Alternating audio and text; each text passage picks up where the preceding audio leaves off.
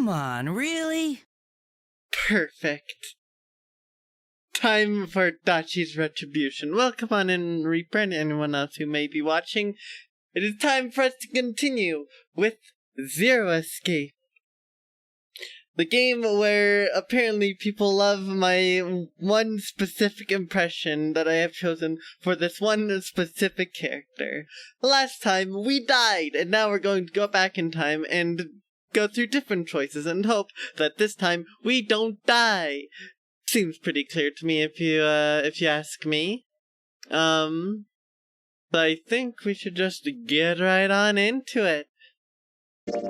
So, it'll stop us right there, right at the start. Now I need to actually flowchart. How do I flowchart? Can I flowchart yet? I can. Perfect. We're getting all the endings through. The coffin ending is, well, it depends. There's two variations of the coffin ending. One of them requires very specific circumstances. The other one is nearly identical. It's not technically identical, but it's nearly identical, but slightly different. Why? I don't know. So we'll see. The coffin ending is the specific one.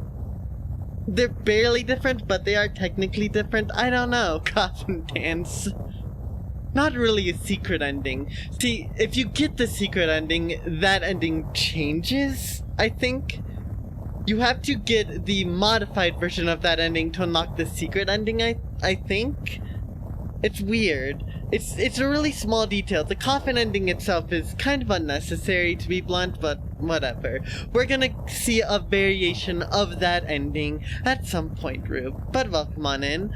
Also welcome on in, Subtle Pup. I really hope we don't get glowflies. That would be very tragic for us. The pod already tells you every day. You don't need to remind me as well. Not the glowflies ending, no. Not the glowflies. Alright, so let's start off with seeing this path down here. The 4 and the 5 doors. Remember this, everyone? Even with the specter of death hanging over them, their discussions continued for some time. I'm not gonna worry about this. We've already been through this. They're all just freaking out. The not 6 doors. I'm glad you remember. Ah, short. Here we go again. Welcome on in, Neko. It is, in fact, time.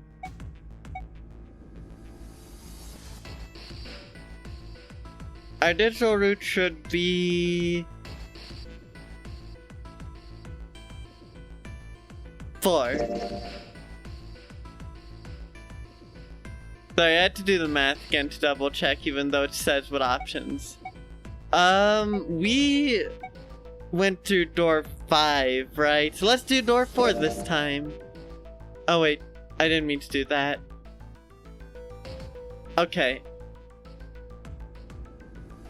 I'll go through door 4 with Lotus, Santa, and June. Unfortunately, no 7 this time, not for a little bit. There's nothing to worry about. I just need to stay by your side. June, Akane Kurashiki. This should be fine. It's no problem this way. I should see the other 4 off. He made no shows of affection, but Junpei saw her as something more than just a friend from his childhood. Looks like Ace and the others are going. We watched the other 4 walk toward the door.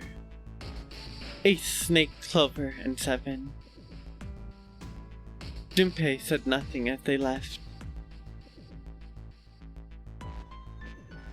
Before long, they had reached door 5. They talked to one another for a few seconds, saying things Junpei couldn't hear, then laid their hands one by one on the scanner panel of the red. Such a shame Junpei couldn't hear it. I'm sure everyone in chat is just waiting for the chance for me to voice 7 again. It'll probably happen again this stream, don't worry. Now then, Ace grabbed the lever. His face tight with determination, he turned over his shoulder to look at Junpei and his companions. Goodbye. Be careful. It'll probably be worth it, I hope so. 7. Seven, of course, having the best nickname, code name of them all.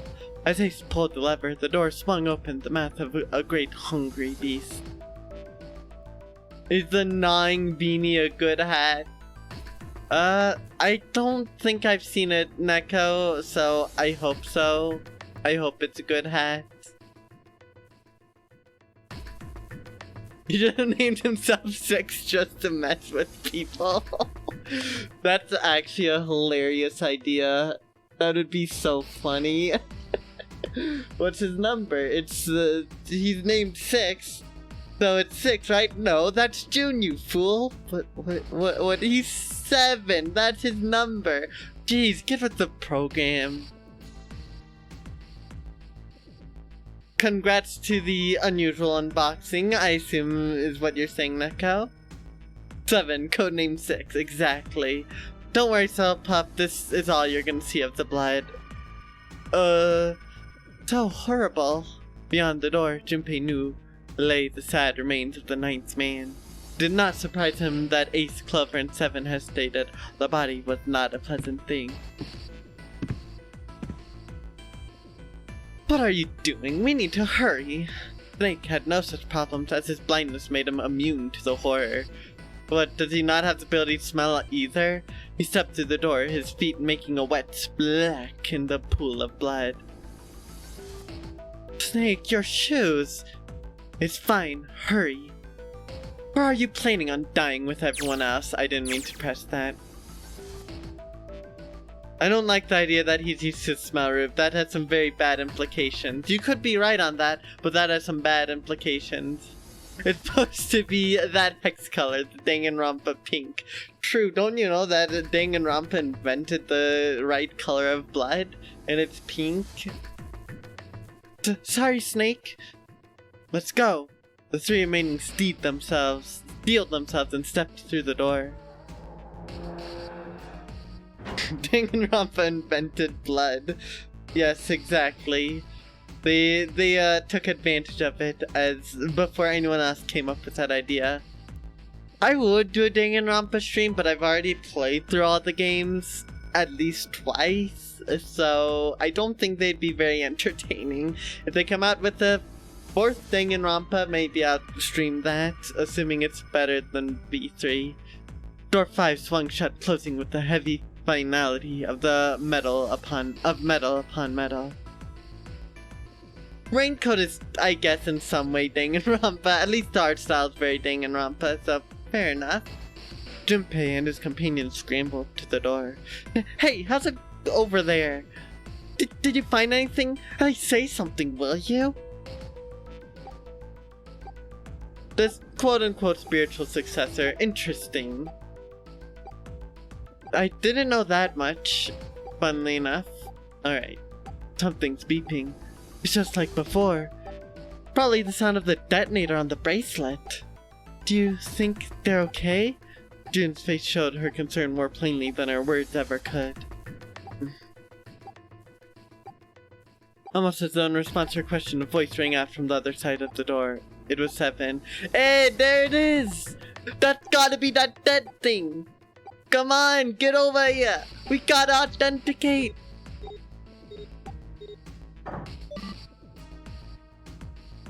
The beeping stopped? Sighs of relief were audible even through the heavy door.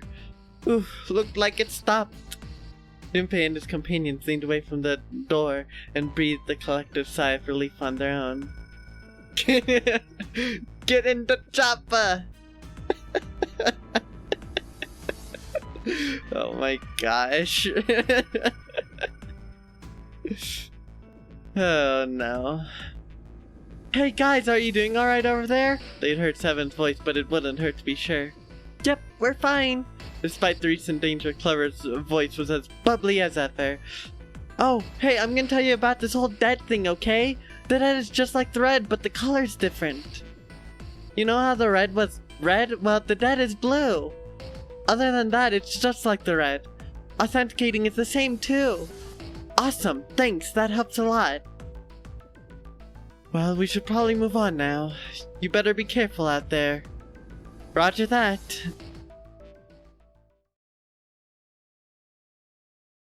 Junpei and the others left door 5 and headed towards door 4. Now our turn. Yeah, do you ever hear a word so much that it just loses all sense of the word? I've had that happen so many times, and it just feels like I'm looking at some abstract concept by the end of it, rather than an actual word. I'll go first. They stood in front of the red and placed each of their hands upon it. 4 asterisks appeared on the screen. Junpei grabbed the lever and turned around. Okay, we ready? Yeah, sure. Let's go. None of them looked particularly optimistic, but their faces were set. Junpei nodded to them and turned back towards the red. Alright, let's go! With strength and determination, he pulled the lever.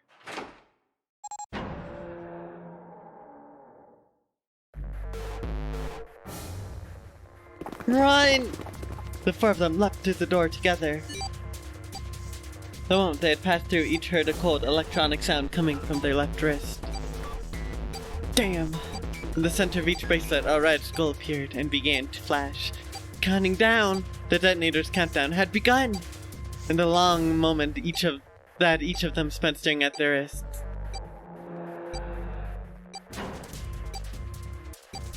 The numbered door behind them closed, the sound of metal on metal reverberating down the hallway. We can't go back! We need to hurry and find the device! Hey, where the hell is the dead? How would I know? Don't give me that crap, start looking! I already am! They began to run, eyes looking frantically for the device that was key to their salvation. The hallway they found themselves running down was a long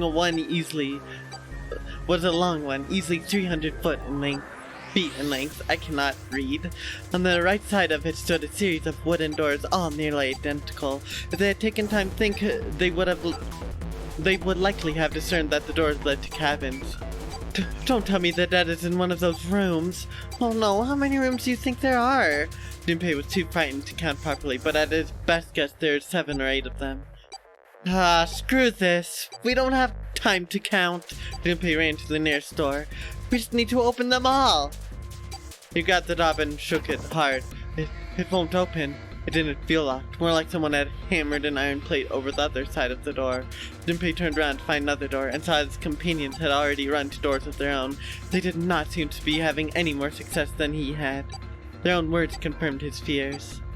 Shit, this one's no good! Same here. It's not moving.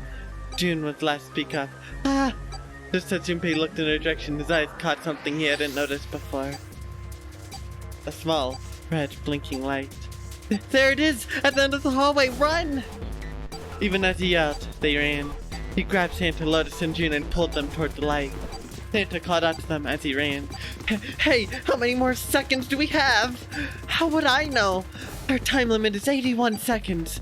I know that, goddammit! I'm asking you how many seconds we have left!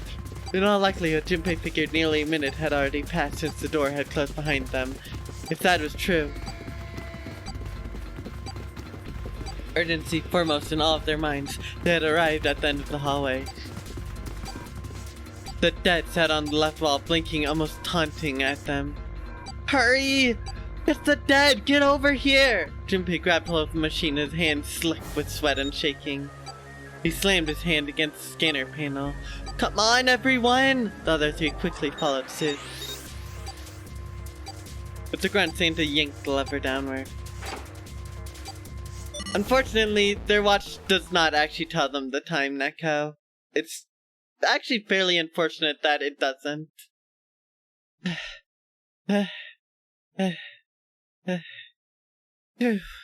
Looks like it stopped. His hands beginning steady, Junpei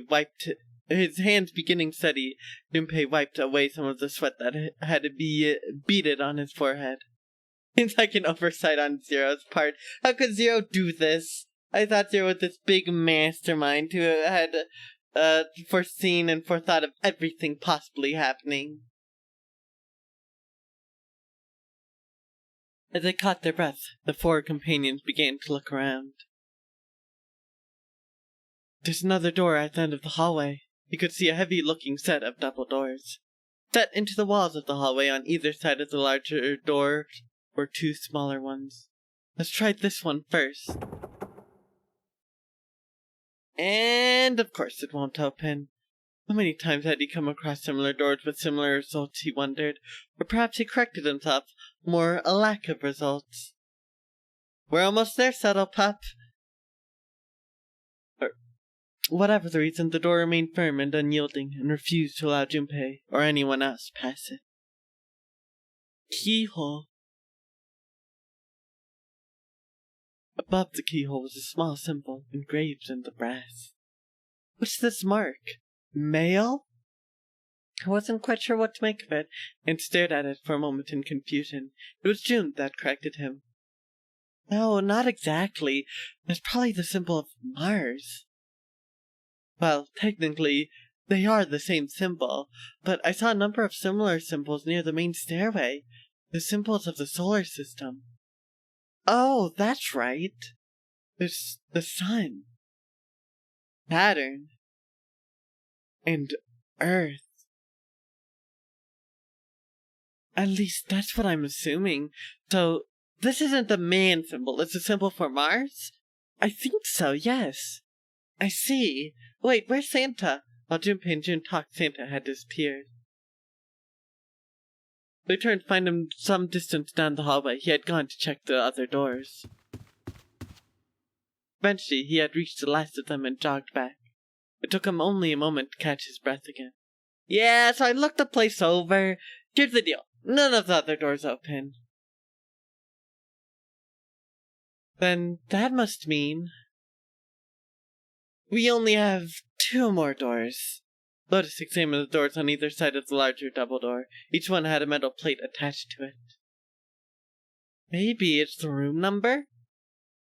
The room on the left has 9 or B92, and the room on the right says B93. Alright, let's open them. I'll open B92. Okay, I'll get B93 then. Junpei put his hand on the doorknob. By the way, if I could do a better impression of it, I'd absolutely have Santa have his voice be the Scat from Team Fortress 2. I feel like that would fit his character. Oh no, not Santa venting. I can't believe this. How could he do this to us? I believed in him. But he's just an imposter all along. Clearly. Junpei put his hand on the doorknob, and Santa moved to the other door. They made it through the numbered door alive. There was nothing more to be afraid of. Junpei and Santa looked at each other and nodded. 1, 2, 3! In unison, they pushed against their respective doors, and promptly found themselves in a new room. June followed Junpei as he threw open his door. They turned round and saw the door on the other side was open as well. Through the door was another person, his mouth agape. It was Santa. Hey, it opened. Thank you for the hydrate, Neko. I have hydrated. Yeah, it did. Junpei and Santa looked at each other. No. I don't need to drown. I'm already drinking a ton of water because, oh boy, my voice is never happy with me by the end of this. I don't care though. These are always fun doing the voices. I didn't expect that. It was so easy. Lotus's calm voice broke into their thoughts. Maybe this is all part of Zero's plan? I can't say I enjoy being treated like someone's puppet. As she headed for room 39, Lotus continued. Well, now we have these 2 rooms, I'm sure there's something in there that will help us get out of here. Let's find it. Santa and I will search this room. You 2 take the other one. Alright. Okay.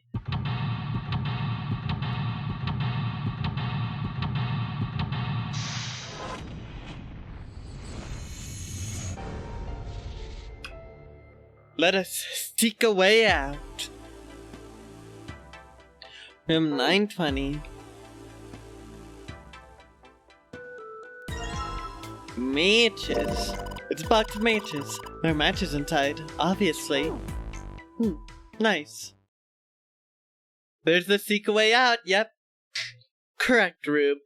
This is the sets of escape rooms we're gonna get are completely different to the other ones. So, doing the different paths isn't just like replaying with different characters.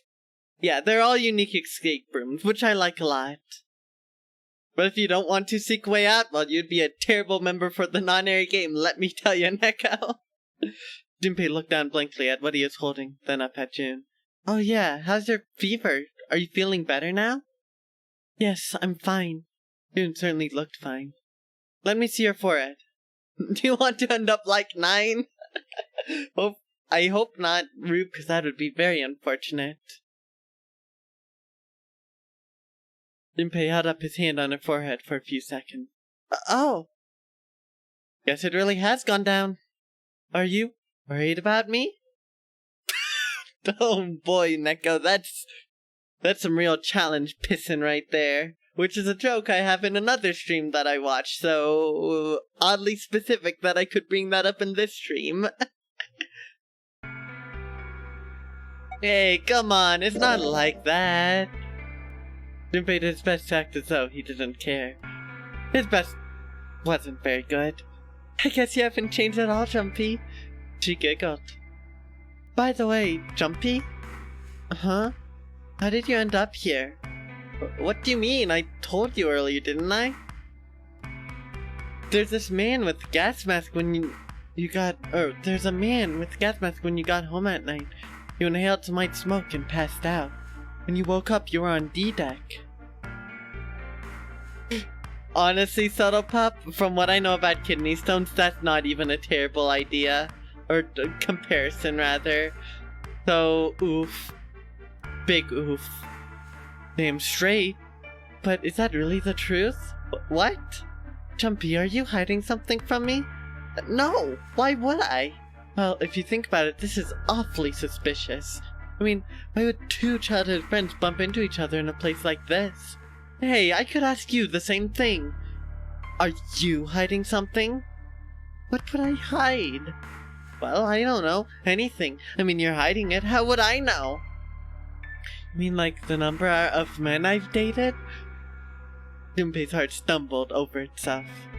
You want to know? You had to admit, he's a little curious. Don't worry. He smiled at him. Only 18.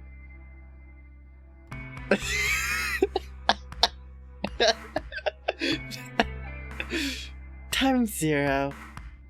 Yeah, I guess I just haven't met Mr. Right yet. Just a question mark. That was so perfect with the narrator plus Junpei saying that.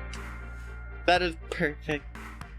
Junpei looked a little embarrassed and scratched, or June looked a little embarrassed and scratched the back of her head in a desperate attempt to seem nonchalant. I see. Junpei coughed quietly in much the same way. Anyway, I'm not hiding anything. Just like you, Jumpy. When I woke up, I was on D-deck. Well, you do have a point. I mean, why did Zero pick us? We haven't seen each other since elementary school. I wonder. June nodded, and for a few moments she had the faraway look of someone deep in thought. Look for what connects the victims. That will lead you to the culprit. You remember Seven saying something like that? Okay, sorry. For chat, I'll do the right thing, alright? Look for what connects the victim. That will lead it to the culprit. You remember Seven saying something like that? Yeah, I do, so? Well, that's what I'm saying. I think this must have something to do with a classmate of ours. You got any idea who it might be? No, nothing. Oh. Well, if I had something to do with school, then it could be one of our teachers, or maybe the principal. Or the janitor, or the lunch lady. No, I can barely remember any of them. Yeah, I know. So much for finding a way out. Junpei went back to searching, feeling unpleasant and confused. Elementary school. Elementary school. Was there anything strange that happened in elementary school? As he searched the room, he continued to rack his brain. Alright, we're back. We're back. You're welcome, Reaper. It's a display case, but there's nothing being displayed. How sad. Looks like the drawers are empty too. Dumpy, what are you doing? We don't have time to be relaxing on a sofa. It's a round wooden table. A light blue blanket with some designs on it. Someone's made the bed, or at least never unmade it. There's only bed sheets under the blanket, nothing exciting. Looks like look, there's two pillows right next to each other. Guess it's a double. Huh? What's up? You're turning red. Oh man, is her fever back? Hey, are you alright? Do you need to lay down for a minute? I'm fine. I think it's still a little early for that.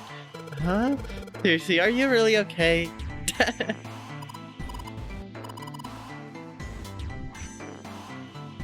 We're Obama. It's a bottle with water in it. This is bedroom. They probably have it in here because your throat feels dry when you wake up, you know? My throat's dry, but I think that's because I'm a little nervous right now. Well, we did run a lot, so we're kind of sweaty. Hey, Jumpy, do you want to take a shower together? Wow! Just kidding. Too late to take it back. My brain's already working out the picture. My throat was dry already. This sure isn't helping. This isn't a painting. Is it a map? Looks like a map of the ship's interior. Oh, this is a great find. I think it'll be really useful. Let's take it with us.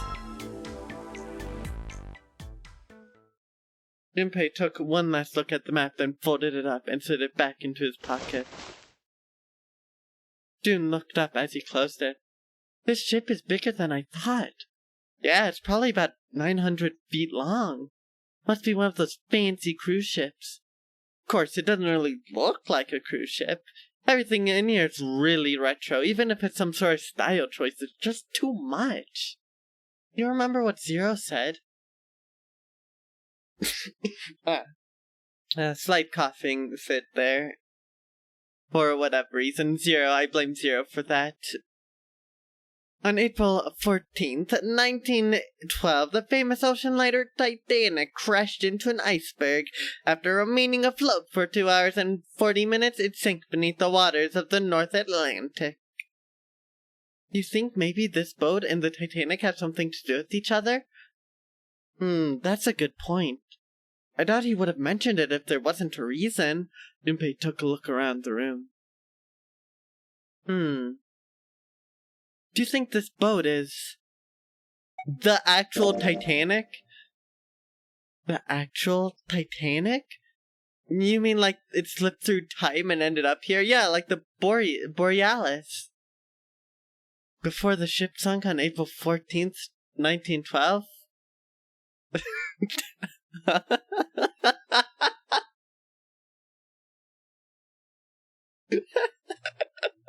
Thanks, Junpei. Okay, I need to read this in a straight voice. To be fair, I'm the one who suggested we're on a ship that, by this point, is over 100 years old in universe.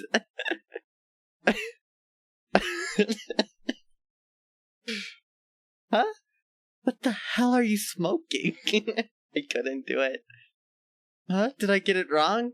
Junpei grinned and shook his head. No, that's not. I mean, come on. Flip through time? Seriously? We're talking about the controversy surrounding the Titanic. Controversy? What do you mean? Haven't you heard of it? It's pretty famous, you know. Titanic had a sister ship that was essentially identical. It was called the Olympic. Oh, yes, I've heard of that. I think I heard it was troubled by a lot of problems. And the company that owned it didn't know what to do with it, right? So they made the Olympic up to look just like the brand new Titanic. That's right. They also took out a huge insurance policy on it before it set sail. That would mean that the real Titanic never sank. Yeah, the ships got swapped. The real Titanic was renamed the Olympic in secret. They used it as a passenger ship for more than 20 years. Hey, wait a minute. Wouldn't that mean if it retired in 1935? Huh? Well, I guess sometime around then, yeah. Well, what happened to it after that? I heard it was dismantled. Dismantled? Then it doesn't matter, does it? Whichever boat the real Titanic was, it doesn't exist anymore. It was either retired or dismantled or sunk in the Atlantic by the curse. But that would mean the ship is... Wait. What did you just say? Huh? Think in the Atlantic because of what? The curse. What do you mean, a curse? A curse is a curse. This is the curse of the Egyptian mummy. Junpei couldn't understand how June had maintained a straight face to say that. Supposedly, the Titanic carried the mummy of the priestess Amon-Ra, which was stolen from a pyramid. And they say that the mummy had a history. Everyone involved with it died mysterious deaths. Come on, I'm sure you've heard of it before. Those who open the coffin will be forever cursed. Haven't you heard that one? So, you're saying the Titanic sunk because of that curse? That's right. June's eyes had lit up with excitement, like a child with a new toy. That's stupid. I don't buy it. It's true! How can you be so sure? That mummy wasn't a normal mummy. It was really mysterious, totally unbelievable. What's so unbelievable about it? Well, supposedly she was really pretty. Pretty? Yes. But she was a mummy. That's right. She wasn't all shriveled up or rotten or anything. She almost looked alive. Oh, I get it. Okay. It's that thing. I don't remember the name. Where your body turns into some kind of wax? Yeah? The fat in it turns into something kind of like candle wax, right? And yes, saponification. But that's not what it was. Huh? That's not it. She wasn't wax. Then what is it? They say that she was frozen. What?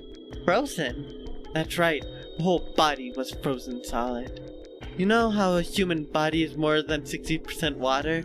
Well, all of that water was frozen. The story says that from the time of its discovery all the way through when it got put on the Titanic, even though it was carried through the desert, her body never melted. That's crazy. I think so too, but maybe it's true, and we just didn't know about it before. I didn't know? Yep, maybe it's common sense to eat shaved ice in the desert because it lasts forever. Huh? Nah, that seems way too silly to be true. But maybe it isn't. It just appears that way because you didn't know it was true. Oh, well. Never mind, Rube, I agree. June is sure someone. Sure is someone. Absolutely. June and Junpei talked a little more and then went back to their investigation. But even as they did, his mind went back to what she told him. Ice that doesn't melt, even in the desert. Does something like that really exist? No, even if it did, it wouldn't really be ice anymore, would it? The more he thought about it, the more his head hurt. Like he had eaten his ice cream too fast.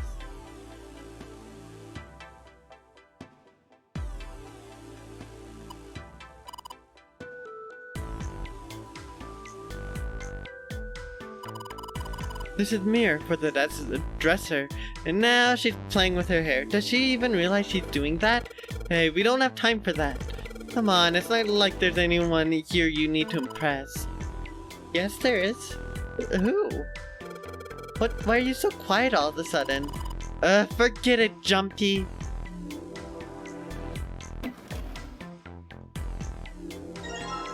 Dresser key.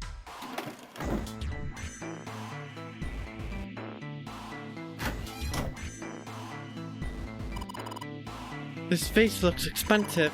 I wonder how much we could get for it. Are you gonna steal it? Oh, this painting.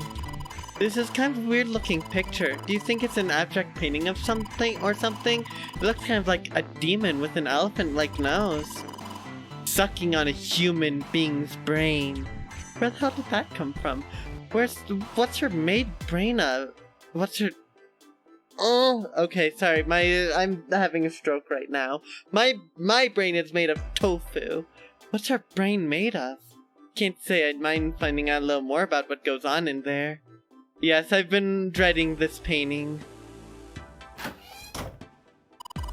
That's the bathroom wall.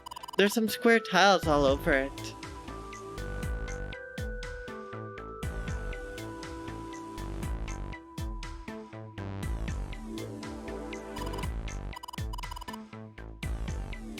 No water.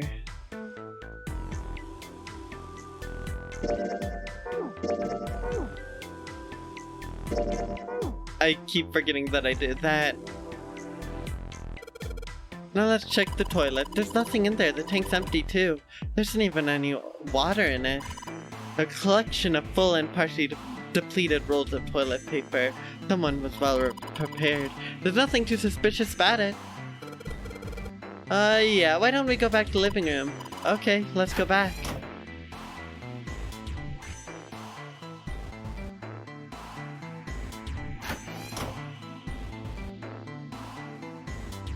Is there anything I can even do?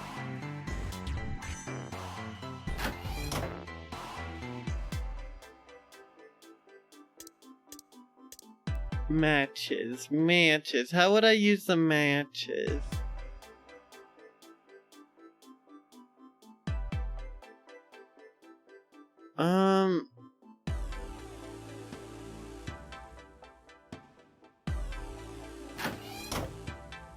Can I use the matches? Shower curtains, huh? Let's try closing it.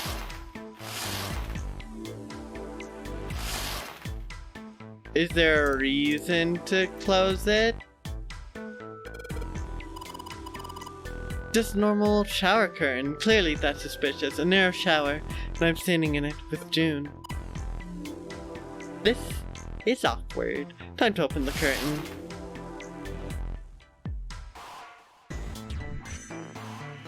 I must be missing something, but what?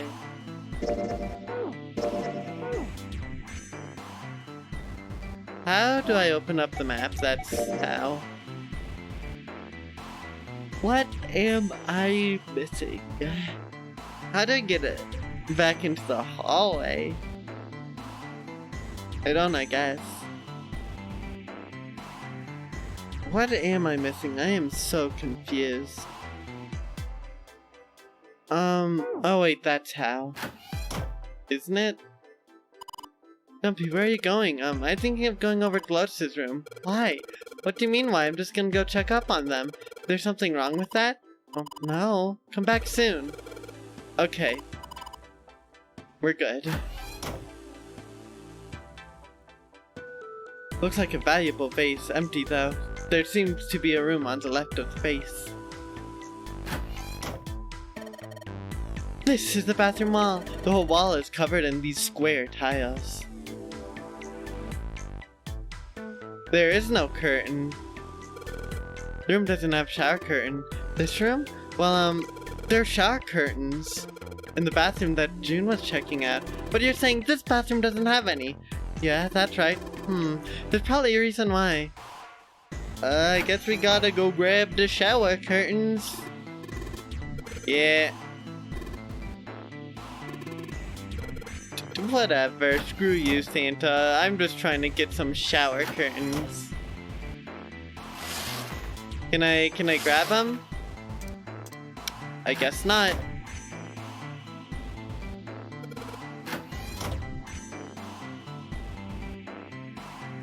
Can I? No, I can't. Well, this is a display case. Check it out. These plates look really expensive. Want to take a look?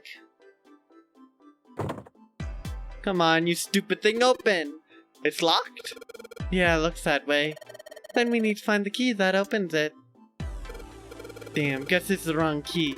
Well, that means there's gotta be another one somewhere around here. Otherwise we aren't gonna open this thing. The room in the back is dark. Aren't there any lights? Well, this is light switch, right? Sweet, I could use some light. Shoot, no dice. You think the bulbs are burned out? Either that or the electricity in this room was deliberately shut off. I don't really give a crap why it doesn't work. It doesn't work and we can't do crap about it. It's way too dark in here to see anything. We're going to need some light. I guess she is jealous, huh?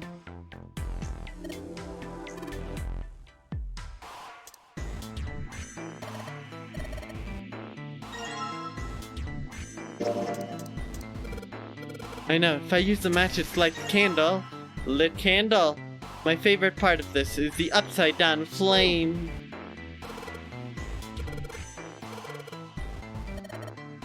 Why don't you set it down on top of the dresser? It's flat there, at least it won't fall over. Oh yeah, good idea. Hey, it got pretty bright. Now we can look around a little. Let's see if this... Yes! Yes, it worked! One plate.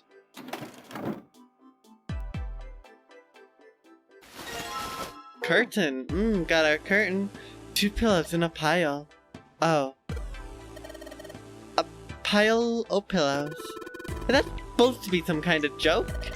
Hey, calm down. What, Neko? Why are you exclaiming my name? Anything on this blanket? Nope, nothing suspicious here. Huh? Hey, what the hell? It just got dark all of a sudden. Maybe the candle got blown out? We should go see. Oh, that's pretty unfortunate. There's a candlestick covered in melted wax on top of the dresser. Hey, what's this? The top of the candlestick looks kinda weird. You're right. It's all bumpy. Ew. You know what? Fair enough, Neko. I can't argue with that.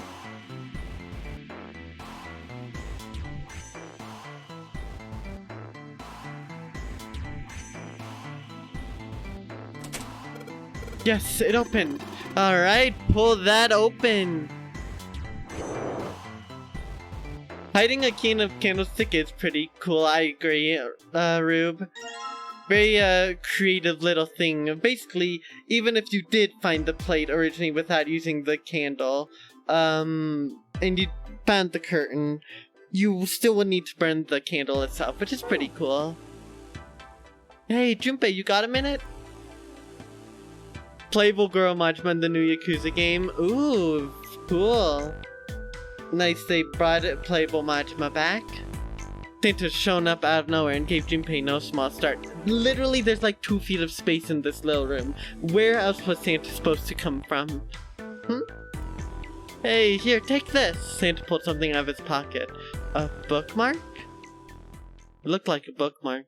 It had a 4-leaf clover in it. What is this for? You want me to read a book? I found it in between some of the cushions on the sofa. Pretty sure it ain't gotta be any help to us, but I figured we might as well hang on to it anyway. Then why don't you hold on to it? Santa gave him a wry smile. You know what I hate most about the world? Hate most in the world? I got 4 things. Hope, faith, love, and luck.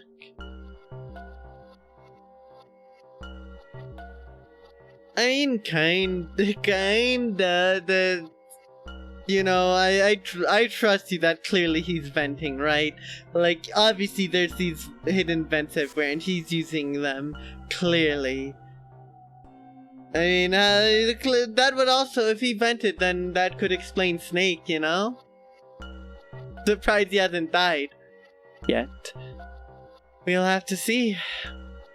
Hope, faith, love, and luck? Damn straight. And you hate these things? Yeah, you got a problem with that? Not really, but Junpei tried to figure out how to best phrase what he wanted to say. Basically, Junko, yeah. From the looks of it so far. What does a bookmark have to do with any of that? Santa scratched the back of his ear and looked awkward. Well, see, each leaf on the 4-leaf clover has a meaning to it, okay? And that meaning is pretty much those 4 words. It's like a flower language. Well, I guess it's not a flower, is it? It's a leaf language, I guess. Yeah, you could call them leaf words.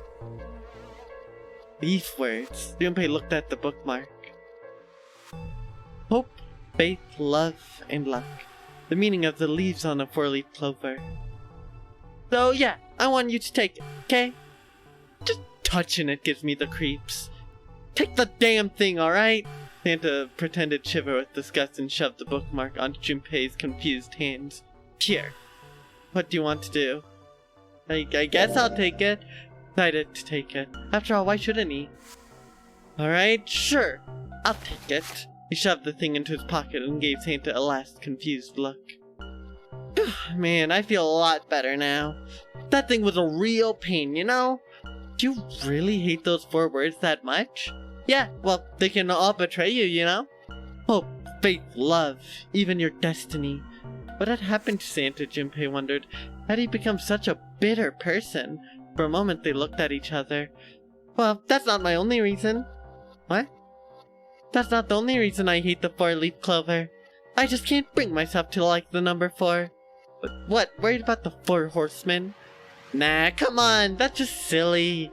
Maybe back in the dark ages that kind of crap scared people. But this is the 21st century and I'm a 21st century kinda guy. I'm a little insulted. Then why do you hate 4 so much? Because it's a half-ass number. Not the best or the worst. That's why. What? 9 is a way better number. So, what if it's last place, right? At least it's not some lame middle number. What are you? Santa's explanation made no sense. Junpei was even more confused than before. You play? Play? You mean like the stock market? Maybe it is foreshadowing, Rube. I don't know. Maybe he's trying to flaunt something. Or maybe, I don't know. We may never know. We'll know if we won't know later on, I guess, is the best way to put it. You mean like the stock market? Ah, that's not what I meant. Why the hell would you think that? I mean, yeah, I do I do stocks too, but...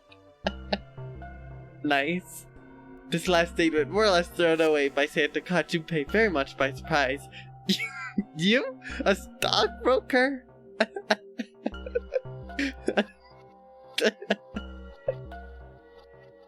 I like how I keep derailing the conversation with Santa. No, you don't look like that type. What Junpei didn't say, of course, was that he didn't think Santa looked smart enough to be a stockbroker. Man, that's just like gambling, you know? You gotta do is bet on the winning horse. Nothing that hard about it. You sure sound pretty confident. So, are you betting on winning horses? Of course I am. You remember a couple years back when the stock for Cradle Pharmaceuticals shot through the roof? Cradle Pharmaceuticals shot through the roof? Stacked a few bills over that, if I do say so myself. Santa's definitely a crypto bro, and I hate that. Ooh, welcome back, subtle pups. That sounds very delicious. So enjoy that. Uh-huh was all Junpei could think of. He never even heard of Cradle Pharmaceuticals. Fortunately, he was saved quickly from further embarrassment. Hey, how long are you going to stand around wasting our time? Stop screwing around. True, Rube, true. Honestly, him being a crypto bro is bad enough. We don't need any other reason to throw him overboard. The voice screamed at them from the other room. The voice screaming at them from the other room was unmistakably Lotus's. Junpei and Santa looked at each other. Lady has spoken. Santa sighed. We'd better get back to work before we really piss her off. I don't want her beating me up. And with that, Santa walked off slowly into the dark room, into a corner of shame, to hide from Lotus. Hey, wait, we weren't done! He started after Santa and intended to catch him, but Lotus appeared from the next room, blocking his path. Her posture suggested that she was not about to let him pass. There's nothing for it. He had lost. Okay, I'll get back to work, damn it. Her glare suggested any other choice would not have ended pleasantly for him.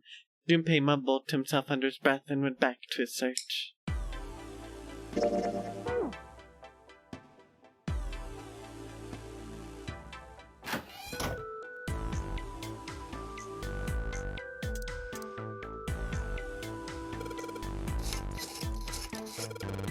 Let's try spreading the curtains. Wow, that's pretty obvious, people. Somebody's really dedicated. Well, with the hole this big, you gotta wonder maybe if they wanted to be caught. So you're saying maybe the one got spied on wasn't into that? Maybe they were into like those home invasion fantasies. Home invasion? Interesting. I see. Two are real idiots, you know that?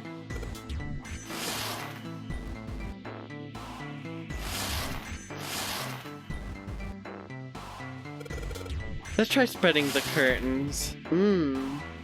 There's a hole in the curtain. If I look at it from a ways back, I can see a single tile. Alright, from here I can see what tile it is. Looks like it's 5th from the top and 3rd from the right.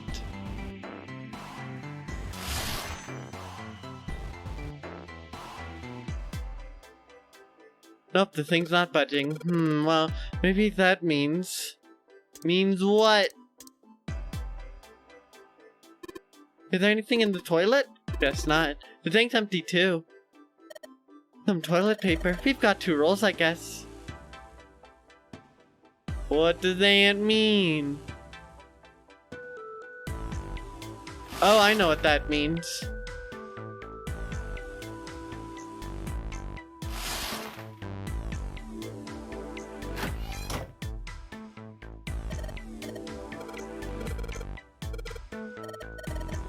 They aren't, these rooms, like, they can't do anything if they don't work together. Stop criticizing me for being adventurous.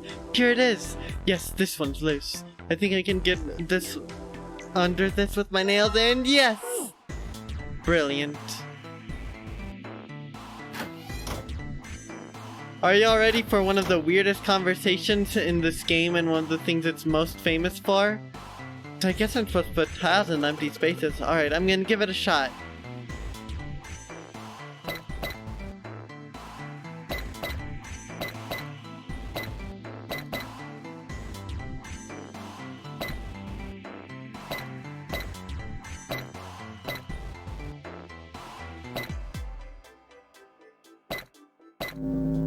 There we go. Yes, I did it. There, picture complete. And there goes the frame. Oh, what's this? What do you mean, what's this? Pretty obvious, isn't it? It's a hole in the wall. Like a hidden safe or something, you know? Anyway, let's take a look. I think there's something inside. The Mars key. I prefer the boy key. Junpei messed around a bit with the key he had and looked blankly at the picture that slid down. What's the deal with this picture anyway? Santa had only been mumbling to himself, but it drew Lotus's attention. She looked at the picture and paused. I think I've seen this picture before. Where? In a book. There's a British biochemist named Sheldrake. He has a rather interesting theory. I saw this picture in his book. What's interesting? What's this interesting theory? Morphogenic field, which relies on theory of morphic resonance. Man, I can't deal with this. Just listening to you talk about it is giving me a headache. Santa put his hand on his head as though he were in great pain. Lotus merely arched an eyebrow in his direction and continued.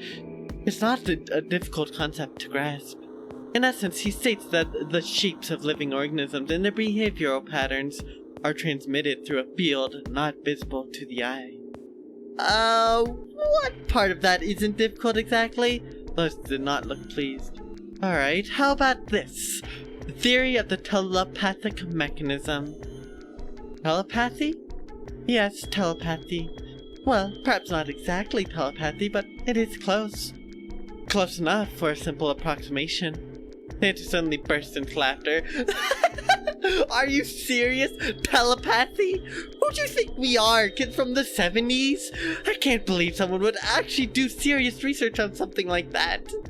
Yes, I agree. Thus his response was surprisingly curt.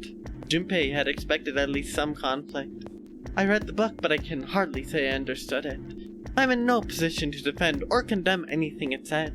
It was probably just someone latching onto a statistical outlier from some study and turning it into a ridiculous theory. There's no scientific merit to any of it, I'm sure. But even so, Anyway, I saw a picture like that in that one in his book. Lotus indicated the picture they had been looking at. After a moment, she walked up to the strange picture and examined it and spoke. Hey, what do you think this picture looks like? Santa answered first. You've seen stranger things happen. I've never watched the show. Maybe I should. What do you mean? Isn't it like abstract or something like that? It's just black and white scribbles. There's no meaning there. That's it. What about you, Junpei? Does it look anything like... Does it look like anything to you? I guess it looks like... Fun Yarinpa. Well, should I do that again, or what should I do? Anyone in chat have a specific preference? I'll go with the first thing said of these. I will do the first thing.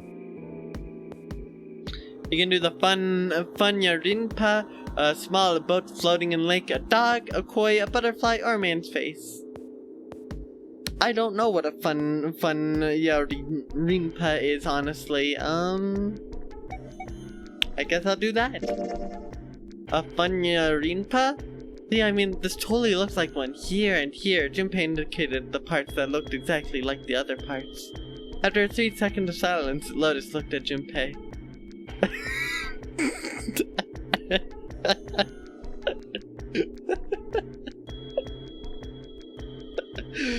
That's right.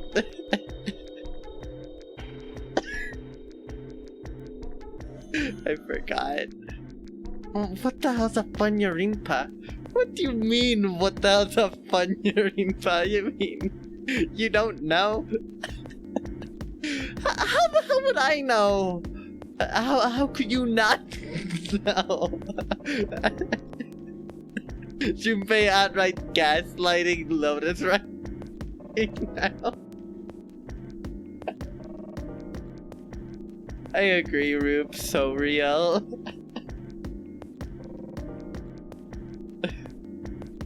That's practically blasphemous.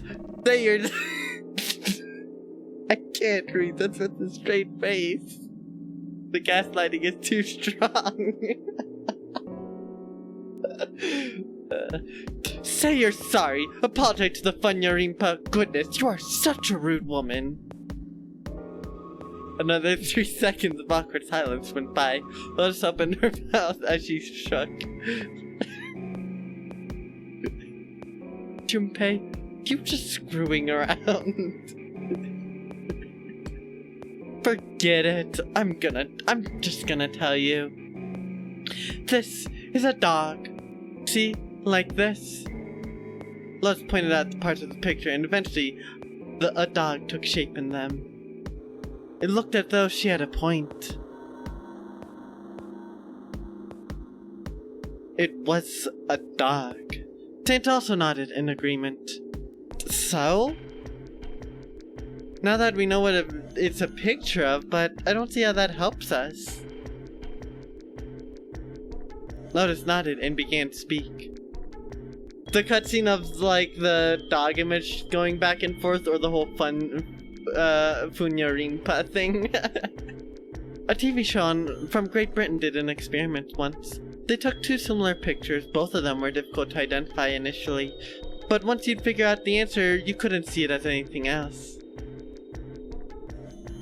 I don't blame you, Subtle Pup. It's kinda weird, but yes, it is a dog. These 2 pictures, first was a woman wearing a hat, the other one, well, to make it easier, let's just say it was this picture of a dog. So their experiment. First, they sent the pictures to other parts of the world, outside the reach of British Airways. Ireland, the US, Africa, Europe, etc. Yeah, the Funyarinpa, it's so funny seeing Junpei just go wild with that. Then, in each country, they gathered a number of test subjects, roughly 1,000 people. They were shown the 2 pictures and asked, what does this picture look like to you? The results weren't really interesting on their own. 92% of the people saw the lady in the lady picture. 3.9% saw the dog in the dog picture. Then 2 days later, they had a new program on their show. During the 30-minute show, they broadcasted the dog picture and its solution.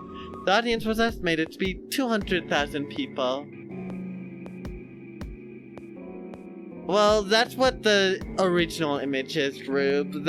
What's shown there. So, it's a dog looking down at an angle. It's odd. I see it, but maybe that's because I've seen it before. Also, I don't blame you, Neko. The elevator one was pretty great. After the broadcast, it was a safe bet that the number of people who knew the solution to the dog picture was at least that many. After another 2 days passed, they gathered more research subjects from areas outside the reach of British TV and radio. This time, they only found a sample of roughly 800 people. Naturally, none of them had participated in the first test. They were, however, given the same test and the same 2 pictures. The results were startling.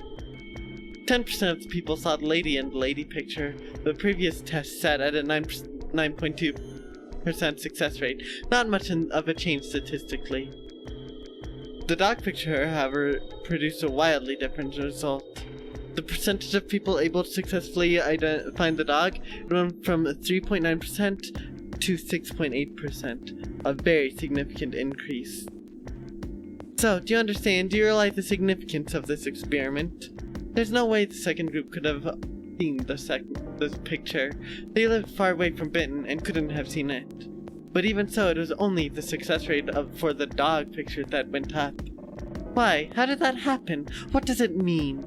Lotus looked back and forth to Junpei and Santa and back again.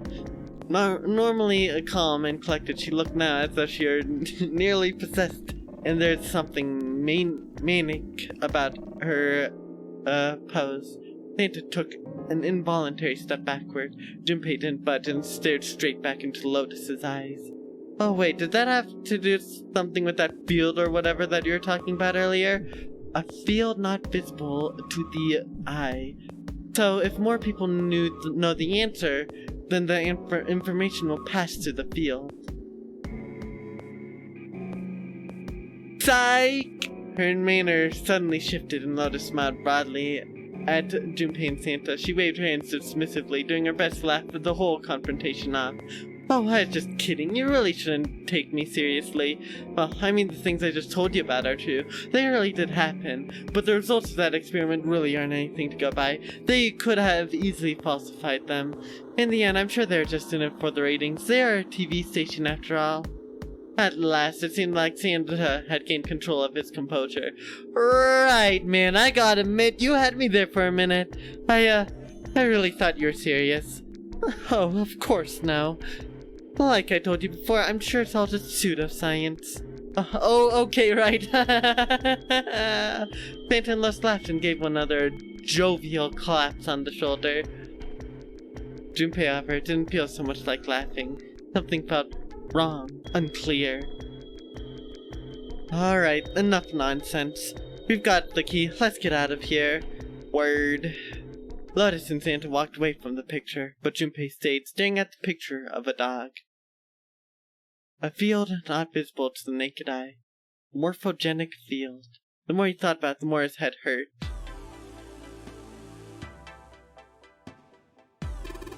Alright, let's go to the hallway. I'll go get June. You guys head to the door.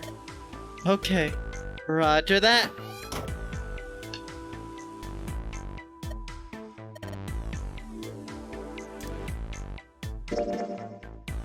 Alright, so we still got a bit of ways to go there. Yes!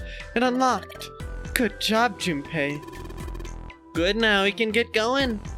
Come on, what are you guys in and around for? Let's get out of here. Come on, Junpei, let's go. Alright, let's go. We found it. Like 20 millennia later.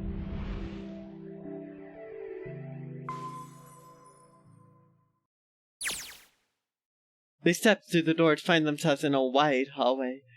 Another hallway. Junpei, June, and Lotus and Santa stopped for a moment and looked at their surroundings. A short distance away, a metal grate extended across the width of the hallway. Come on, open! Not going to open because you rattled it, you know. Damn it. They took hold and shook, but it refused to move. Look over there, here. Nearby was a pair of elevators. And the buttons. Of course they don't work. Power must be out here too, just like by the staircase. That leaves this door. Well, looks like we don't have any choice. Yeah, Sure does. Well then, let's open it. Alright, here I go. Junpei grabbed hold of the doorknob and quietly pushed the door open. He entered slowly, trying to take in as much of his surroundings as he could. The others followed shortly. Oh, so it's a kitchen. Linta did not look pleased. What were you expecting? Isn't it obvious? The exit. I was hoping this would be the way out of here. You really think it would be that easy? Yeah, I know, still. As they talked, Lotus headed deeper into the room. If there's a place with knives, Rube, this would be the place with knives. You would be correct. As they talked, Lotus headed deeper into the room, till at last she stood in front of a door. If we can just get through this door, we should come out on the other side of that grate we saw earlier. But we don't need a key for that? Sorry, I guess that wasn't very constructive. Neither Junpei nor Lotus looked terribly happy. Anyway, let's take a look. Junpei dug the ship map from his pocket and spread it out in front of him. As he did, hey! Well, what's that? Oh yeah, I guess I forgot to tell you. I found this a little while ago. It's a map of the B deck. Before Junpei could finish, Lotus snatched the map away from him. Let me see that! She ran her finger across it, muttering to herself. I knew it. See, look! Yes, hold your horses. Junpei did what he is told. What did you figure out? Then Jun moved over to look at the map as well. This is handy. See, we came in here. If we go out there, we'll be on the other side of the grate. With her finger, Lotus traced a path on the map. How about that? She's right. We can get out through there. There we go. Here, you can have it back. Satisfied that she had been correct, Lotus folded the map and handed it back to Junpei. Thanks. He took it and slid the valuable piece of paper back into his pocket. There's a card reader on the right side of the door. Then that means the key card is somewhere in here, right? That seems the most likely. Alright, now we know what we need to do then. Let's get moving. First off, I say we split up and look for clues. Okay.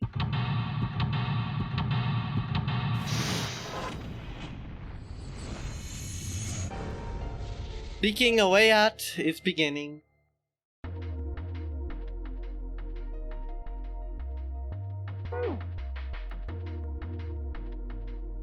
A voucher, it says, Appetizer 9, Meat Dish 10, Soup A, Seafood Dish F.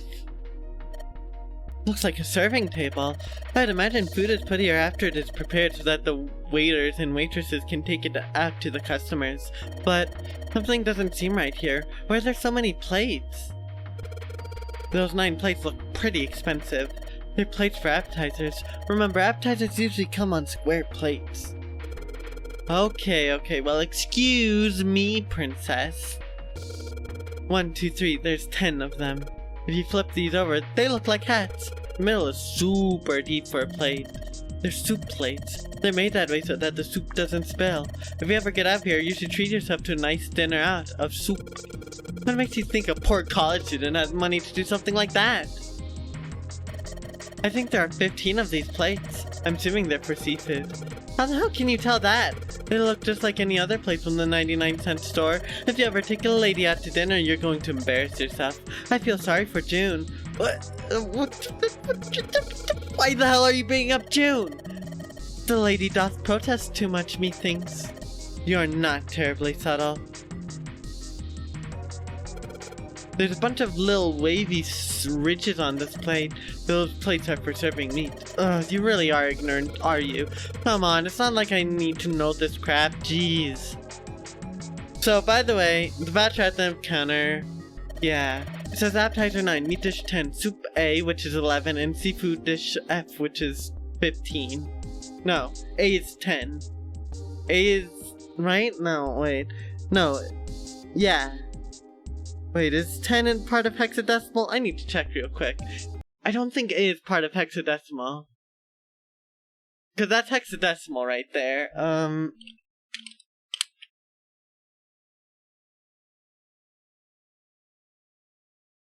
I was right.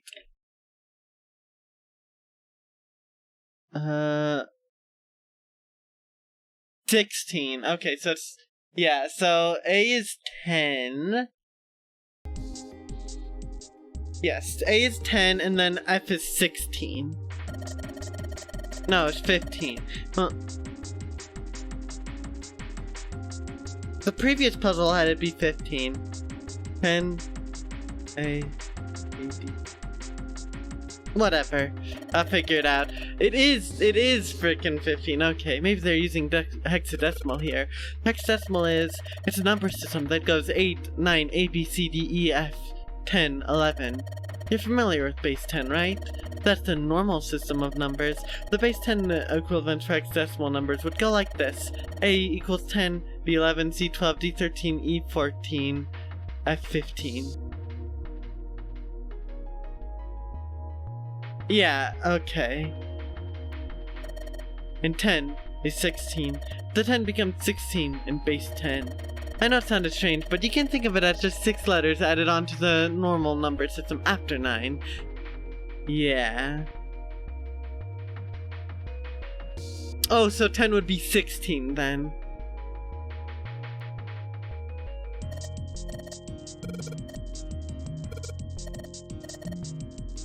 Nine plus S be in base 10. 24, yeah.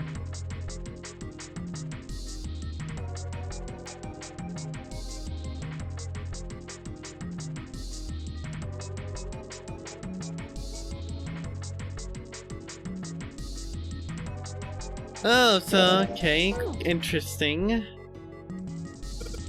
Wow, this pot looks like it's made of silver. I bet drinking tea from this pot would be really yummy. Spending a day off with June, drinking tea. Could such a day ever happen for me? Jumpy? Oh, nothing. We don't really need hot water, so we should be moving on.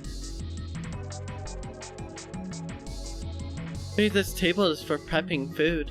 There are plates everywhere. A trash can, there's nothing inside of it. Well, better than being full of rotten food, I guess. Darn it, there's nothing in here. Hey, Santa, digging through the trash really suits you. What the hell did you just say? Listen, lady, I did you a favor. I knew you'd just piss and moan, so I did it for you. Oh my, I don't recall asking you to do anything. I ought to throttle you. Squeeze me. Does it feel colder in here? Give me that rolling pin, I need it. Oh, countertop. There's a rolling pin and colander here. Nothing useful. You never know when a rolling pin could be useful. Alright, it's going. Do you think this is all part of Zero's plan? Alright, Reaper, hopefully dinner is good. Probably. Kinda hard to believe there's a chef on board somewhere.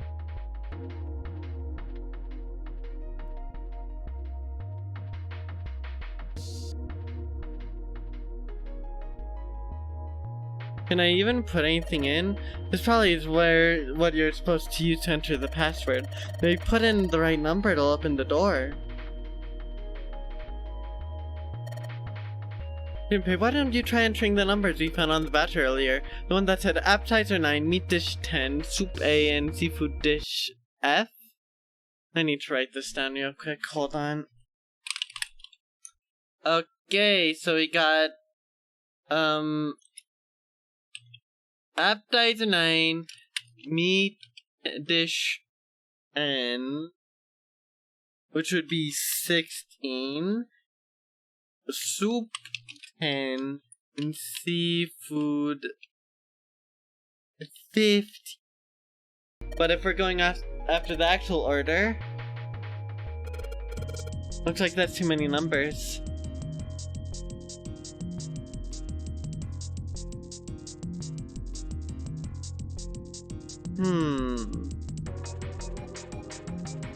How would we shorten it then? Do we get the digital root of them? Probably not.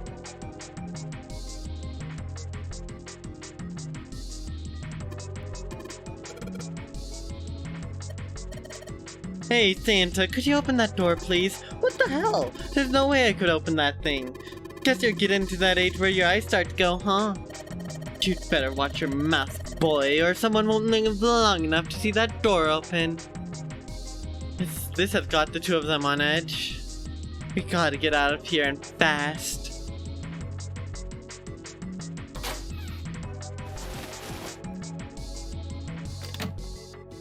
There's our knife. A rusty knife. I don't think we'll be able to use it while it's like this. The knife seemed important, Junpei thought, but it wasn't going to be much use the way it was. I agree.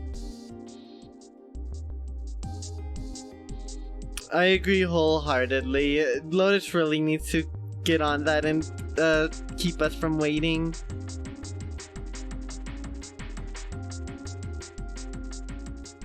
It's futile. Futile? You know, a waste. Useless. Pointless. Any particular reason you want to bring that up? No reason, really.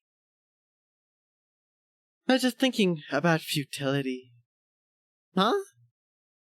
She wasn't making much sense. Junpei tried rephrasing his question. Why were you thinking about futility? At last she answered, well, it has something to do with the Titanic. The Titanic? Yep. Have you ever heard of the story that the sinking of the Titanic was predicted? No, I haven't. What is it? In 1892, 14 years before the Titanic sank, a novel was published. It was called Futility. It was written by an American novelist named Morgan Robertson. The story was about a big cruise ship colliding with an iceberg and sinking. Of course, if that was the only similarity, there wouldn't be any reason to mention it. It wasn't, though. The name of the ship, its nationality, course, departure time, size, displacement, maximum speed, number of passengers, crew, the number of lifeboats, even the location of the accident itself, and the cause, and the location of the damage. Everything matches the Titanic almost exactly. It was almost as if he'd seen the whole thing happen. But this book was written 14 years before the Titanic sank. But that's not all. It wasn't just futility that predicted the sinking of the Titanic. There are two other similar stories written by a man named William Thomas Stead. Both of them before the accident. One in 1886 and one in 1892. Stead wrote two stories that had striking similarities to the Titanic disaster. In one, two ships collided and many of the passengers died because there weren't enough lifeboats. In the other, a ship collided with an iceberg and sank. Technically speaking, I think the book thing is real, I think. Maybe I might be wrong on that. A lot of this stuff that is made up, but I think that might be real. I don't know.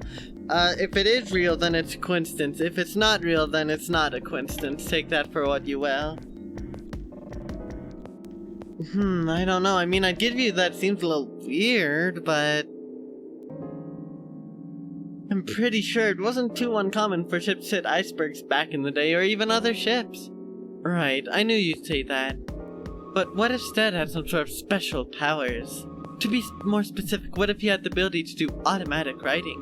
What? Automatic writing? Wait, are you talking about when someone's possessed by a spirit and they start writing, they write a bunch of stuff without knowing what they're writing? Yes. What do you mean by yes? That's a total load of bull. Okay, let's say hypothetically that automatic writing isn't a total load. These guys still couldn't have predicted the sinking of the Titanic. When this dead dude wrote his thing, nobody had died on the Titanic yet. What if automatic writing is about being possessed by dead people? Who's the hell supposed to possess him so he could write that stuff? Yeah, it's not hard to consider that iceberg was probably not a very uncommon thing, just like what Junpei pointed out. All the other theoretical coincidences could be seen as weird, but I don't know.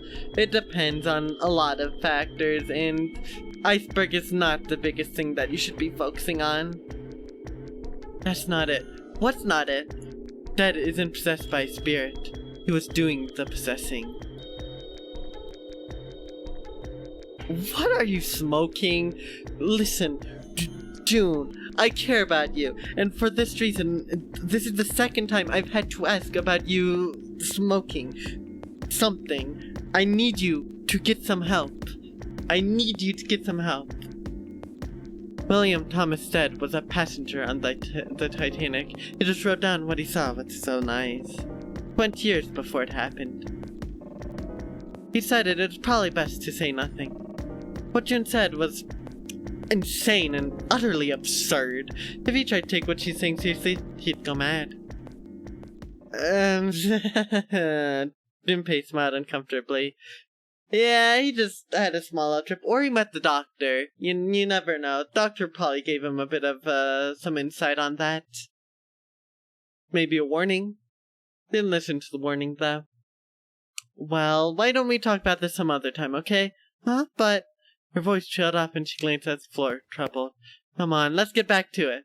Junpei tapped gently on June's shoulder and awkwardly reached around her to pick up the knife from the box. We're really in trouble. I know I'm just repeating myself, but this is a futility moment. The blade is so rusty. Yeah, I know, we can't cut a damn thing with a knife like this. If we're going to cut anything, we probably have to sharpen the knife.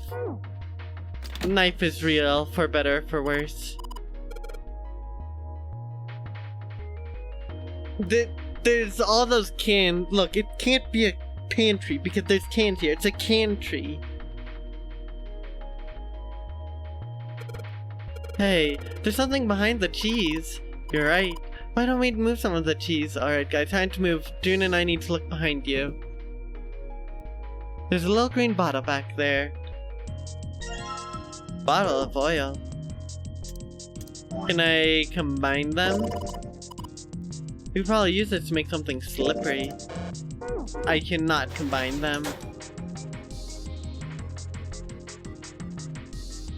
This bolt is rested in place, it won't budge. Of course, maybe if I put some oil on it. Hey! Just a little bit of oil in. Come on, you little son of a gun! Oh! Ha! Yes, got you, you little bastard! You did it, Jumpy! You're so smart.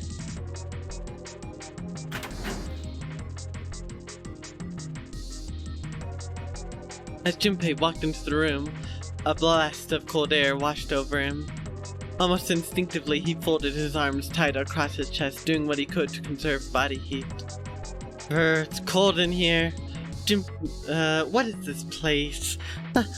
Are you blind? It's a freezer. Santa's teeth had already begun to chatter, hardly surprising. The freezer was far too cold for someone dressed as he was. Lotus, however, wasn't even in an even worse situation. Oh, no way, that's too cold for me. I'll freeze solid in seconds.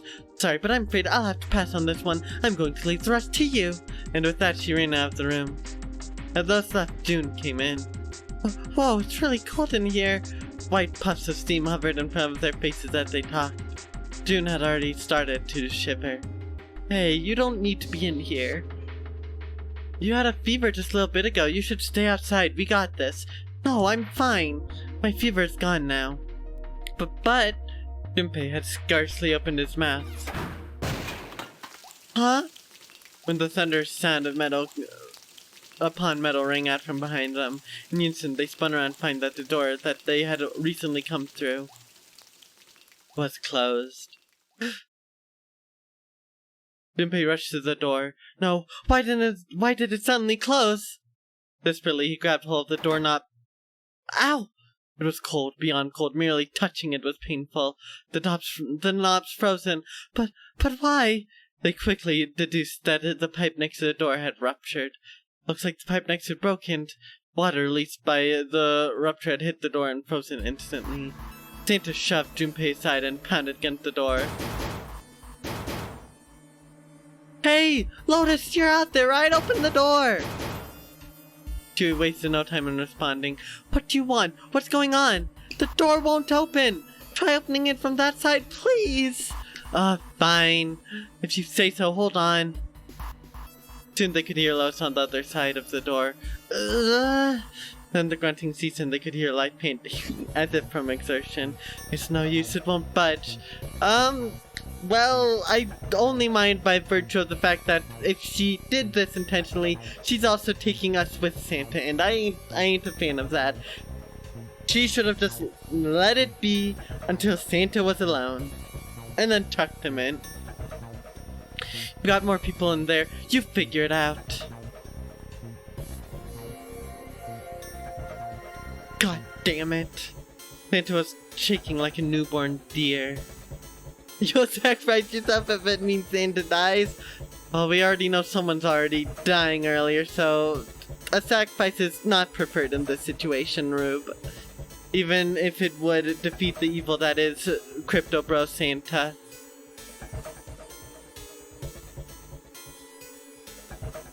June was shivering violently. Even Junpei, with the heaviest clothes of any of them, was clearly feeling the cold. With every breath they took, they could feel the cold working its way deeper and deeper into their bodies. He's a crypto bro. That's the extent of it. Literally nothing other than the fact that he's a crypto bro, at least for me. Anyway, let's find a way out. If we don't get moving, we're gonna be permanent residents. Two heads are better than none. I'm sure we'll figure something out. Yeah, you're right. Let's just take a good look around this room, okay? Right. They pushed in close to one another and began their search.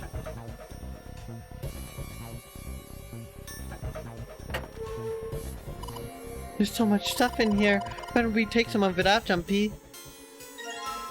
30 rope. A storage area. It's not looking pretty orange to me. What's that misspelling? Crypto bro, he does crypto, all of the above. True, Rube, very true. A storage area built into the floor, like a small cellar. There are a couple of bottles in here. It's not a water bottle, it's an ice bottle. We ain't getting any water from it.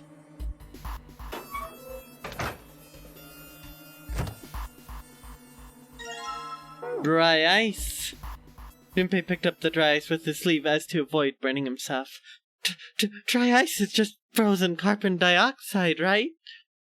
Yeah, it is. I wonder how warm it has to get for it to turn back into gas again. Hell if I know. How's that gonna help us anyway? Oh, well, I figured we might be able to use it to get out of here. They're about to move when Jim spoke up. If Santa survives the good ending, it is not a good ending. I agree. The Crypto Bros can't win in any regard. It's too much of a loss if they manage to win. Carbon dioxide sublimation point is minus 109 degrees. Any warmer than that, and it'll turn into gas. Any lower, and it becomes a solid. Junpei looked at her, dumbfounded. How you know that? Gee, despite my looks, I'm the clean, the queen of random knowledge. Looks bad to mess up when you're showing off. Argle mouth, mumble. Oh, you're so cold, your mouth's going numb? Yes, what's white? You're just doing that on purpose, aren't you? June giggled and did her best to hide her guilt. At least she is still feeling good enough to joke around, Junpei told himself. Come on, guys, don't you think that's kinda weird?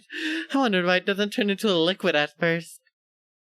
Santa was now shivering at an astounding rate, but his curiosity seemed unfazed. Junpei. It is kind of weird, June answered, but it can turn into a liquid.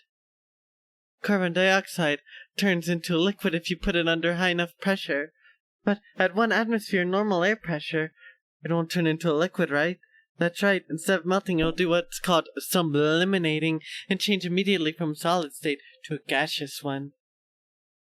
See? That's weird. Water's a liquid between 32 degrees and 212 degrees. Why isn't that the case for carbon dioxide? June replied with an answer that stunned both of them. There's a kind of ice that doesn't turn into liquid when it goes above 32 degrees. Huh? I heard about it. Its melting point is 96 degrees. Ice with a melting point of 96 degrees? You mean there's water that freezes at 96 degrees? I can't believe that there's water that freezes at 96 degrees. Can you all believe that water freezes at 96 degrees? Now the real question is whether or not they're referring to Celsius or Fahrenheit. Take that question for what it's worth. Don't think about it logically, though. I'm sure there is a true ending, but there's not a good ending. I'll just say now, the true ending is the good ending. I'll just say that. So, there's that subtle pop going for this game. Yeah, well, you could also look at it as ice that won't melt until it's 96 degrees. It's Fahrenheit, but I think it's really funny because 96 degrees Celsius would be way more impressive of ice than 96 degrees Fahrenheit. Logic in games? I think not. I agree, Reaper. Water that freezes at 96 degrees. Yeah, 96 degrees Celsius is... We don't talk about 96 degrees Celsius. Ice that won't melt until it's... Stop repeating 96 degrees ice. I get it. There's ice that melts at 96 degrees. I get it. I know it. How many times have you said it now? How many freaking times? 1, 2, 3, 4, 5, 6 freaking times in a row you've said that it's I'm losing my mind. Junpei was cold as hell, but this was too interesting to ignore. He did his best to warm up by rubbing his arms and stamping his feet, then put the question to June. You're right, Rube. I didn't consider that. You're really right on that. Thanks for pointing out that there's water that freezes at 96 degrees. I still need the distinction, though, because if it's 96 degrees Celsius, then I don't know if we'd call that ice at that point. So, what's this ice with a melting point of 96 degrees called? Stop it! Stop it! I'm tired of seeing ice with a melting point of 96 degrees! If it's called one more time, I am going to scream. It is called Ice 9. Ice 9? Originally, Ice 9 was made up of substance invented by a science fiction author. But recently, scientists have discovered that such a substance actually exists. Ice 9 and 6. No, not again, not again. Wait, hold up. So this thing called Ice 9, or is it water? Like I said, if the ice is over 96 degrees, it'll be liquid. If it's under that, it'll solidify. So you could think of it as a polymorph of H2O. Here, think of it like diamonds and graphite. They're both made of carbon, right? But depending on the structure of the crystallization, the hardness and structure are completely different. So you're saying that normal water and this Ice 9 are that? Yeah. She wasn't finished. Have you heard of the story about the crystallization of glycerin? For 150 years after the discovery of glycerin, people cooled it, warmed it. They did all sorts of things to it, but whatever they did, it never crystallized. However, one day in 1920, some glycerin on its way to England by ship was discovered to have crystallized during the trip. Scientists around the world wanted to research this new crystallized form of glycerin and asked for seeds. Oh, a seed is a sample of the original crystallized substance. With the seed crystal, further crystallization of glycerin would be easy. For those who watched previous streams, you know where this is going. Not only did the glycerin encouraged by seed crystals begin to crystallize, even the samples nearby did, even though they were tightly sealed. And it didn't end there. After that day, it doesn't matter where in the world it is, all glycerin crystals naturally, when cooled to less than... crystallized naturally when cooled to less than 64 degrees. Before that day, no matter how glycerin was cooled, it refused to crystallize. But once the crystallization had begun, it was almost like, how could I put it? It was almost like all the glycerin in the world was communicating. Communicating in some way that we can't sense. And now it's happening everywhere. Junpei. I'm gonna keep sidetracking things because I don't care. Was kind of annoyed. June was nice, but he had enough of her ridiculous stories. How many times am I gonna have to ask what you're smoking, woman? All of a sudden, a substance began to crystallize without a seeding crystal. That seemed unlikely. No, impossible. In fact, it was utterly ridiculous. Even so, Junpei couldn't help but ask, what does that have to do with Ice 9? To his surprise, it was Santa, not June, who answered. I've heard Wikipedia pages of Ice are pretty cool, so knock yourself out there, Subtle Pup. What she's saying is that it's not like Ice 9. What happened, I mean? Count how much 69 you see? Oh no. If I took a shot of water for every time I saw Ice 9 or 69 within the past like 5 minutes, I think I would have a stroke by the end of it. A lot like that would be bad. If water ever started freezing at 96 degrees, man, it'd be the end of the world. Junpei felt that Santa might not be treating the idea of the end of the world with proper concern. At any rate, we're not gonna have to worry about the end of the world unless we can get out of here pretty damn quick. He's right. Junpei shivered. Alright guys, I think that's enough of that. I didn't think we'd get quite this far. Off topic. I mean, I know I'm kinda at fault here, but we can't be screwing around anymore. Seriously. I might go by the name of Santa right now, but I didn't grow up in Iceland. If we can heat the cold. So let's get cracking, alright? We gotta find a way out of here. Santa stomped off, clearly doing his best to pretend the cold wasn't affecting him. Elfish, isn't he? Still, Santa was right, and it was high time they got back to their search. Ice 9 is interesting and all, but we can discuss it more once we get out of this freezer. Junpei looked at June, nodded, and resumed his search of the room. Anything else? No? Okay. There's some frozen meat up there. Looks like pork. Huh? What's this? It looks like a tag or something. Chunk of pork.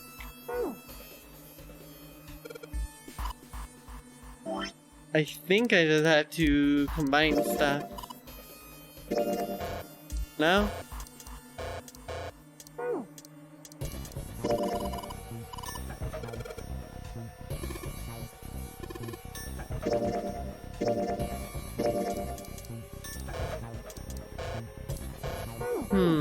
Am I missing something? Hey Junpei, didn't you find some dry ice earlier? Yeah? There's warm water coming out of that pipe. Warm water and dry ice. What do you think would happen if we put that stuff in a sealed container together? Something explosive to say the least.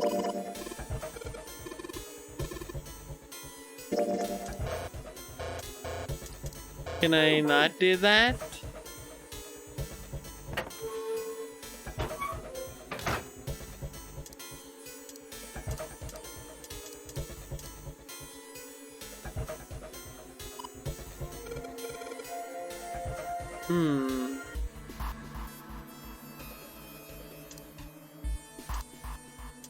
Can I do anything with that? No. I don't know what to do. Am I missing something that I can do here?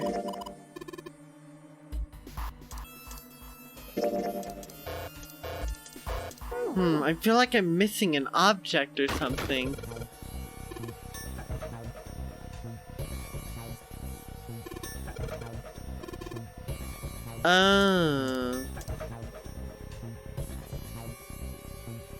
Can I not just...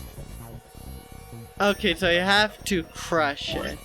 How do I crush it?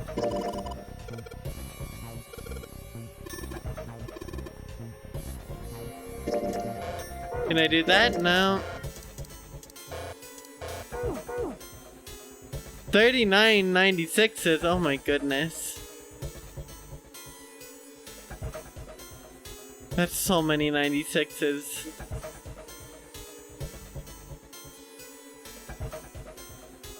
What am I missing? There's gotta be something else in here, right? Ah.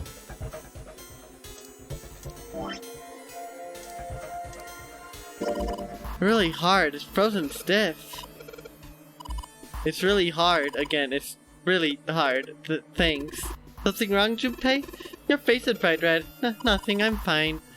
They're from dates. That makes sense. Interesting, though, that there's a lot of 96s.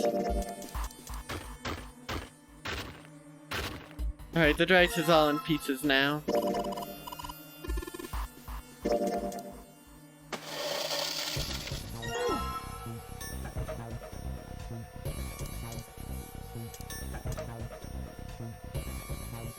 The ice is surrounding the doorknob. Not yet, Junpei. We're not gonna get the result we want unless you can hook that bottle to the doorknob somehow. That's more than achievable. Brilliant.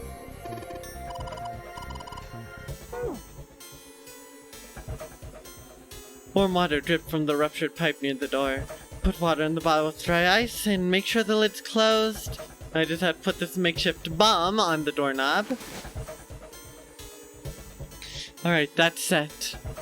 So, what do we do now? We just need to give it a little tap. The bottle's already about to pop. If you just throw a rock or something at it, it'll go off on its own. Small rock, small rock. Junpei looked down at the floor. Scattered across it were pieces of dry ice left over from the larger chunk he'd crushed earlier. Right, this ought to do the trick. He pulled his sleeve down over his hand to keep from getting burned and grabbed the chunk of dry ice. Ah, some dry ice, huh? Not a bad idea. It's pretty good size, about as big as a pool ball. Alright guys, stand back. Actually, we should probably hide somewhere. Both Sant and June looked at him with new concern. Where exactly do you expect us to hide, genius? Really isn't anywhere big enough. Yeah, there is. Look, right here, we can hide in there. Junpei pulled open the door to the small cellar.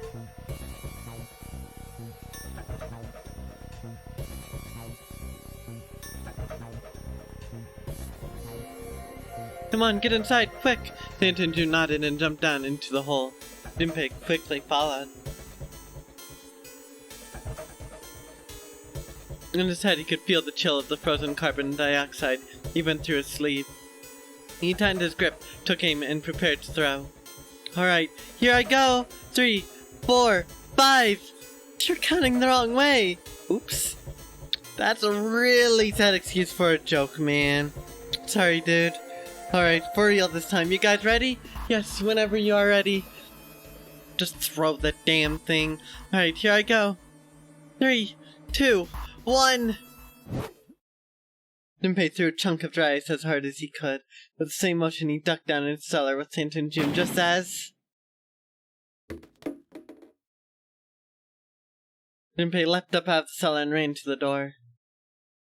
Jumpy, the ice on the door, is it gone? Yeah, it's gone. The blast must have shattered it. Yes, alright, let's see if it opens. Junpei grabbed the doorknob and pushed with all his might.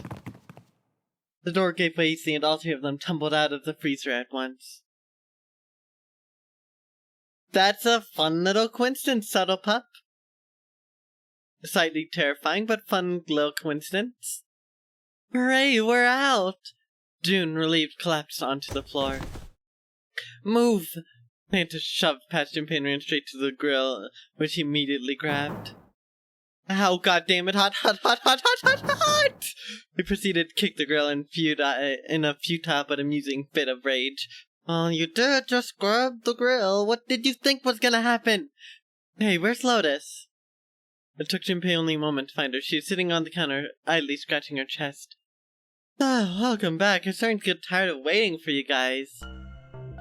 With a great yawn, Lotus lowered herself off the counter. Junpei clenched his teeth and walked towards her. What were you doing? What do you mean what I was doing? I was waiting. We were gonna die! Oh yeah? But you didn't. So everything worked out alright, didn't it? What the hell? Just kidding, it might not look like it, but I was really worried. Don't give me that crap. I'm telling the truth. I mean, if you died, then I'd be in trouble too. If you died, then I'd be stuck here and I'd die too, see? I did all I could. I didn't even looked around to see if there's anything I could use to pry the door open. I couldn't find anything. All I could do was wait. I mean, what else did you want me to do? Call the cops? It is true that there isn't much she could have done, but something about her tone. Junpei gritted his teeth. Fine. But there's one thing I have to ask you. What's that? You didn't close the door, did you? What, do you think I closed the door on you? Why would I do something like that? It closed on its own. I told you before, if you die, then I die too. Yeah, I guess so. It seemed that an accident was the only explanation for the door's closure. If she really had wanted to kill us, all she had to do was bar the door from the outside. But she didn't. Well, she didn't do anything. She's only lazy or negligent, at least not attempted murder. Junpei swallowed his anger and did his best to apologize. Well, I'm sorry. I'm sorry that I doubted you. Oh, yes, well that's alright, as long as you understand. Lotus looked away and twirled her hair between her fingertips. His vengeance against the grill complete, Santa swaggered back towards Junpei and Lotus. Hey, no more screwing around, you two. Break time's over. Especially for you, lady. You've just been sitting on that fat butt of yours while we were freezing to death. Oh, how rude. I was plenty busy. Yeah, well how about you put all that energy in something besides complaining? Let's go. Alright. That's a frozen piece of pork. Hey, what's that? It looks like this piece of paper. Yeah. Thank you for the hydrate. Perfect. I've been drinking a lot, honestly, which is definitely a very good thing. You. We eaten today. Hey, what are you doing? What are you going to do if the paper burns? Come on, it'll be fine. I mean, it's not like it's gonna burn right away, right? We just gotta keep an eye on it and the paper and it'll be fine. Well, they can argue all they want. I'm gonna keep an eye on this pork.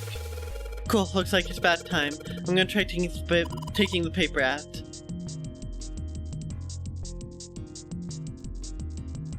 Rube, if I was drinking water that freezes and that liquidifies at the 96 degree point, first off, even with Fahrenheit, that would suck.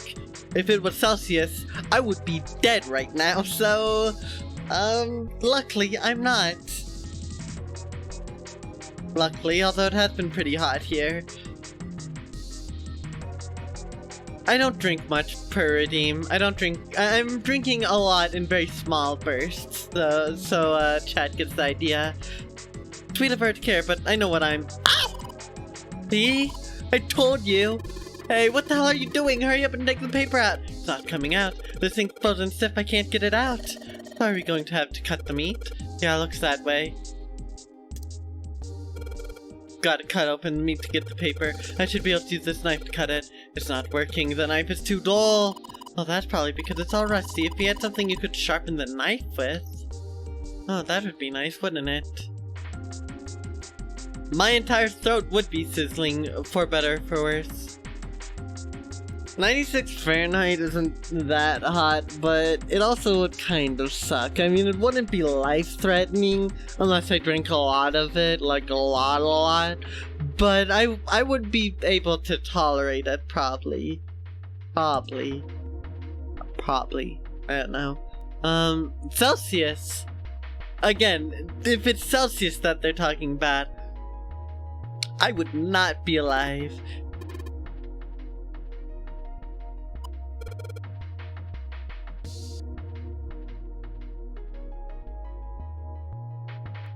Yeah, Celsius at that point is just death.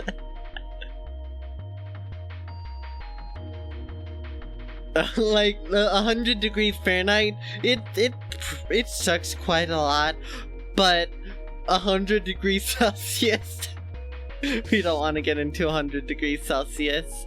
Also, I still don't know how to sharpen it. I don't have a code for whatever's in there. What kind of an idiot are you? You're gonna run around holding that thing while you're looking for the dead? Hey man, it was just a joke. Why so serious? Damn, it didn't work. Doesn't matter how many times you try it. This door isn't gonna open until we've solved the puzzle in this room. I'm sure this is all just part of Zero's plan. I can't imagine what his motives could be. You think June should play a trivia game like Jeopardy or something? She would rock at Jeopardy, I'm sure. How do I frickin' sharpen this thing?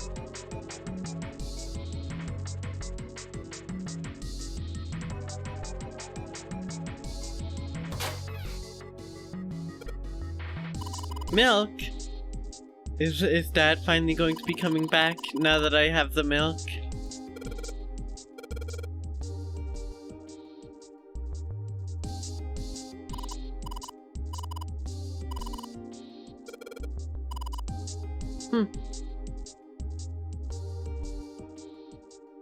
Is there anything here?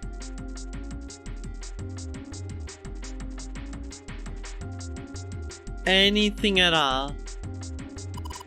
Humpy, you're searching with such tenacity. I don't think you have to search down there. I just want to be sure. Cheese. Cheese. Humpy, you're... cheese. Cheese. Oh, cheese. Nothing in here.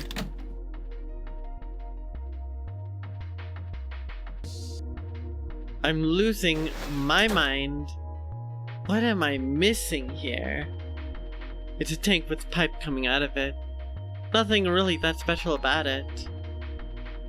That there still could mean something, so I need to think about that.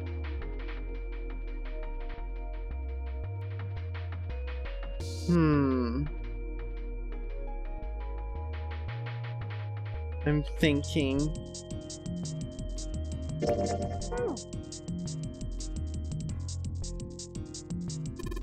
A sink.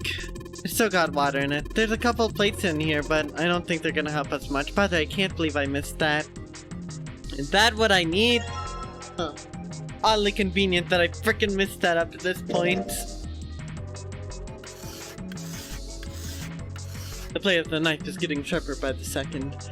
I should be able to cut something pretty good with this. Alright, now that I've sharpened the knife, yes, I cut the pork. Awesome, Junpei. Now we can cut out the paper. Skin? Wait, what about skin? There's something weird about the dialogue in Skin. C plus 10 plus F. Alright. So, what we got here is a fun little case of another thing. So we got C, which... So, A, B, C, so 10, 11, 12. So that should be 12 plus 10, which is 16, plus 15, which equals... We add those together. 12 plus 16 plus 15. We get 43. Oh, you're right, Rue. The knife can cut skin now. That's not pleasant to think about. So do I actually have to put that in?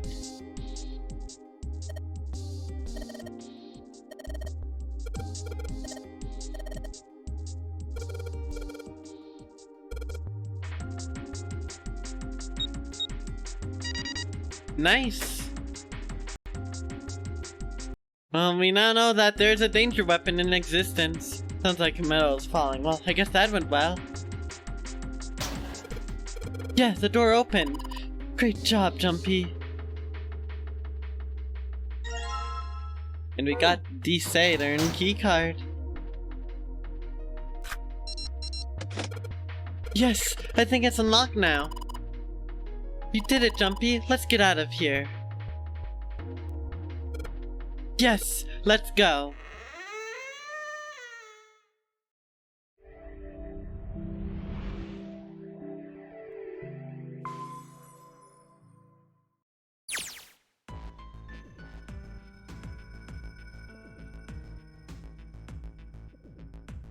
I think we've been here before.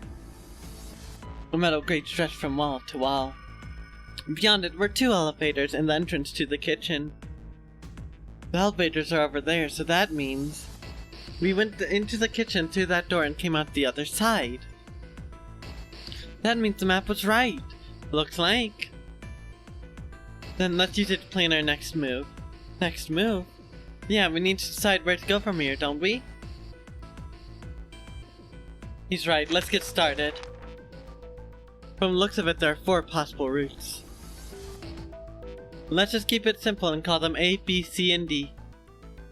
First, A and B. They both seem to connect to a room that looks L-shaped. Yeah, there are 2 doors. But they were both locked and we couldn't open them. Fun little fact for those who don't know, that L room is the casino.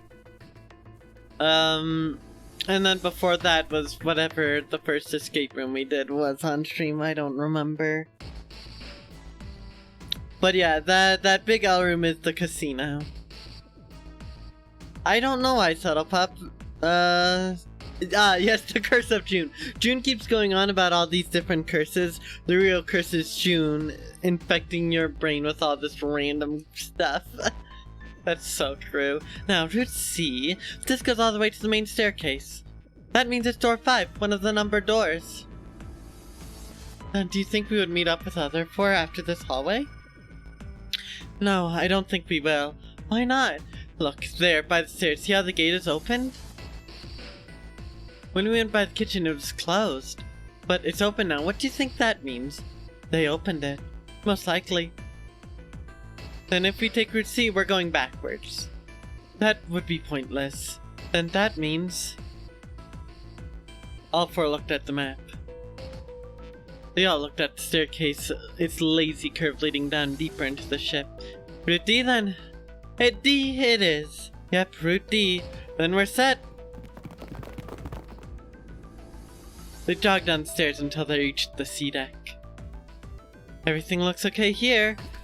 Let's check the next deck just to be sure. Yeah, just like I thought, D deck is totally underwater.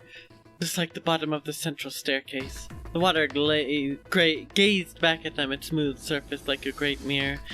At least the water level hasn't really changed. Small comfort. Hey, may as well head back to C deck. What else is here? The curse of June got you. I'm so sorry, Subtle Pup. My condolences. Just like the floor above. Hold on, these are kind of different. See, see, there's a card reader on the side. Another strange mark. Hey, look, it's Lotus's symbol. Huh? See, it's the woman symbol with horns on it. That seems like... Ouch! Lotus had taken hold of Junpei's hair. She began to shake him violently, and he thought he heard a low growl coming from her throat. What was that about the birthmark again? Or the mark again? Nothing. Such violence. Junpei began to wonder if she was not the devil itself. With an uncomfortable smile, June spoke up. This is a Mercury symbol. The horn symbolizes the wings on Hermes' staff. Hermes, herpes, whatever. We can't get this thing to work. The elevators aren't going anywhere. In other words, we need a keycard with the Mercury symbol on it. Probably. I guess we can't get on then. Let's just disregard the elevators for now. How about this hallway on the left? Whoa, there's so many doors. They weren't sure how many, but certainly enough to be discouraging. Damn it. If we try to search all of these, the sun's gonna go down before we've done half of them. I think the sun's already set. I have a feeling the ship is the only thing that's going to be going downhill anytime soon. That's even worse. Well, we can come back to this hallway later. Let's check the hallway on the other side, shall we? Time to head back to stairs. To the right was a small hallway, and now the right hallway. Quickly, they headed into it. It was approximately the same size as the alcove in front of the stairs. The hallway led them towards the stern, and at its end was a set of double doors. There are double doors here too. Well, I guess it's just 4 this time. Let's open them. Alright, let's start with this one.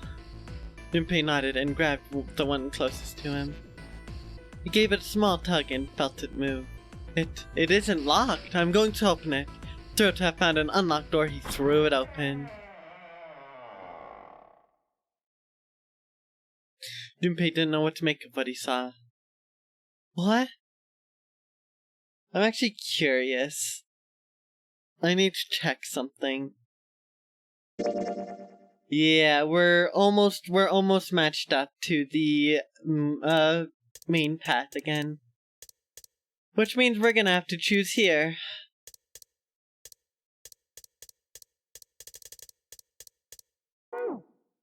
He simply stood, unable to speak.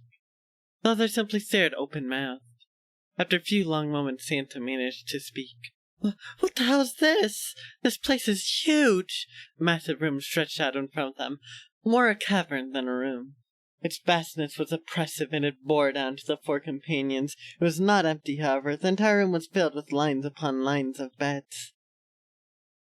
There were beds everywhere. They were simple things, little more than pipe and thin mattresses. Mattresses, I cannot speak. Is this a hospital? He had at last been able to put a name to the harsh scent that pervaded the room. It definitely has the smell. Could it be? I see medicine cabinets and surgical tools. Hey, look there, the 4 doors at the end. All 3 of them were emblazoned with large single-digit numbers made with thick red paint.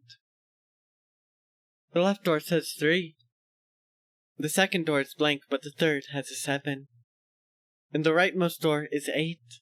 There's no doubt they're numbered doors. The red ketchup, yep, we're back to the red ketchup. Why is the second door blank? That seems kind of strange, don't you think? No point worrying about that right now. Let's see if these will open first. Yes, that sounds like a good plan. Junpei headed towards the doors, weaving his way between the beds.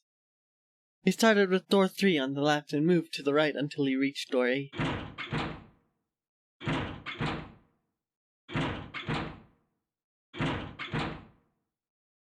It's no use. Well, of course. If it was that easy to open these doors, what would the point of the non-area game be? It's really large lipstick. Also a valid theory there, Subtle Pop. We have to activate the red or the numbered doors won't. Wait a minute. What's wrong? Look, the display on the red. There's nothing on it. Huh? Don't you remember the red at the central staircase?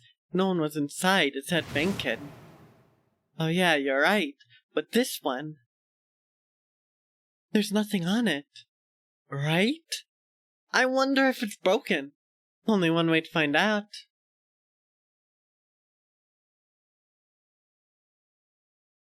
It's not responding. All 4 took turns placing their hands over the red, but it refused to respond. They pulled out the lever and still did nothing. As they soon discovered, it wasn't only the red for door 8 that was behaving strangely. Same for those doors, we've been through this. Ah, I knew it! They're broken. Zero sure sucks at maintenance. No, that's impossible. You really think Zero, who prepared all of this, would make such a stupid, simple mistake? Maybe, but that doesn't explain why this ain't working. It was at that moment they heard a voice from behind them. I believe the bottom of the device has been removed. They spun around to see. Snake! But it was more than just Snake. Here they are. Junpei, Ace, Clover, and Stefan. Although they were glad to see one another, it wasn't terribly surprising that they had. If it had been the other party who had opened the gate in front of the kitchen, it wasn't unreasonable that they'd bump into one another eventually. The rest of Snake's team, however, did look rather surprised. How? How did you guys... How did you end up here? That's my line. Perhaps we should exchange information.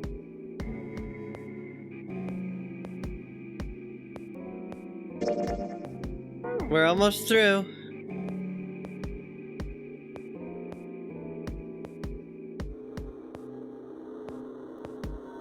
So, I think we're bad at the crossway.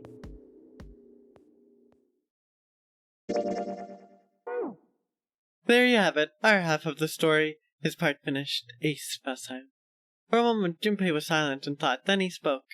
Okay, let me see if I got this all straight. When you guys got here, the bases for the Reds were already gone, and you looked all over this room, but you couldn't find anything. So you figured that there might be something in the hallway with all the doors, so you went ahead and had a look. Yeah.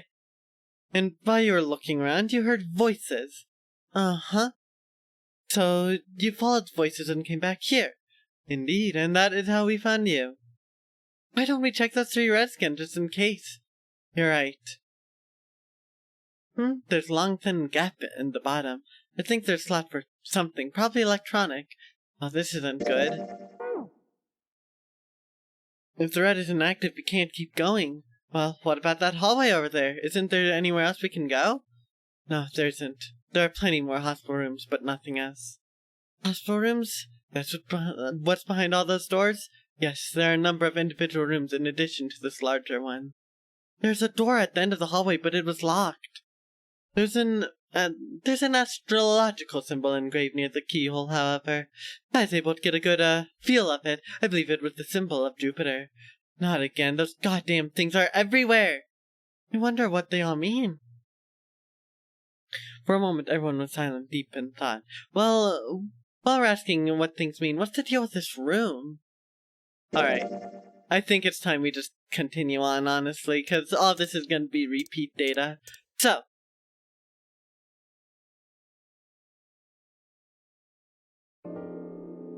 He lifted Ace up off the floor and laid him on bed he's been leaning against.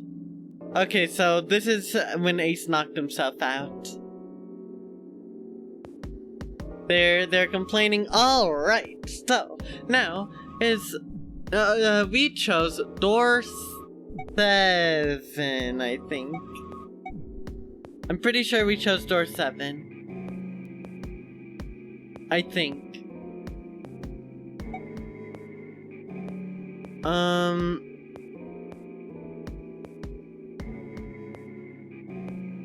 Yeah, 7. So, now's a perfect time for a break. But before then, I guess I might as well leave a pull open. Since we have a choice between 8 and 3. Let's do some votes for which door we will go through. This vote will last during the 10-minute break that I'm about to have. Thank you everyone for watching up to this point. Things are getting interesting. Glad I got the other route caught up. And we are going to see what lies beyond one of those other doors. Once we get back, there will be a few ads to get rid of pre-rolls during it, so feel free to step back and dodge those, and I will be back shortly. Very, very good choice, Rube. I approve.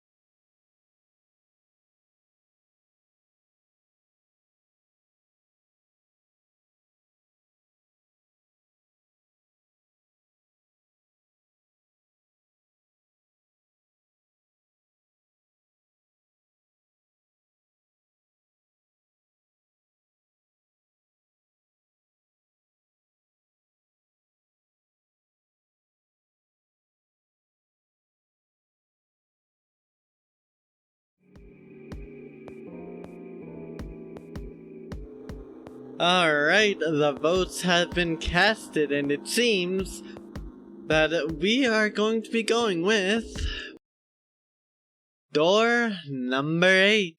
Chat has spoken. And as we all know, when I make very specific polls asking for what your wish is, your wish is my command. Oh, I forgot it was still on skip. I think I'm gonna go with door 8. Okay, 8 it is. Yeah, alright, then that means June's gotta go through 7. Oh, what? Why? What? Santa grimaced and muttered angrily to himself, but began to explain. If the 6 of us are gonna keep going without leaving anyone behind, there's only 3 ways we can do it. Plan A. Have 3, 5, and 8 go through 7, and 4, 6, 7 go through 8. Plan B. Then 4, 5, 7 go through 7, and 3, 6, 8 go through 8. Oh yeah, I wanted to say this real quick. First off, Rube, I think it's funny that your reasoning has nothing to do with what's behind door number 3, as we now know what door number 3 is. Second off, that's an equally as good name, in my opinion, Subtle Pup. I love banana and lime. Or 3, 6, 7 go through 7, and 4, 5, 8 get 8. There are no other combinations. In other words, 3 and 4, 7 and 8 can never go through the same doors. You get it now? As Anna finished, June looked over at Junpei, tears welling up at the corners of her eyes. Oh no, you're saying we aren't going to see each other again for a long time? Junpei felt just as June did. He wanted to be at her side through whatever trials they were prepared to face, but he knew if they were to survive, he had to swallow his feelings. In order for the 6 of them to move forward, he and June had to be separated. He looked at June. He was scared to lose her, but he swallowed, steeled his resolve, and did his best to smile. Hey, come on, you're making it sound like we're never gonna see each other again. We got split up, but only for a while. This is just like when we went into the 4 and 5 doors, remember? We got split up then too, but we all met up. Back up. I'll bet 7 and 8 are just like that. You mean they're connected somewhere? Yeah. Probably. Probably? You didn't sound very hopeful. It was 7 that interjected. I'm sure they're gonna connect somewhere. What makes you think so? If they don't, then neither team can get to door 9. In other words, the game would end right there. You've been on top of its crap so far, I don't think he'd blow it now. I'm damn sure that son of a gun wants to have his fun as long as possible. Your 7 voice, you're happy. You're welcome, Reaper. You're not gonna end the game till we get to the 9 door. June said nothing. The tears were gone, but her eyes were still as sad as they looked at Junpei. He met them, and with what a reassurance he could manage, laid his hand gently on her shoulder. Everything's gonna be fine. We're gonna see each other again. I promise. June bit her lip and gave him an almost imperceptible nod. Yes, promise? Her voice was barely above a whisper. Santa's voice shattered the moment. Yeah, you guys are done, right? It stretched and continued. Anyway, that's pretty much it. Clover and I will both go in separate groups.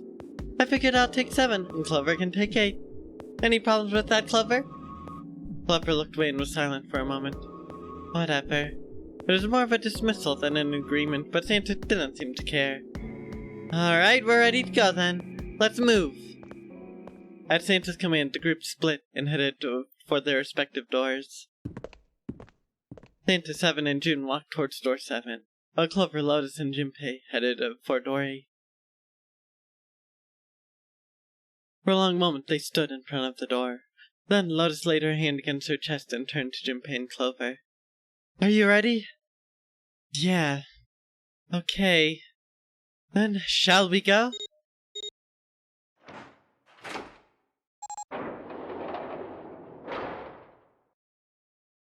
It's open. A narrow hallway stretched out before them. Okay. Hurry! Lotus and Clover leapt through the door. The moment they did, their bracelets beeped. The detonators and bracelets had been activated. Junpei stepped forward to follow them. But as he was about to step over the threshold, he stopped. He looked to his left, toward door 7.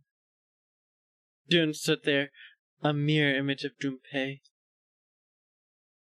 She turned and looked toward him. Their eyes met. June...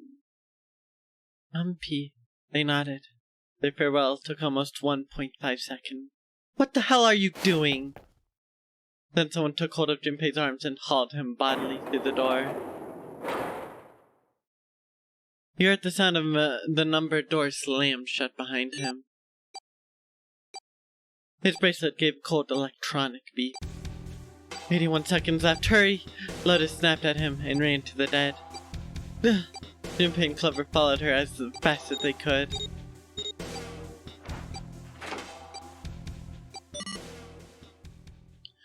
Poof! It stopped.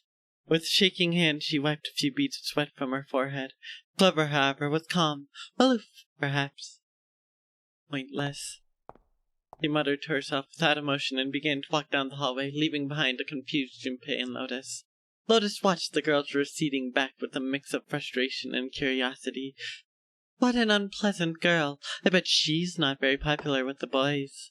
Her sarcasm seemed a little more biting than it was, perhaps, necessary, but he sighed and started after the younger girl. Maybe pairing these two together was a mistake.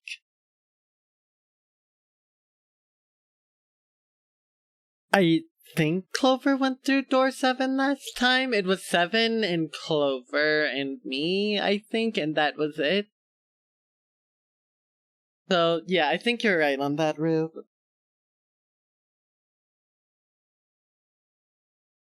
Yeah, it was Clover. Too late now, I better catch up to them. It's possible, but I don't know. I think they'll come up with some different but very likely similar story. Not the same exact one.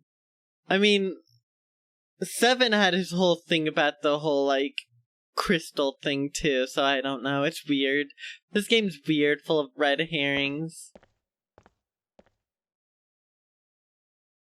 It's a dead end. The hallway made a number of turns before at least coming to a dead end.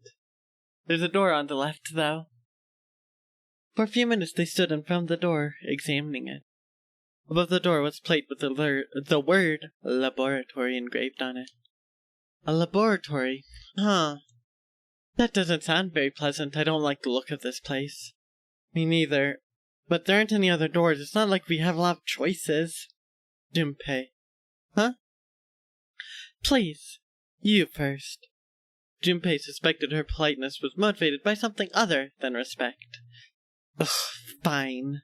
Junpei muttered to himself and pushed open the iron door.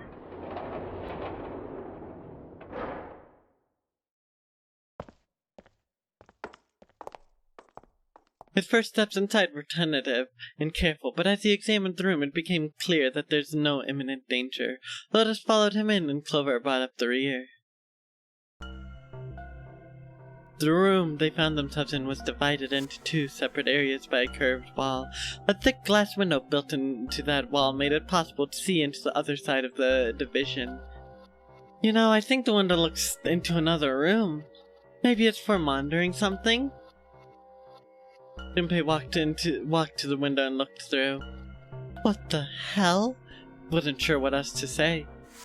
In the center of a room shaped like a quarter circle, a mannequin lay on what looked like a medical exam table. That looked so creepy. Junpei jumped a little. He hadn't noticed Lotus come up next to him. It's kind of like that doll is waiting for surgery. This is a laboratory, right? I'd say it's more like it's waiting to be experimented on. Oh, it's creepy either way. You don't think that thing's going to suddenly sit up or something, do you? I don't know. I mean, look at all those cables sticking out of it. If we press the wrong button, I don't know. Stop it. Just thinking about it is terrifying. She's gripping her arms and the knuckles on her hands white. Wait, where's Clover? She was still standing near the entrance of the room. Her face had the appearance of calm, but it was drawn and somehow sad. What is she? There's something almost pitiful about her. Junpei walked over to her and, as kindly as he could, spoke. Are you okay? Clover looked away. What are you talking about? What? I'm just worried about you. You've been really quiet. What? I can't be quiet if I want to? Well, I mean, of course you can, Okay, then if I can be quiet if I want, then just leave me alone, okay? Come on, you know I can't do that. We gotta work together.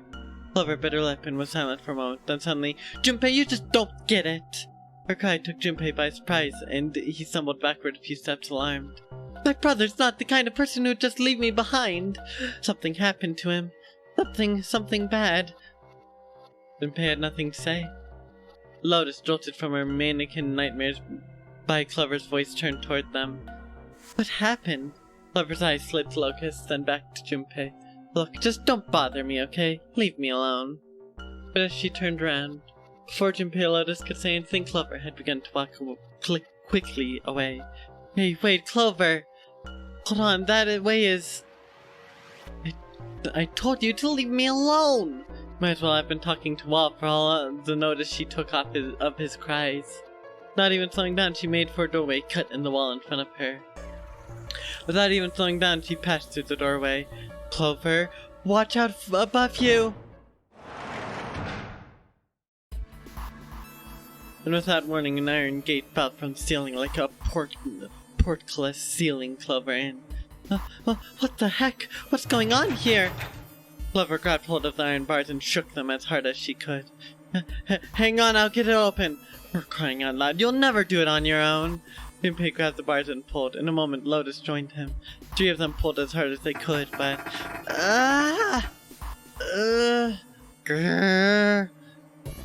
Damn it, it's not moving. Wait, are you just gonna give up just like that? No, I'm not giving up. There's gotta be another one of Zero's puzzles. If it is, then there's gotta be a way to open it. Junpei nodded. Just what I was thinking. Now all we gotta do is find it. Lotus and I can look around here. Clover, you're gonna have to see if you can find anything in there. Oh, yes, I'm on it.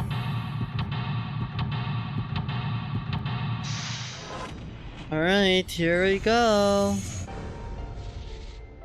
Banana and Lime is, it's a great map, mostly by virtue of its name being, funny. Junpei, do something, please! Window made of really thick glass. I don't even think a bullet could break it. I think this thing is a monitor for whatever experiment they were running here.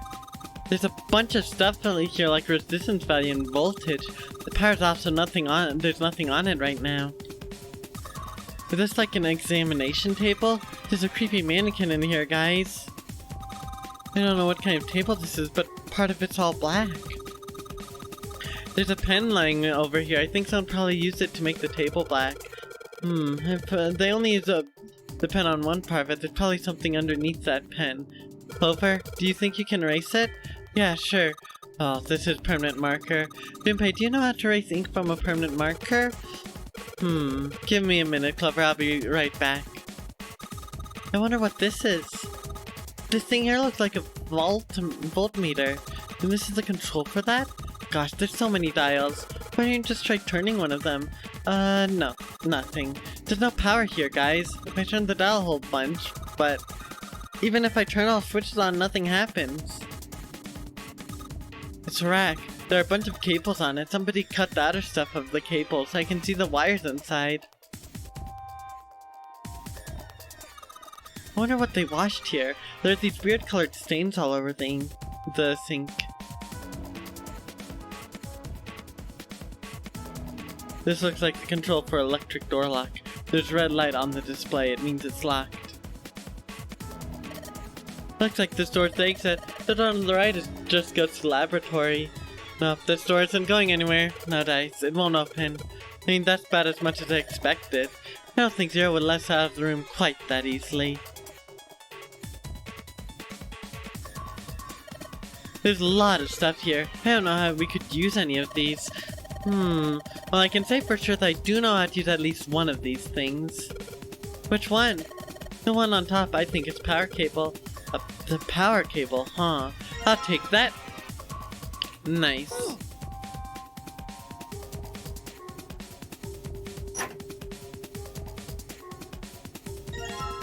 Ethanol. Lovely.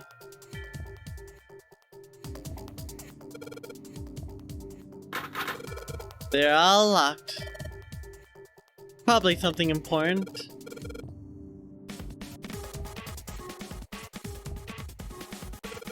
This is a keyhole. This looks like a keyhole for the activation key.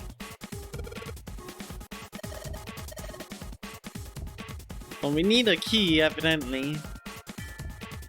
Where do we get a key? I don't have a slight clue. There are two levers here. Do you think they activate something? Well, why don't you move one? Alright, I'll give it a try. No, doesn't look like anything's happened.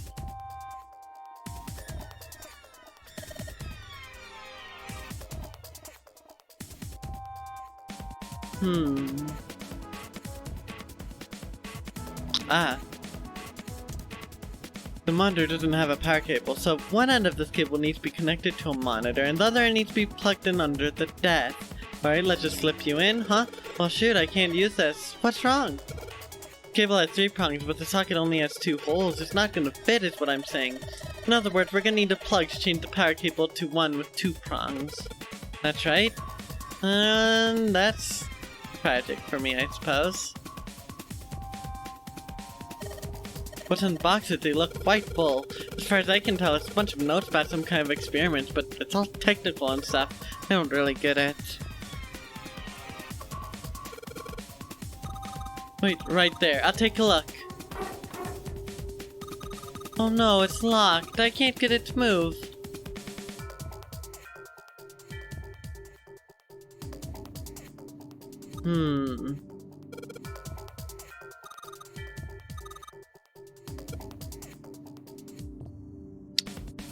I don't know what to do.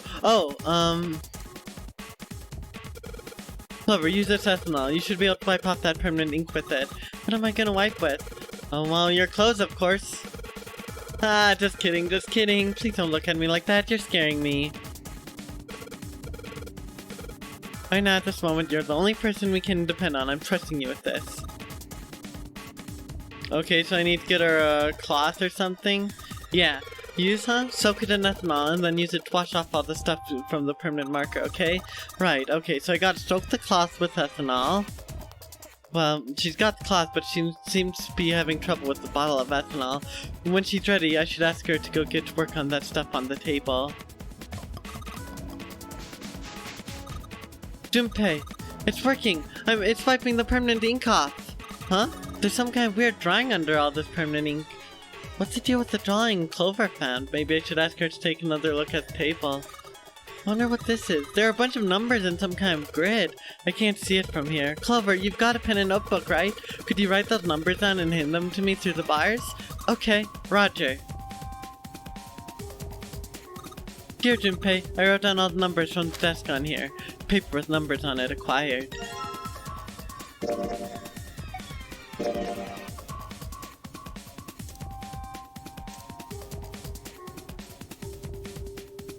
One, 2, 3, 4. Peculiar. Very peculiar. Can I open them in a try to open them in a specific order? No, evidently not. The hand on the clock have stopped moving. The clock may stop, but time goes on. No time to screw around.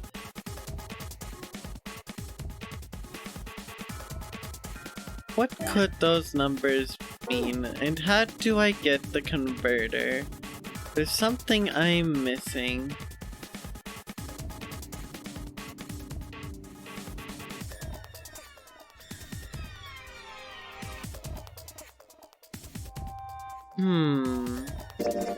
How could Clover's not be useful? I'm trying to think, but I can't. I'm not sure. I don't think there's a way to input it anywhere.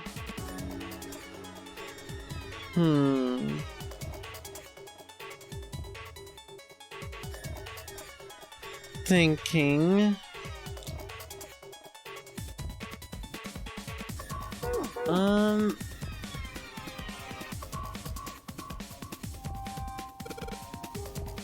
Hey, Clover, how are the power cables over there? Okay, so it looks like there. Yeah, it does go in a spiral. Think of it like a U-shape, and we're going in the U-shape. Around the U-shape there, Rube. It's actually pretty interesting. Huh? What do you mean? Does the plug have 3 prongs or 2? I don't know what you're talking about. Let me take a look. Guess she does have kind of crouched down to get a good look under there. The cable on the monitor has it's got 2 of those little metal things. What does that mean? That's it. Okay, can you unplug the cable and bring it over here? Okay, but well, I can unplug it, but it's connected to the main computer. I can't take it over to you. Damn it, that's no good then. Well, how about just the plug? Huh? The plug? Well, maybe more like a connector? It's sort of a thingy that makes a plug with 3 metal thingies into a plug with 2 metal thingies. Still useless? Not useless, not useless. Please give us that. That's just what you're looking for. Okay, can you hold on for a little bit? And back down she goes. Alright, unplugged. I'll hand it to you over the bars, okay? Alright. Well, turns out I just had to interact with that in a very specific order, which is nice. Bada bing and bada bop, bada boop, we got it. Alright, I've got two-pronged power cable in my hand. I'm pretty sure this will work. Onto the desk I go. And let's just plug this thing into the monitor. Alright, that ought to do it. Alright, let's turn the power on. I don't think anything's gonna happen. Why not? Well, it's not connected to the main computer. You never know until you try. Pretty optimistic. Junpei pushed the button on the front of the monitor. Oh, that worked! With soft hum, it turned on. Streams of letters that made no sense to Junpei began to scroll across the screen. What?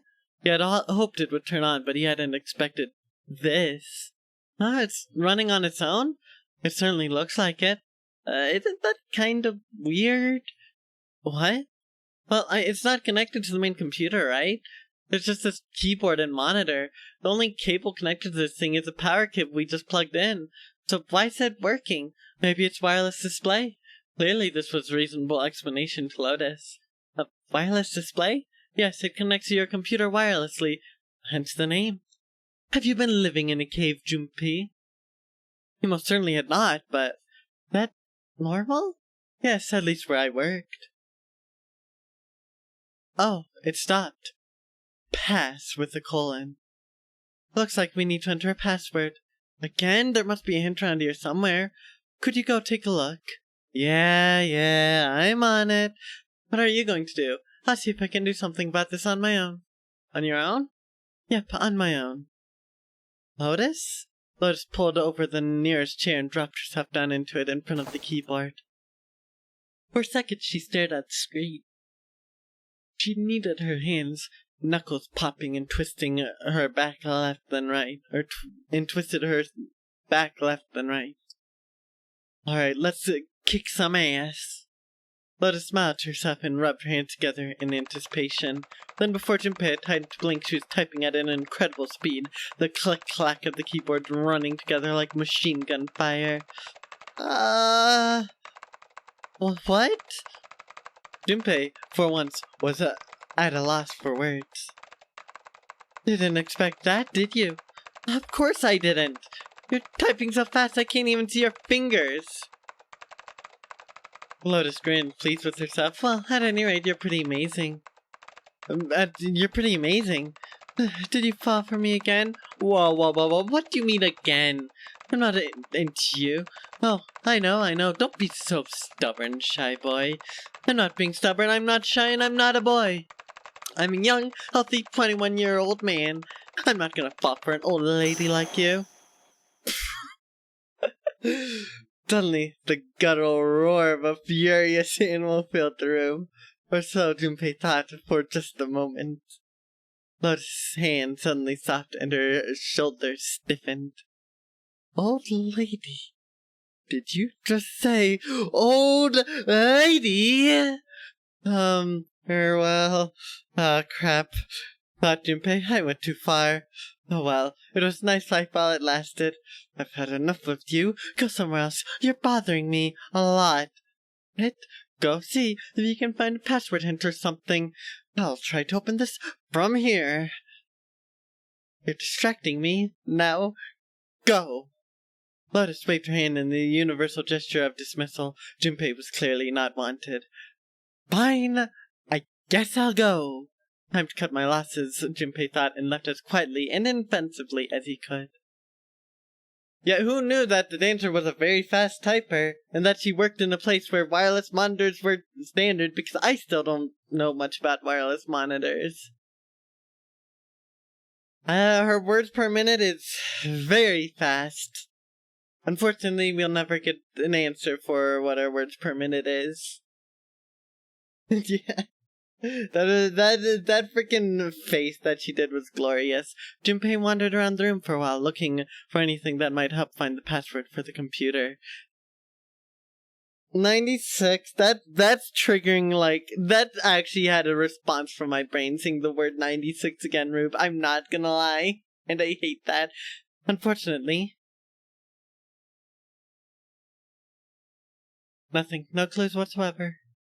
Clover didn't find anything useful in the laboratory either. Damn, looks like we've hit a dead end this time. But just as he was about to tell Lotus that his search had returned nothing. Alright, bullseye. Junpei, I did it. Excited cheering erupted from near the monitor. What? He hurried back to find Lotus looking rather smug. Let me see. He gestured for him to look at the screen, and he did. The strange text from before was gone. In its place was something entirely different. 9 squares arranged in a 3x3 square. What is that? I don't have any idea. It just showed up after I cracked the password. You think it's a puzzle? It certainly looks like one. As she spoke, Lotus stood up. Huh? Are you gonna, I don't know, do more computer stuff? I can't do any more. It won't let me do any more programming. See the keyboard? Nothing. So there's nothing more I can do. Well, I guess I'll leave this to you then, Junpei. What? Let me take a break, alright? I did my part. Well, I was unsure what to say to that. She certainly had done her part. In fact, without Lotus, they probably would have run completely aground. Shouldn't rely on other people so much, Junpei thought to himself. I guess you're right. Thanks, Lotus. No problem. Make sure you know when you should thank people. Now, I better take care of this myself, no more relying on anyone else. Junpei crossed his arms and stared at the puzzle shown on the screen.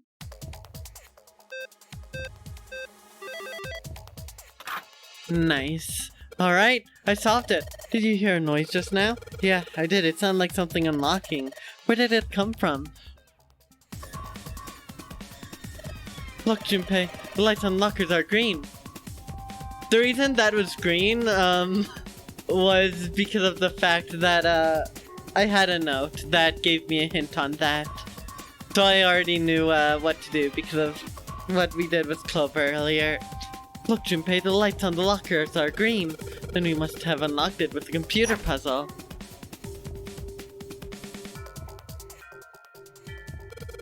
There's more than one key in here. This one is small and looks like it goes to some sort of machine, and this one has the Earth symbol on it. I think the Earth symbol matches the keyhole on the door and on the ADAC. Well, if that's the case, we probably don't need the Earth key right now. Alright then, Earth key. I'll just tuck you away deep in my pocket. Now as for the other key...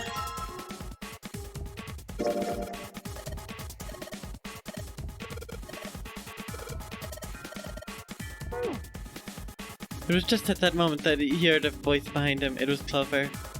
Hey, Junpei, do you have a minute? He put the puzzle aside for a moment and walked over to Clover. What's up? Well, never mind. Hey, hold on a minute. Sorry, just forget about it. It's nothing. Before he could say anything else, she spun around and ran back down the stairs. What the hell was that? After waiting a few minutes to see if she would return, Junpei sighed, shook his head, and went back to searching.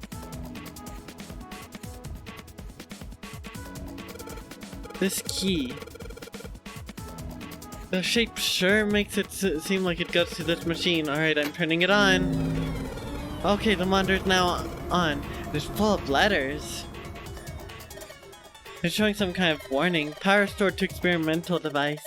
Emergency system will activate in the event of abnormal subject behavior. Okay. Typing on this keyboard doesn't do squat. This is monitor. There are a whole lot of cables under this table. Junpei, this thing in here is on now. Yeah, that's because we activated power on this side. Could you, like, play with it a little? Okay, yeah. I'll turn this dial here. Turn. I don't think it's working. Nothing happened. Well, maybe she missed something. I should ask her to look around the room again. There's a mannequin lying on the exam table. I can't really see it very well from here, but it looks like there's a bunch of electrodes sticking out of its head.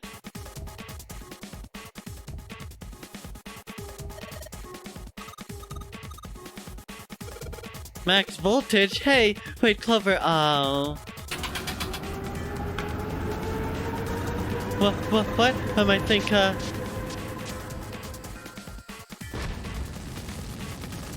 Brilliant. Oh my god. The mannequin's head. Oh man, that sounds like a fire alarm. God, what the hell? Fire detected. The emergency system will be activated. Yeah, that mannequin deserved better. You know, this is just the cousin of John and Jill. The cousin of John and Jill. They deserve better. Please evacuate the room immediately. Damn, the gate's still shut. Junpei, look at the light. Yes, it's green. The emergency system has activated and disabled the lock. Now we can save Clover. Junpei, come on, kid. Jump. She's safe. That mailman, that smoke is some serious business.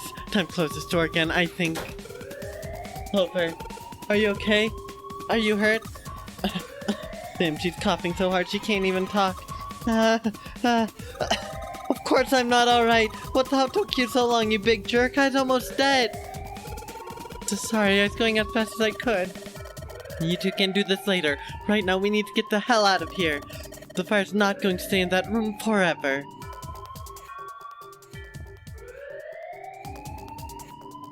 You would be right, Rube. Closing the door? It's just placebo, I guess. It doesn't hurt. That's my assumption.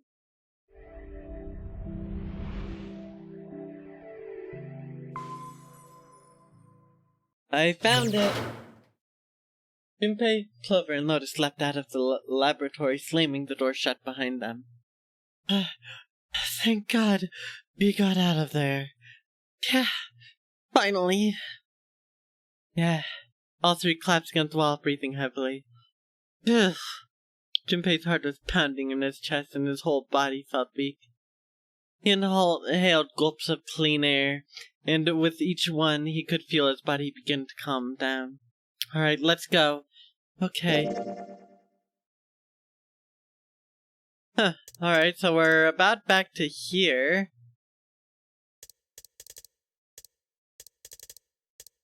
Which is cool, I guess. Okay. They nodded to each other and started off down the hallway.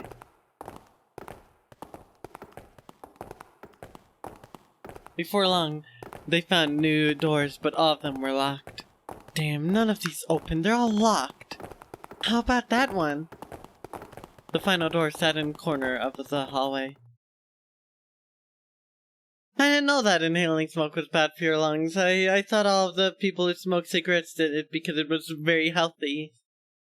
I can't believe my worldview has been shattered.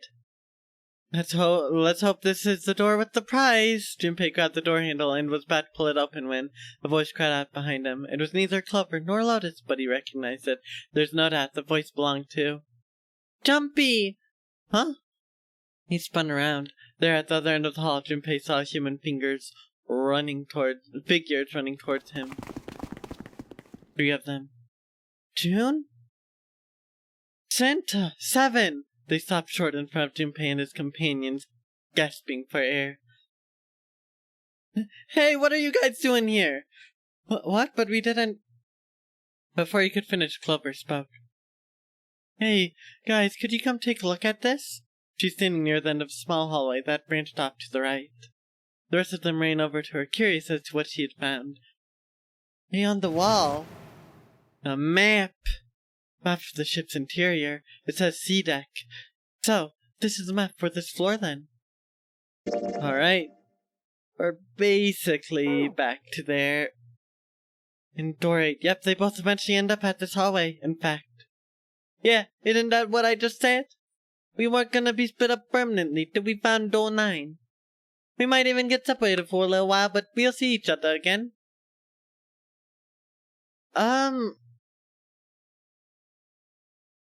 That's a good question. I could go back to 3 and go down that route, because 3 will just take me to a completely different ending.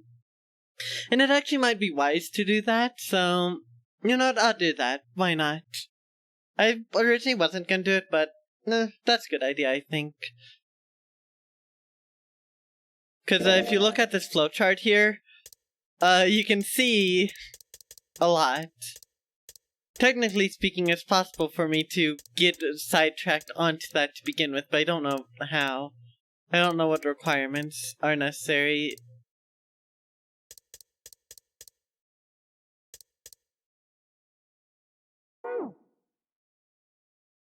Otherwise, we wouldn't be able to open door 9. That's how the non-air game works. Junpei looked at the map of the ship's interior again. Wait a sec, this leads to... As he looked more closely, his surprise and excitement gave way to weariness. Oh, you've got to be kidding me. One by one the others saw what he'd seen. We may as well go. Yeah.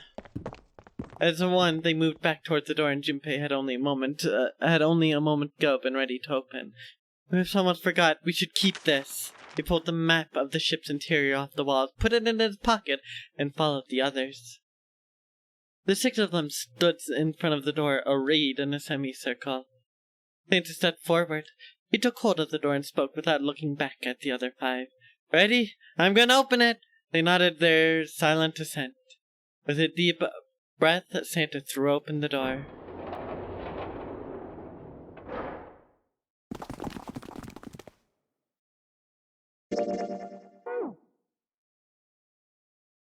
I'm surprised that we're still not back in the main path.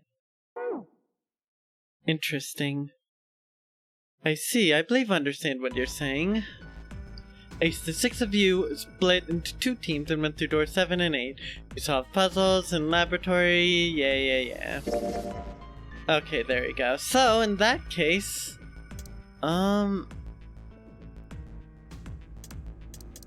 I guess... Let's go back there, shall we? We love squid parties. Squid parties can be fun. I get kind of tired of them after a little bit, but they're pretty fun. Alright, so... It's actually been a little bit. How do I save? That's how I save. Door 6. We've already been through door 6. But as you might have, for those who don't remember, there's a reason why, door 3 was not on the table. And that's because there's not enough mass to let everyone go through door 3. Which means that, things are about to get slightly unhinged. Hope you're in for a fun ride. Hi, want to go through door number 3? You have a feeling door 6 was the choice that led to the bad ending, so it's funny. Fair enough, honestly. It was pretty funny. People can't comprehend door 3. I mean, door 6 was part of what led to the bad ending.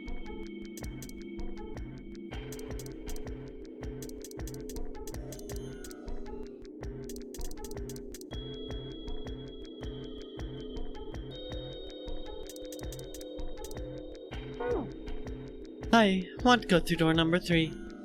No, you can't. Huh? Why? Because it's impossible. If we split ourselves in 3 and 3, then we give up on going through door 3. Why?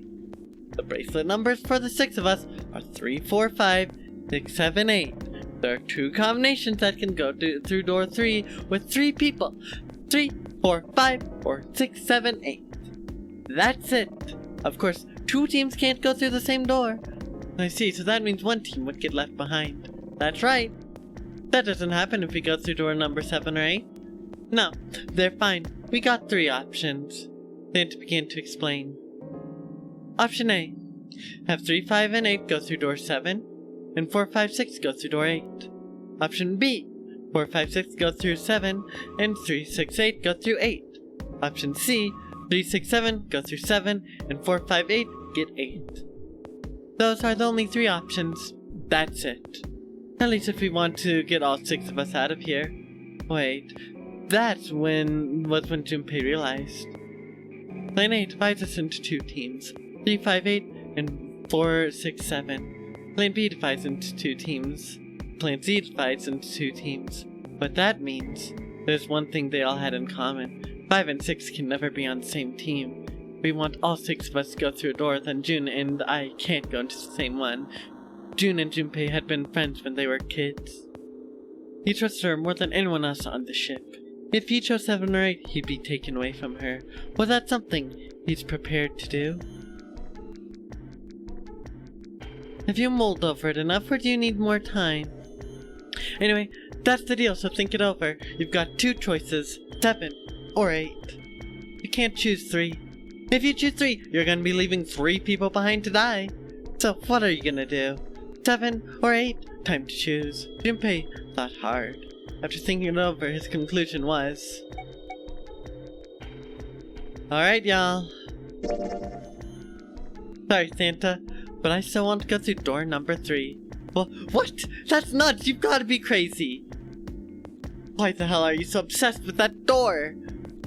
I'm just...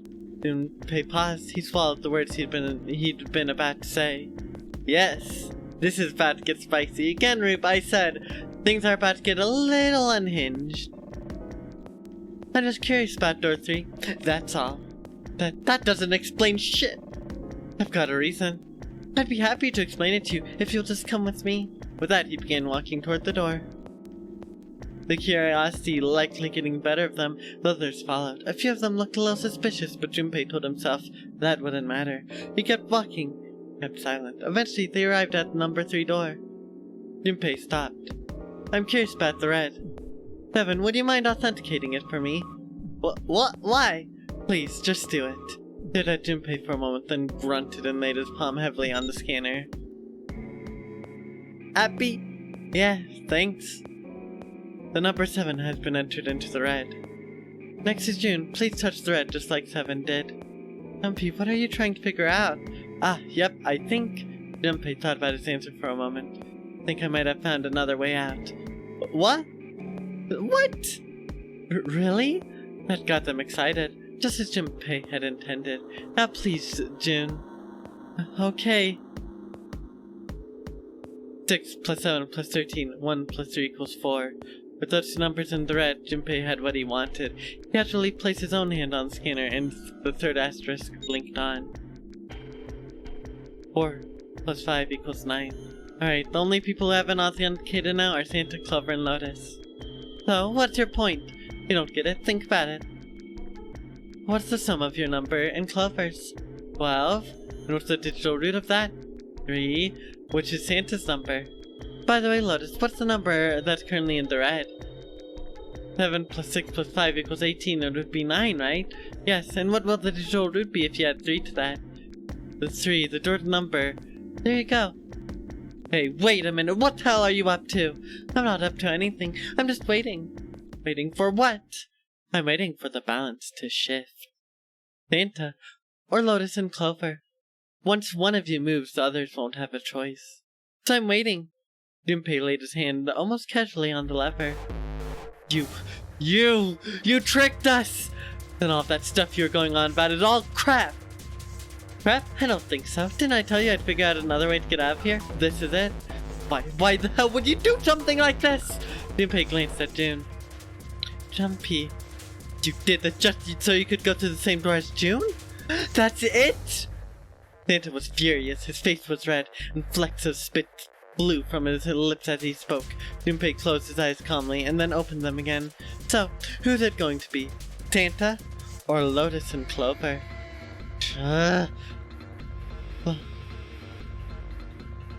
Let's go, Clover. Huh? Clover. Eek! Lotus leapt forward. She grabbed Clover by the sleeve and ran for Junpei and the door. Caught by surprise, Santa froze for a moment, then shot forward like a bullet from a gun. Lotus had a head start, but Santa had the advantage in size and speed. Almost immediately, he passed Lotus and Clover.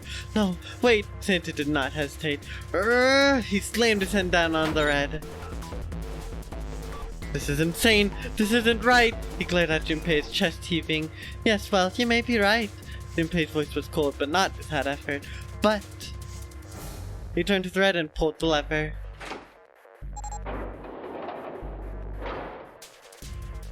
With the sound of metal on metal, the door opened. It would only remain so for 9 seconds, there's no time to think. Go! Junpei and his 3 reluctant companions jumped into the door's gaping mouths one after another. No sooner did they enter than an all too familiar noise surrounded them from their left wrist. Junpei kinda cuckoo now, I guess. That's all, Rube. He just felt like it. The detonators had activated. Junpei looked back only once and saw Lotus and Clover on the other side of the closing door.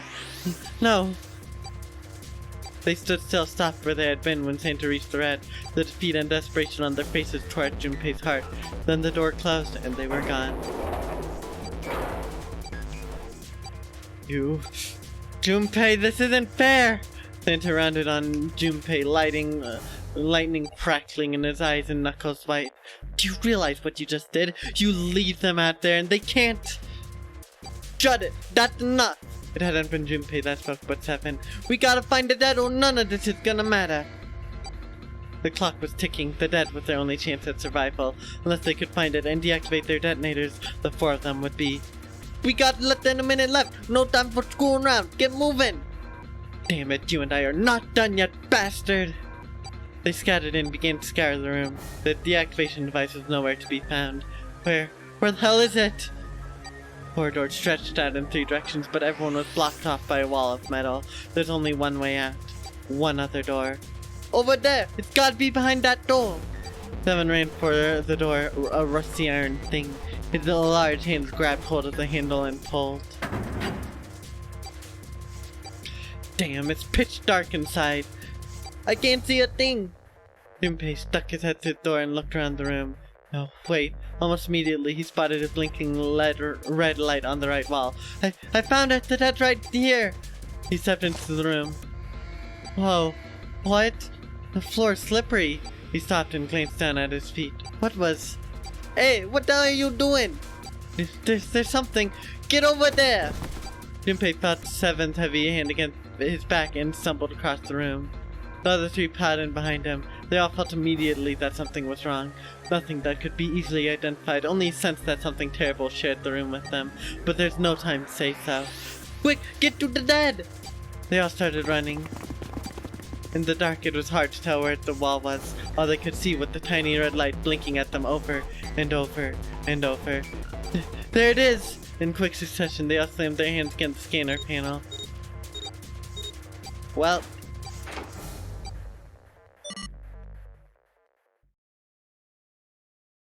Gee, I wonder where we are. Seven leaned against the wall, gulping air. As his breathing began to return to normal, he glanced at his left wrist and grunted. Someone had a bad cafeteria day. That's all, Rube. It stopped. It stopped. Junpei could hear him laughing in the dark, but could barely make out the large man's face. I don't think I'll ever get used to doing this. What, The sound of retching came from Santa's direction. What the hell is the smell? This is vile, I'm gonna puke! So desperate had they been in their race to the dead that no one had noticed the horrible smell that pervaded the room. Yeah, Subtle Pup. Tune out of stream temporarily because it's not gonna get any better. Good idea to warn Subtle Pup there, Rube. It was a terrible, nauseating stench like burnt and rotten meat. Adrenaline had drowned it out, but now it rolled over Junpei in waves, forcing itself into his nose with every breath he took.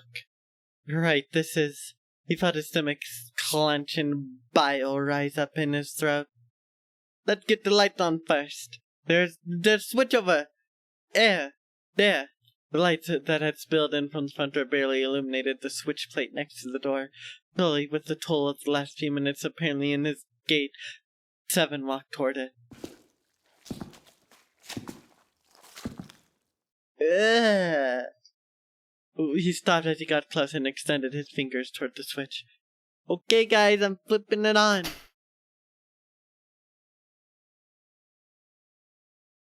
Oh, boy. There's a soft click as the lights came on. Just as the lights turned on, June took in a short breath and... Yeah! A scream echoes through the room. Junpei's breath stopped in his throat. His heart ceased to beat. Time froze. His mind scrambled to make sense of what he saw before him. What? Hey! This is... What was left of the body sat in a sea of blood. Chunks of flesh torn from the body sat in the blood like tiny islands. The Great Red Sea. A vast ragged hole had been torn in the torso, and what remained of his intestines spilled out of it like fresh spaghetti. You know what? I'm done reading these nasty descriptions.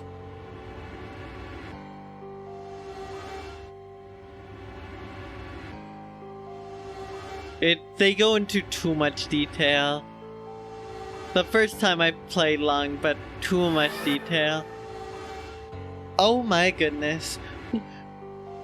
No! Suddenly, June was screaming, her voice broken. It was an eerie scream, full of insanity and not entirely human. No! She shook her head violently and grabbed fistfuls of her own hair. Junpei could hear the sound of hair tearing. Stop! Calm down! He grabbed her for her wrist. Ah! Hey! But as soon as he did, June leapt up and ran toward the exit. Please, get me out of here! You have to let me out of here! She screamed at the door and her fist slammed against it with hollow sound. Junpei could see drops of blood on her knuckles. Why are you doing these horrible things to us? What did we do to deserve this? She screamed again in desperate, mindless cry. Her fist flailed against the door. Get me out of here, please! Please, just let me out! June! Junpei couldn't watch anymore. He ran to June and wrapped his arm around her, pulling the screaming girl away from the door. Calm down. No, get off of me! Let me go! Let me go! June, please calm down. She scrambled for a moment, her legs skittering across the floor, but her resistance didn't last long. As suddenly as her outburst began, it was over. The manic energy dispersed and her body went limp in Junpei's arms. Junpei clasped toward the floor, and Junpei knocked down with her. He felt drops of something warm and wet. Was she crying? A moment later, she began to sob. Her shoulders shook, and great hot tears rolled down her face like rain. We're gonna be fine. Gonna be alright, June. Gonna be okay, Connie. Her name was a whisper. I'll be here with you, okay? She nodded once. Thank you. Thank you so much, Junpei. Her trembling voice pulled at Junpei's heart. He stroked her hair gently. His face was so close to her. The scent of her hair was nostalgic. You feel better? Yes. But I'd like to stay here. For a little while at least. Junpei's body is so warm. Several minutes passed before June's tears had dried. Junpei stood up. He bent down, put his arms around June's, and helped her to her feet. They didn't speak. Neither did Seven or Santa. A person was dead. They had died in that room. In a terrible way. Junpei knew there's no way he could make himself forget that. There's no way any of them could forget it, but mourning would do no good. They spread out to search the room, but each felt as if their heart was made out of lead.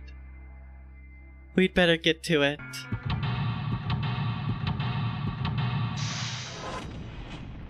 What a path.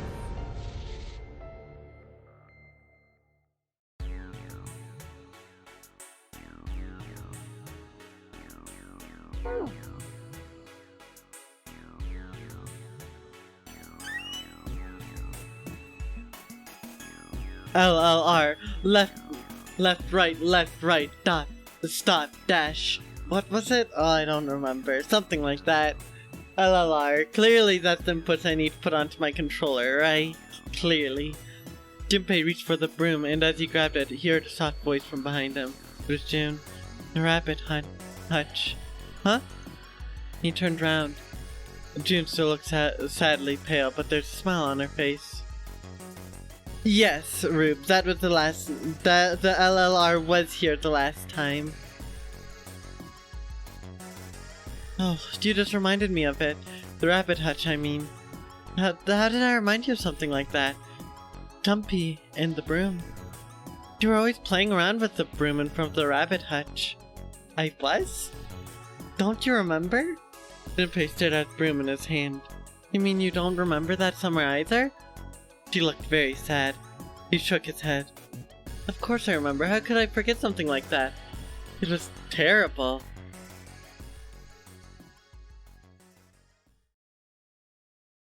They were in the 6th grade. Junpei and June had been assigned to take care of the classroom pets, the rabbits. Their duty chief was to clean the hutches every morning. On the final day of school before summer vacation began, Junpei overslept. He rushed to school and found June standing in front of the rabbit hutches. No sooner had Junpei arrived than Junpei began to cry. He had no idea why until he looked behind her into the rabbit hutch. The first thing he saw was blood. The hutch was filled with dead bodies of the rabbits. More blood! Even after the teachers and friends came to see what their commotion was, Jude couldn't stop crying. I just kept crying and crying until you came over.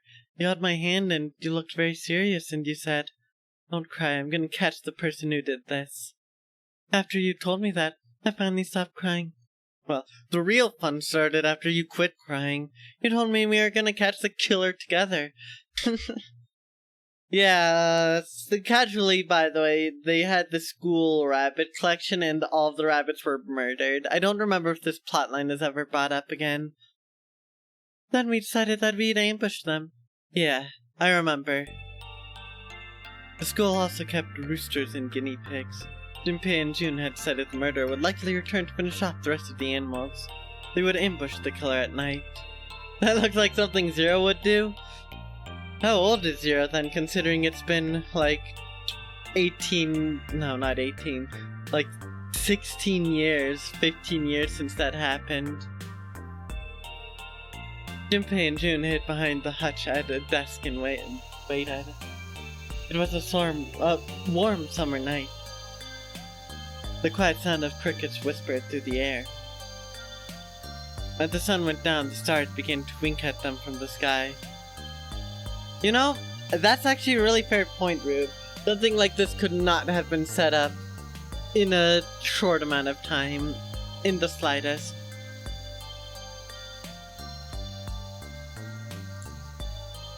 In June's, Akane Todashiki's face. That night was something Junpei knew he would never forget as long as he lived. But the murderer never showed up. We waited for them all summer vacation, and they never showed up. Yeah, but the animals didn't get attacked either. I think that work amounted something, you know? He felt the same way, but it was good to hear her say it. Although, you know, if you think about it, we were probably taking on a lot more than we could handle. What do you mean? He looked at him, confused. Oh, come on, we were just kids. If we had ever killed the rabbits had actually shown up, they probably would have had a knife or something. I mean, you must have been pretty worried, right? I I wasn't worried. Because you were there with me. He blushed furiously. You know, no one else wanted to take care of the animals. Clearly embarrassed, she tried desperately to change the subject. I was the only one who has to do it at first. Yeah, boys don't really want to bother taking care of animals, you know? Yeah, well, then you had to do it after didn't you? If it wasn't the rabbits, they were gonna make me do something else. You know how that school was. I figured it'd be better if I was working with someone who wasn't too much of a loudmouth, right? Someone who wasn't gonna tell on me if I felt like blowing it off. Really? That's why you volunteered? Yeah, it is. He nodded quickly and much too earnestly, then quickly looked away at something else very important. Really? Of course. That hadn't been the reason, of course. He had asked to take care of the rabbit so that he could be near June. But it had been so long ago he couldn't bring himself to tell her how he felt back then. It would be embarrassing. He took a quick breath to clear his head, tossed the broom up, and then snatched it out of the air. Well, we don't really have much time to be walking down memory lane like this, you know? We've got to figure out a way out of this room, otherwise... Yes. I'm going to look over there. Boo nodded curtly, then turned away and walked away. I should get back to it myself. Ah! Not again. I'm not doing this. Yeah, we're gonna survive. Don't worry, June. Again. No more. No more.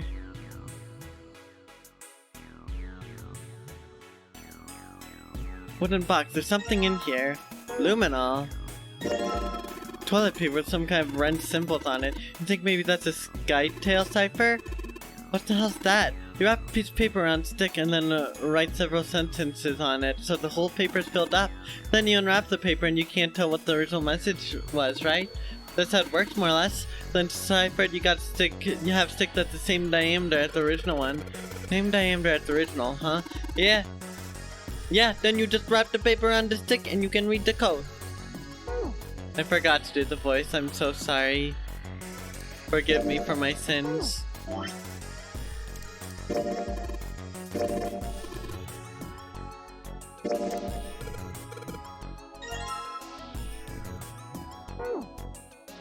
Uh... 634 plus. Oh, lovely. What do you think this is? Looks like tar. It's kind of sticky. I don't think we can just wipe it off. And not just pouring some water on it's gonna help much either. What about hot water? Hot water? If you had some really hot water, like boiling hot, then maybe that would wash it off.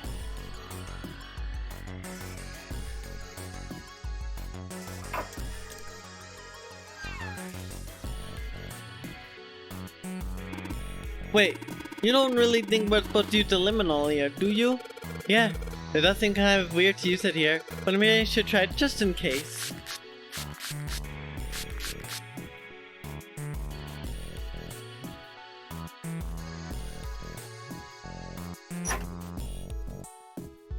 This piece of paper tied to this with wire.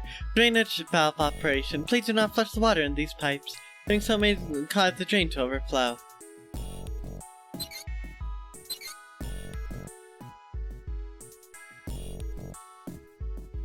Wait.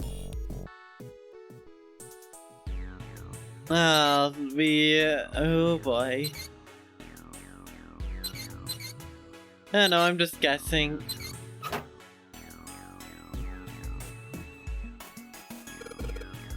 Oh, that's hot, really hot. Man, that water must be just about boiling. Hey son, could you turn on the shower? I'm gonna put a bucket under the head. Ah, okay, the thing.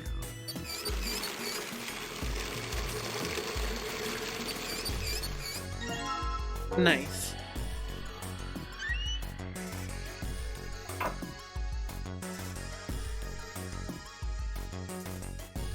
That hot of water would assuming it didn't boil off, it would be It'd probably melt the bucket if I were to guess.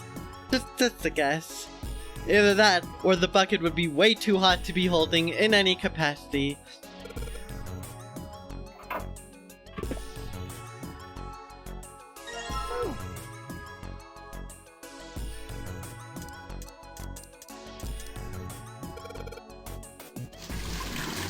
Looks like you filled it.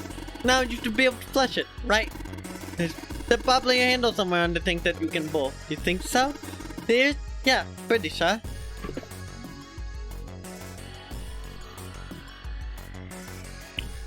I don't see a way to flush it.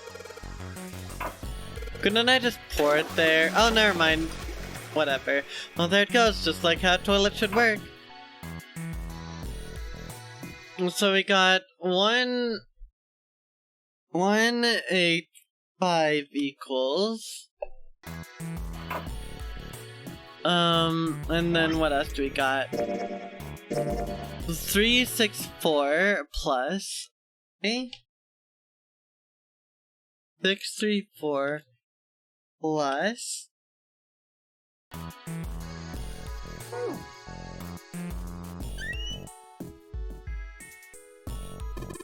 There's nothing in the toilet.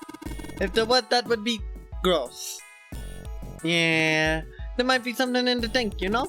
Let's open that shit up. Ooh, a card.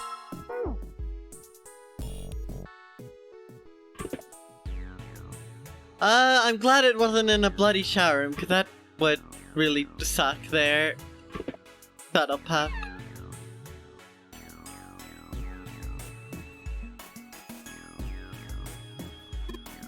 I already checked the 3 toilets, you know. Nothing unusual there.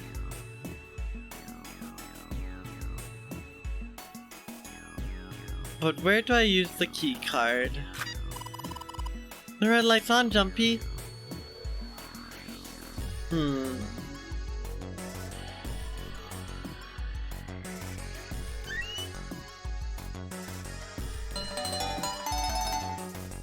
Thank you for the hydrate settle, pup. I have hydrated.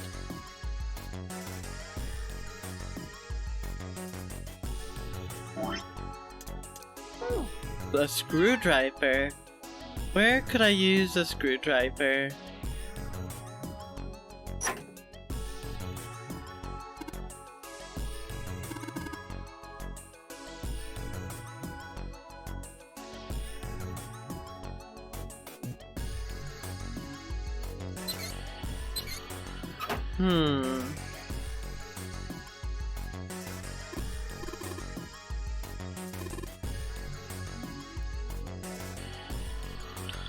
Why can't I take another look, just to be sure?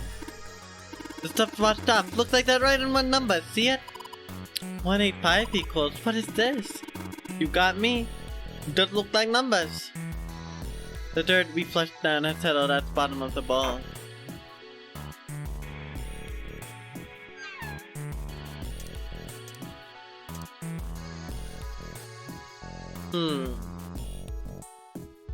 Where do I use that screwdriver?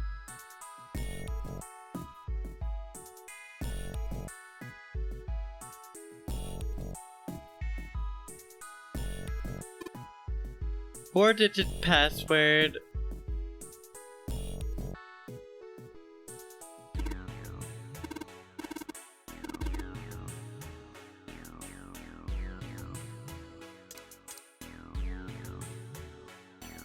I am unsure where to use the screwdriver or what I'm missing.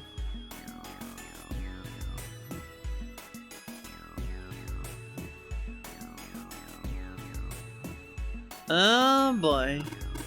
Looks like there's some kind of something down there on that grate. I think it's a card. Yeah, it's a blue card. Can't reach it though. Too deep.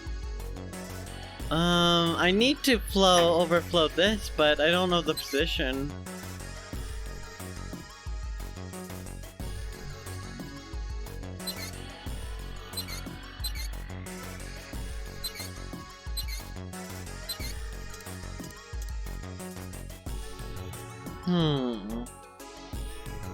I'm trying to think this through right now. Cause I'm not sure.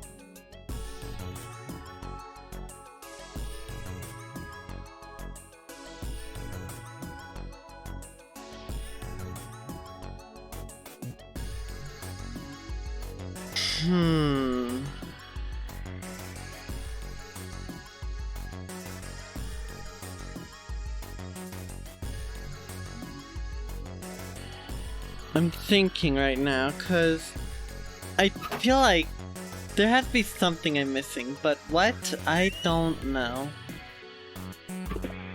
There more in here? No.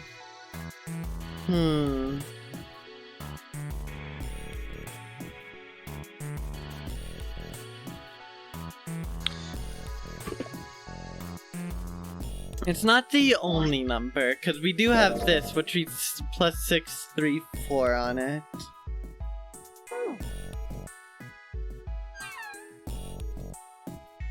Can I interact with that?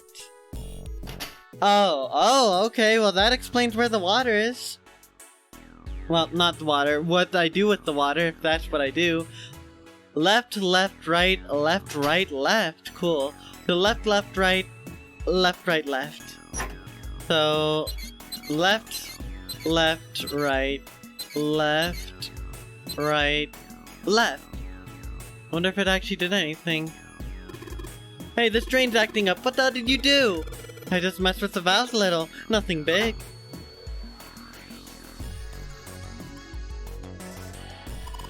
Jumpy, the cart is floating. It looks like the water floated the cart up out of the drain. Convenient.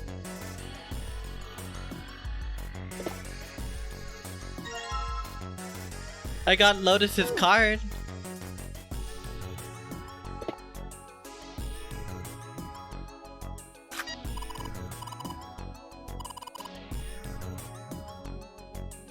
The password. I don't see any other way of doing that, so let's do some math, right? So if we need 364 to equal 185. We need I'm just making a guess here, right? 634 minus 185 equals 449. So do we want 0449 for the code? Is that what we want? I could be missing something.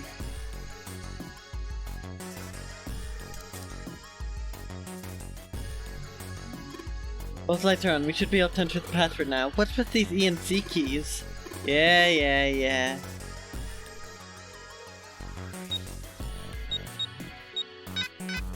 Nope.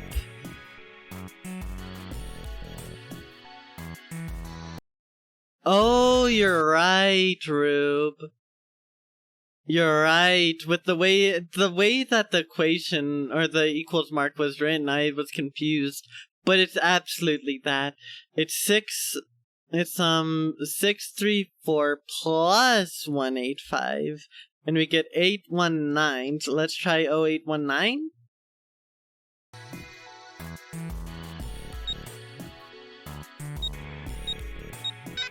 Nope. Yeah, if we add those together, but clearly that's not what we're getting. There has to be another number somewhere, but I'm not sure.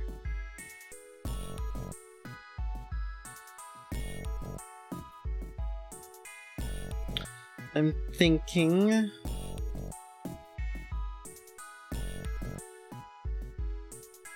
That's right. I still haven't used the screwdriver. Is that thing like? Oh, I can interact with that. Hey, Junpei, you know why thermometers only go up to 107 degrees Fahrenheit? No, can't say I've ever thought about that. At 107 degrees, the cells in the human body start to die, and the organs begin to shut down. the proteins in your cells start to harden. It's like when you go hard boil an egg. Even if you cool it down afterwards, it won't go back to being a raw egg. In other words, it's dead. That's why thermometers don't go past 107. There's no point. Oh yeah? But it's pretty rare for a fever to get that high. Okay, wait. You know what, Rube? You reminded me of something and I need to check it.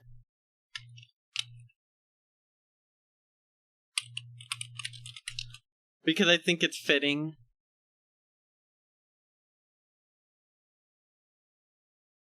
That's crazy. Once they locked me in a room. An ice room. An ice room with ice that melts at 96 degrees. We don't know what though. And ice that melts at 96 degrees makes me crazy. That's just me. That's just me right now. But it's pretty rare for a fever to get that high. Even viruses and stuff don't usually drive the body temperature up to 107.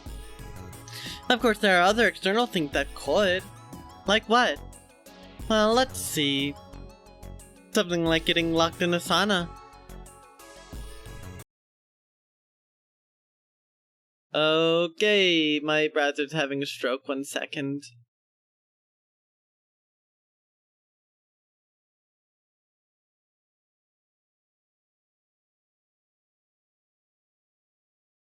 Alright.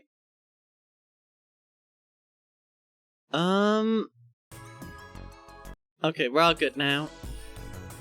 96 Fahrenheit is about 35.5 Celsius, so yeah, kind of. I guess so.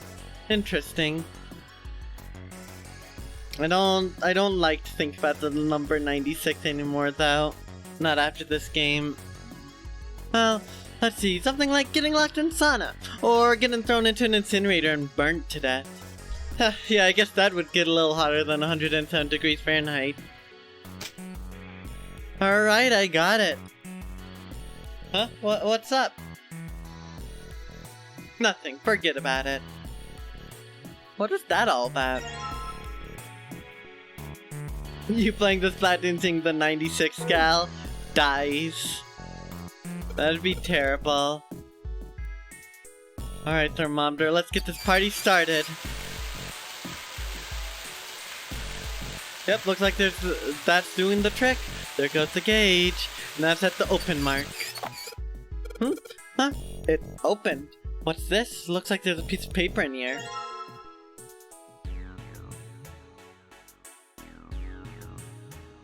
Alright. So, combining that with our knowledge, what we want is 957 plus 634 plus 185 gives us a number I will not share for privacy.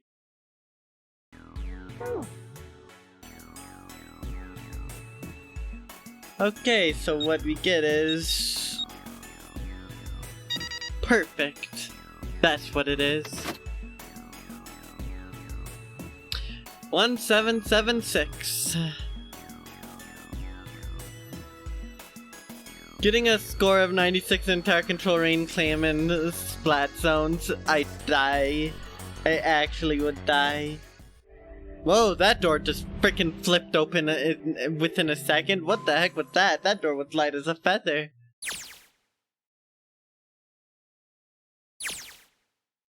There's a large iron door at the end.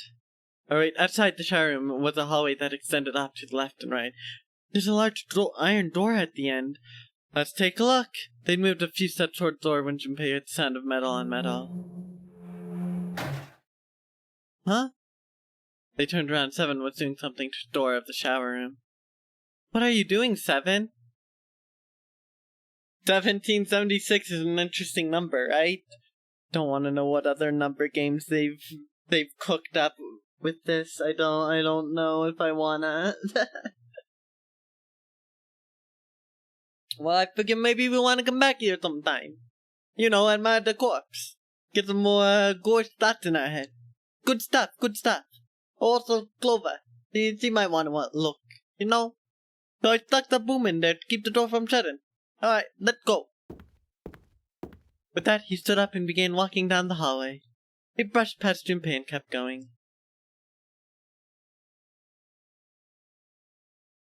After a moment, the rest of them followed him. For long, they found themselves at the large iron door. They had only been there for a moment when June spoke up. Junpei, look. He turned. There on the right side of the hallway was a piece of paper attached to a wall. What's up? What's on that wall there? Oh, I think it's bread. Oh my goodness, we're saved. There's some bread on this wall here.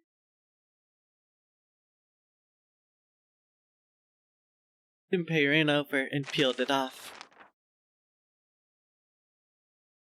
It's a map of the ship's interior. It says sea deck. So, it's the map for this floor then. Well, we'll have time to study it later. Let's keep going for now.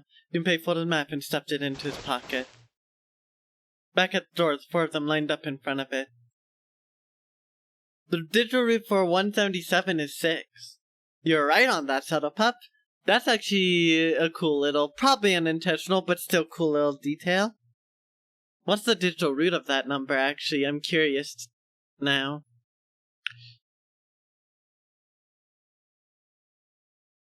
Wait, so the digital root of that would be, let's check this. 1 plus 7 plus 7 plus 6 gives us 21, and you combine that and you get 3. A digital root of 3, 3 plus 3 is then, I guess, 6, which is cool. Digital root of 1776 is 3, and we are in door 3. I want to believe that's intentional. Because that's actually kind of really cool if it is. Santa stepped forward. He grabbed hold of the door and then turned to look back at the rest of them. Ready? I'm gonna open it. They nodded. Santa nodded back and threw the door open. Yeah, that's a really cool thing I never would have thought of otherwise. All four of them leapt through. What the? You're kidding me. It only took a moment for them to realize where they were. We're back. They had been there only a short time ago. If you looked at the map, you would have known this. The other two paths figured that out immediately. Jeez, why did you run in blind like that? It was a large hospital room filled with countless beds. Lotus and Clover looked up as they entered. Nobody's fine. No one's gone insane. There's nothing that has gone wrong, Rube. And as someone who has played this game before, I can certified say nothing has gone wrong, and there's no reason to be concerned. The digital root of 2023 is 7. Nice. Clover, Lotus, and Ace, I'm glad you're all okay. Lotus, what are you? The moment they spotted Junpei, Lotus, and Clover. They spotted Junpei, Lotus, and Clover headed straight for him. As she neared him, Lotus drew back her hand and slapped him open-palmed across the face. How could you do this to us? Her face was furious. That's a lot of 3s. I'm sure Splatoon 3 devs would love to hear that. He grabbed Junpei by the collar and shook him violently. Clover didn't touch him, but the hate in her eyes was no less potent. It was 7 who stopped them.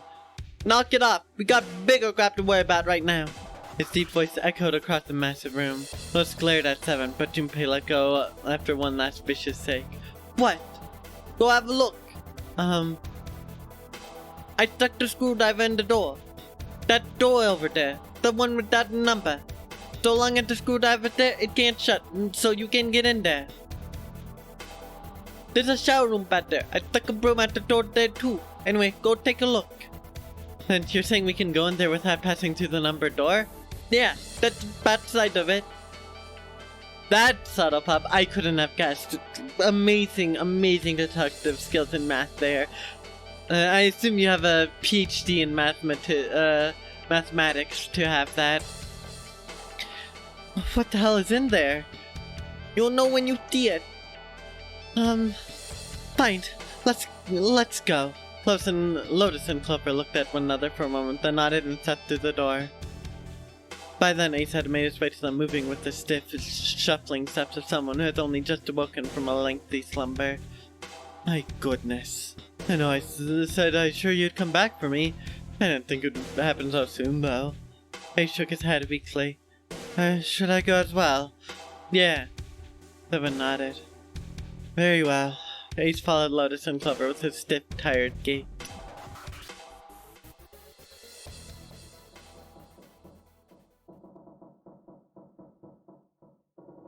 The squeal of tortured metal made Junpei's teeth curl. It sounded like the noise of a ghost, like the noise a ghost would make. No matter how many times he heard it, he never got used to it. Every time it put him on edge. It didn't help that there's a girl nearby who looked far more ghost than a living human should. It was Clover. She sat on the bed, her head drooping listlessly onto her chest. Alright. Things are about to get interesting.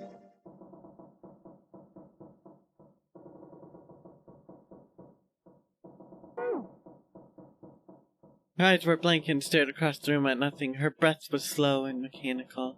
Aside from the rise and fall of her chest, he didn't move.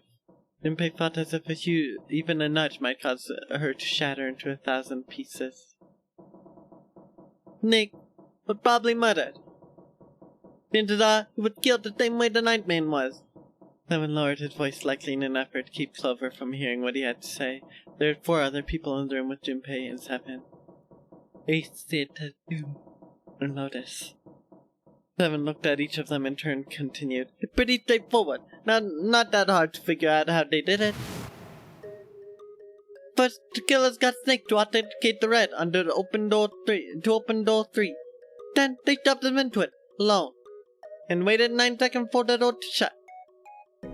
Once that door was shut, it was all over for Snake, but he didn't give up. He probably knew it wouldn't do him any good, but he probably ran into the shower room looking for the dead. It was a small chance, but it wasn't like he had anything to lose. Unfortunately, it didn't work. The detonators only deactivated if everyone who authenticated when they went in uses the dead. Snake was the only one who went through the door.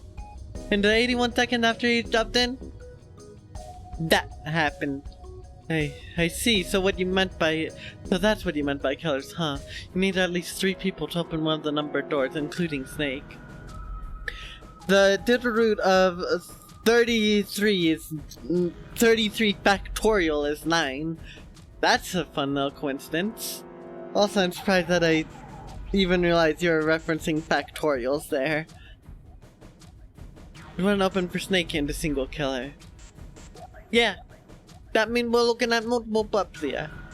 Junpei crossed his arms and grunted. Well, just in case, I want to make sure. Let's say you're right. When do you think Snake was killed? When we all split up to look for the part of the red, I think. Right after that was when we noticed he was gone. Then that means none of us have alibis. We were all off searching the rooms we've been assigned looking for those parts. Yeah, that means anybody could be a killer. Wait a minute, what are you talking about? Junpei seemed shocked. How could you say that so casually? You're implying that one of us is killer. Well, not just one of us. If I might, then at least 2 of us are murderers. Why don't you calm down a little bit, Seven? What are you going to gain by being so suspicious? That's what Zero wants, you know. The digital root of 0 to the power of 0 is, a game and a world-ending number. Let's not get into it. What Zero wants? Exactly, this game was set up by Zero, wasn't it? Any game that has a winner and loser. Whoever makes it through door 9 is winner, and those who don't are the losers. Zero is trying to make us fight against one another for that victory. Then, you're saying that Zero is trying to split us up by making us fight each other? Yes. That is why we can't let ourselves fall prey to suspicion. We have to trust one another and form a strong bond of friendship. Otherwise we'll end up ensnared by Zero's manipulations. Then does that mean I'm the person who killed Snake? Yes, almost certainly Zero himself. You know, we've been through this conversation already. I'm just gonna skip forward a bit. TLDR, Junpei suspects that Zero and Snake's killer are one and the same.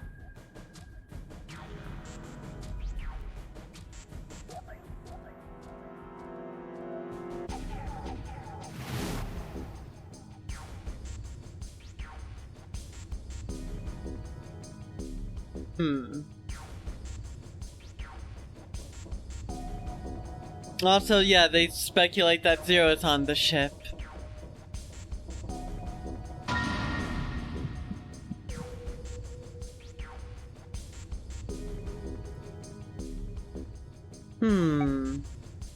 I think that's possible.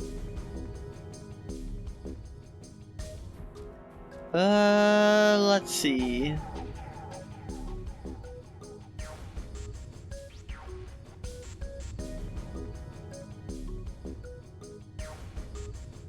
Oh boy, I just need to not skip too far forward, cause there is a point of where it changes.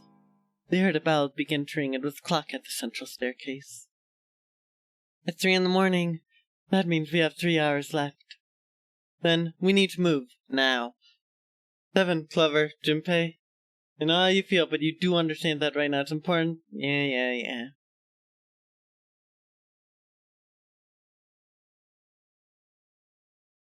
They're all going to Mercury. Here we go. They stood in front of the elevators next to the stairs that led to the casino and the kitchen. Between the 2 elevators was a card reader with the Mercury symbol engraved on it. Junpei stood in front of it with the Mercury key card. Oh, that's the... Yeah, I found it in the shower room. I see, it's got the Mercury symbol. He took a deep breath and slid the card through the reader. It made a small beep and the lights on the reader blinked to life. Now, we can go. 7 people, including Junpei, climbed onto the elevator.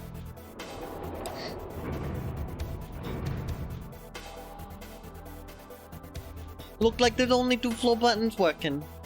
T and bottom. The rest were destroyed or did nothing when pushed.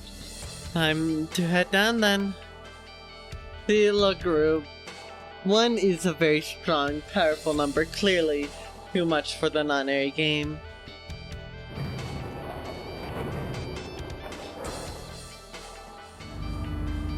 The door closed. Slowly, they began to move downward. Thank you for the hydrate, Rube. Sometime later, all 7 of them stepped off the elevator and onto the bottom deck. They stepped off and saw the hallway to their right ended somewhere between 20 and 25 feet from them. The hallway in front of them was a dead end, but not a regular dead end. This is a numbered door. Yeah, it's door number 2. Immediately they began to discuss who would go through it. So, who should go through the door this time?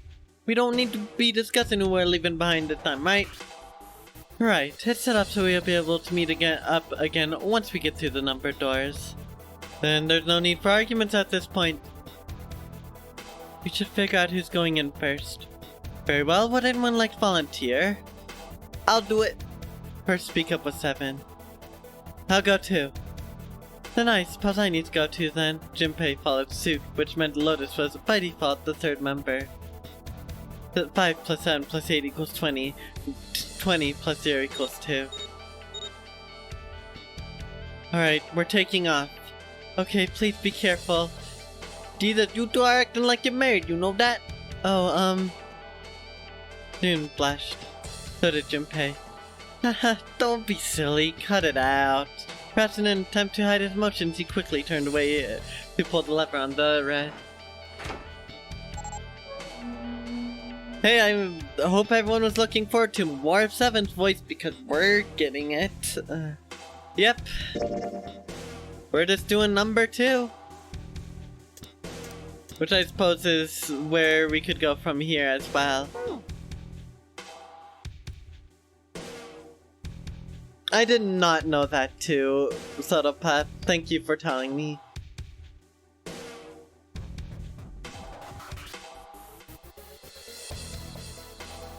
The door opened. As they'd come to expect, there appeared to be a short hallway on the other side. Very impressive, Rube. Very nice. Alright, let's go. Let's first through the door. Yeah. Let's do this. 7 was next and Junpei brought up the rear. Where the hell is it this time? I don't see it. There it is, it's right there. Fortunately, it took them only moments to find the dad. It had been placed inside the room just right next to the numbered door. They gathered around it and quickly scanned each of their bracelets.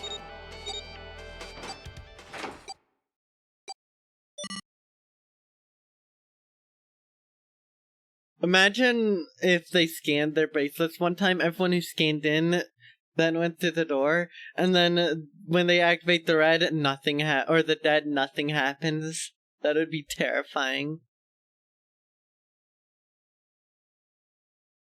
Yeah, that's what I'm gathering, Rube.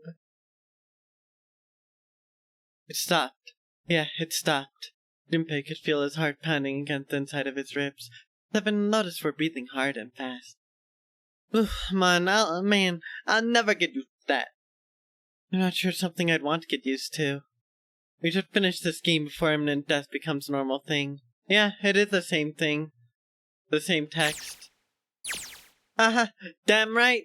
Alright. Junpei looked around again. This hallway's pretty short, but it's got 5 doors. 3 on the left. And only 1 on the right. Don't forget the last one at the end of the hall. But it's got a metal plate over it, so I doubt we can get anywhere near that way.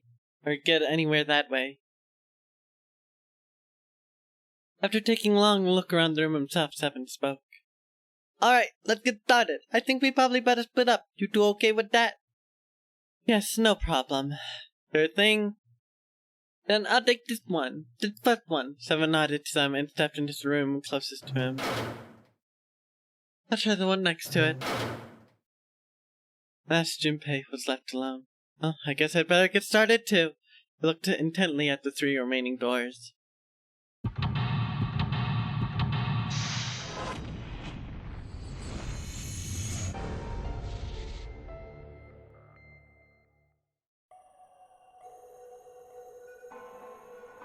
Very interesting room.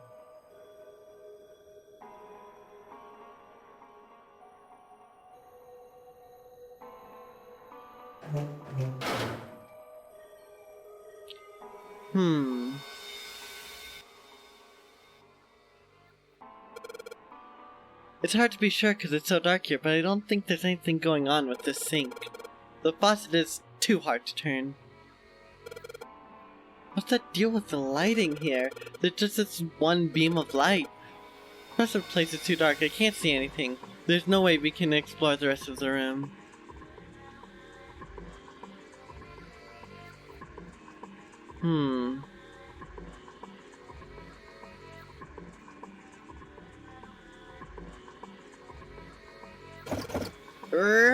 God damn it, no matter how hard I pull this damn thing, it won't budge. Guess I won't be opening this up anytime soon.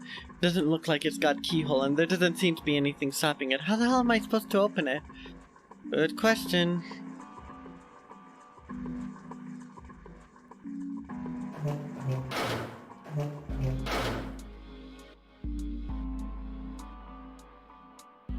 Somebody made wavy blue lines on this mirror with blue paint. A chainsaw would solve a lot of our problems here, I think. So, I wish I could try chainsaw. That a little drawing of blue scarf? No, maybe not.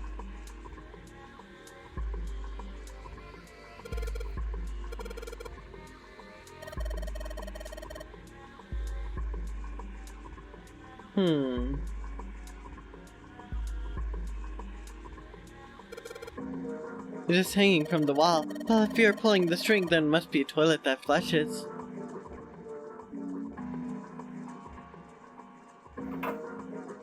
Moon?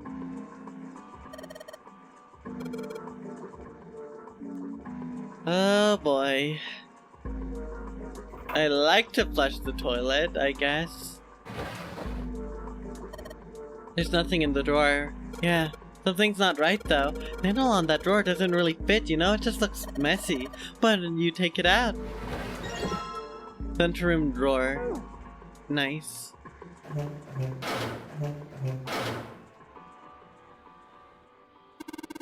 What else is this supposed to be? It's like a drawing of a whirlpool or something? Well, if I had to guess, I'd say it's trying to look like water. Did a little towel in the drain. Doesn't look like we're gonna be able to pull it out of there. Might have to use our heads on this one. Alright, let's figure this thing out.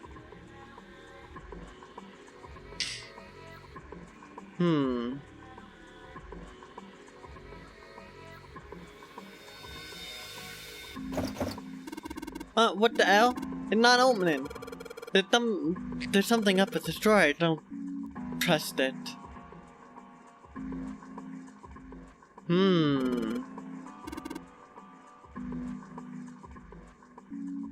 Interesting.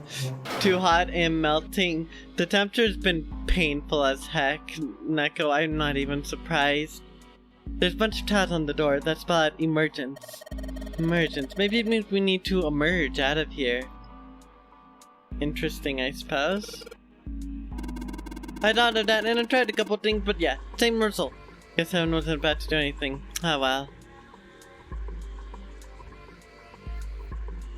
I have literally nothing. Well, I can go over here still. Hey, this handle's pretty loose. Loose? Do you think it'll come off if you pull on it? Fell off? Huh, look at this. That handle doesn't really fit on the string. Maybe it wasn't meant to be attached to it. Sun.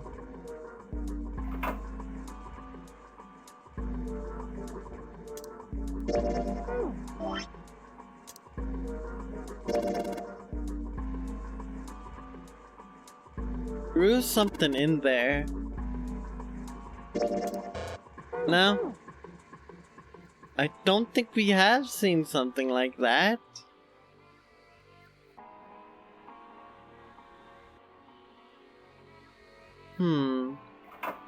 There's that.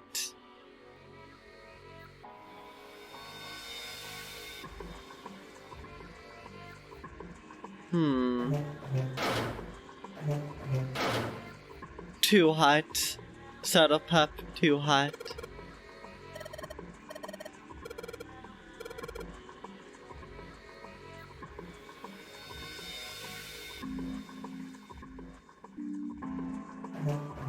Yes, too hot. The number too hot. I think that's pretty fair.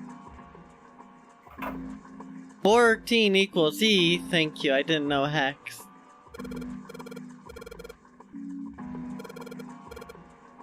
Probably means 14 somewhere represents an E, but I don't know what 14 that would be.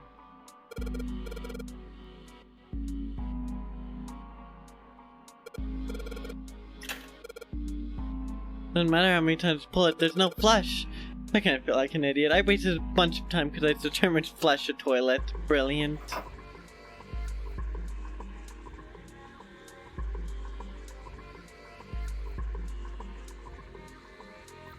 I'm trying to figure out what I'm missing, because there's something I'm missing.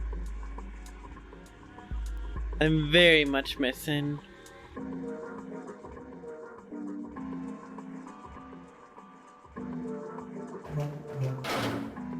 Thinking. I am thinking, because I have very, very limited stuff right now.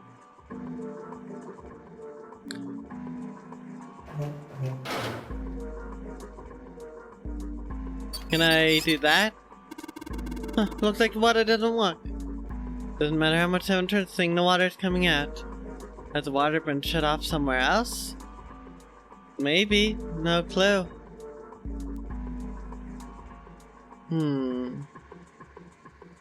I'm thinking. Will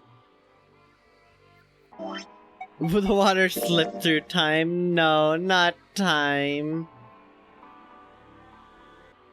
I am confused.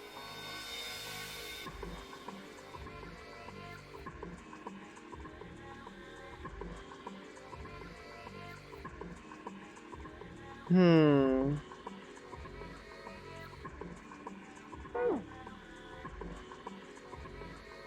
I did... What? Anything here? No. Toilet paper tube, huh? I seriously doubt I'm gonna need this for anything. Ooh, what is that? Well, this part is thinner than the rest. In fact, it doesn't really look like it's part of the rest of the thing.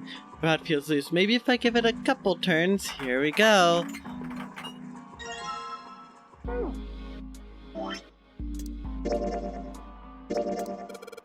Perfect. Now let's hope the screwdriver doesn't undo itself, because that would be tragic.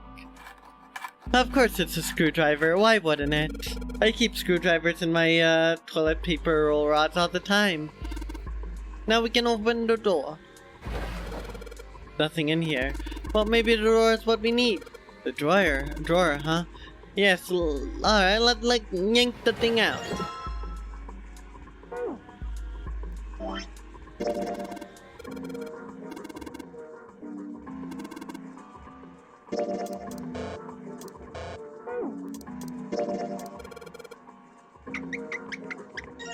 Brilliant, got the knob.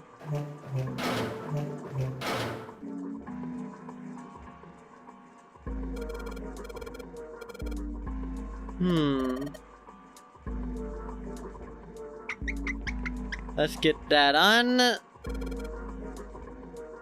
Yes, turn it on. What are you doing?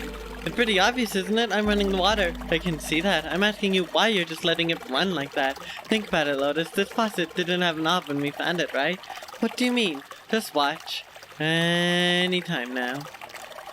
Hey, water's filling up. Doesn't that just mean pipes are clogged? Oops, let's turn it off for now. So did anything change? Alright, I know what to do. I know what to do. Not that.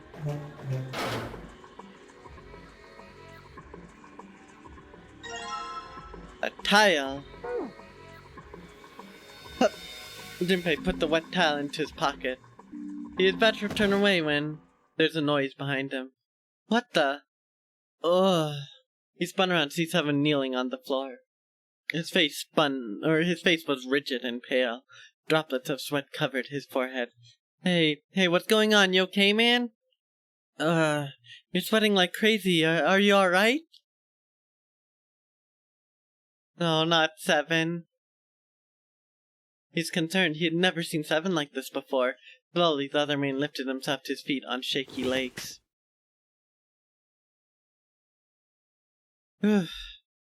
Yeah, I'm fine. Just got a little dizzy, that's all. His face was pale and his breathing was heavy. Sweat was pouring off his face and staining his shirt.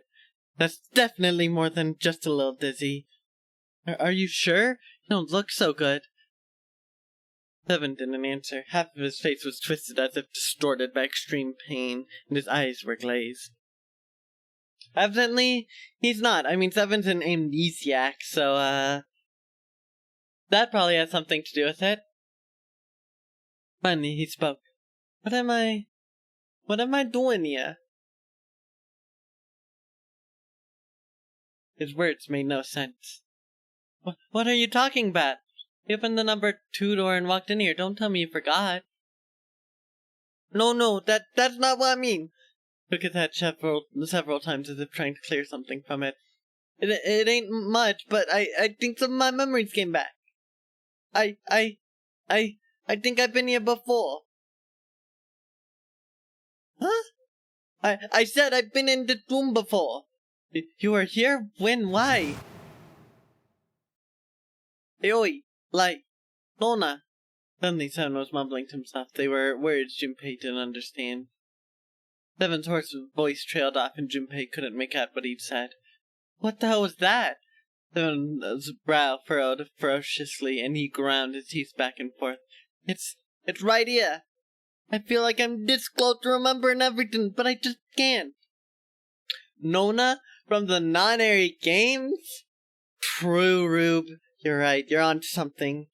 Who is this Nona, and how non-airy are they? Seven stopped frustrated. He pulled his hat off and ran a hand through his hair. Then suddenly he looked up, his eyes wide. That's right, an experiment! There was some kind of experiment going on this ship. An experiment? What? What sort of experiment? They were trying to control people, or something like that. What the hell are you talking about? Junpei didn't know what to make of Seven's story. Instead, he simply stared as Seven continued. Aoi, Light, Nona. Those were the names. Well, some of them, the kid that went the experiment, I mean. I think there were 4 or 5 more, but I don't remember the names. Yeah, that's right, that's my Mia. Seven began to mumble to himself and wander aimlessly around the room. Aoi sure is a name. It's the color blue, so yeah, it's the name, alright. A name. I think Light is more concerning of a name. He looked confused. So far as Junpei could tell, the man was simply rambling, and there's odd twitches in his movements. Experiment. Great old pharmaceuticals. Those kidnapped kids. Did I work in that case? Seven continued to mumble to himself about things that meant nothing to Junpei. Junpei didn't have any answers for him, of course. He couldn't understand what was happening to Seven. All he could do was wait. After a few minutes, Seven finally stopped. Wait, under this bed! He crouched down and looked under the bed. His face registered mild surprise, then he began to mumble to himself again. The old gun? No, maybe it was a different room. There's gotta be a ton of rooms on this boat that look just like this one. And at last Junpei could contain himself no longer. Hey, what exactly do you remember? Maybe you could stop talking like a crazy person and tell me what's going on here? Seven stood up slowly. Well, it's not like I really remember everything. I've only got bits and pieces, and they're scattered and don't make much sense. I don't care. Tell me the bits and pieces then. Junpei could feel it. Whatever Seven had remembered, it was important. Very important. Okay. Seven drew a large, muscled hand down across his face. As he wiped the sweat from his brow, he spoke. From what I can remember, I think it was. Lotus is off in her own room. She's just vibing, I guess. From what I can remember, I think it was a cop. A cop? Yeah. I was looking for that group of kids that got kidnapped 9 years ago. You remember that, right? It was all over the news. Yeah, he's still in school. I don't remember all the details, but I do remember some of it. 9 more frickin' years! How many more times can they get 9 in?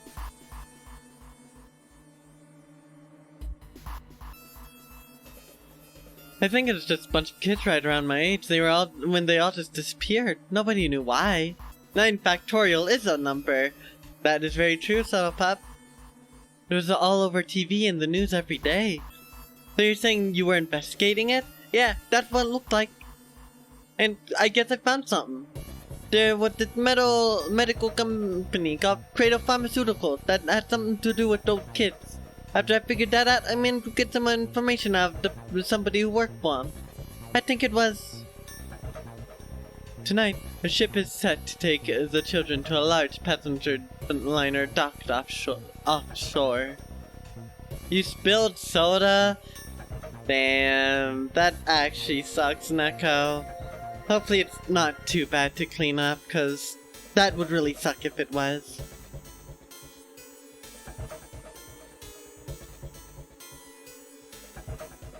Yeah, that had been it.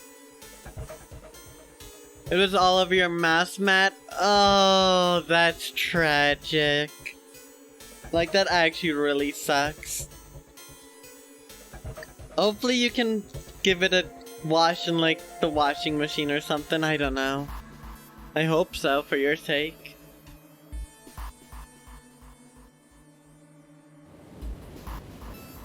That's why I went over to the wharf. From the shadows, I searched the harbor till I found the ship you're talking about. The root of 9 factorial is 9. Gotta love fun little math coincidences. There's a bunch of movement near. Men in black suits. Many of them were carrying large bags. The bags. There's something about the way they moved as they carried. No doubt about it. There were human beings in those bags. I moved before I realized it. I came out of hiding with my gun already in my hand. Don't move. Or don't move. I felt metal at the back of my head. Dropped the gun. Kept sticking into the cold metal thing into my skull. There's nothing I could do. I did what he said and I laid my gun on the ground. Then suddenly, there's a sharp pain in my neck. A needle. A drug? That was my last thought. My faded old concrete eyes out like a light after that.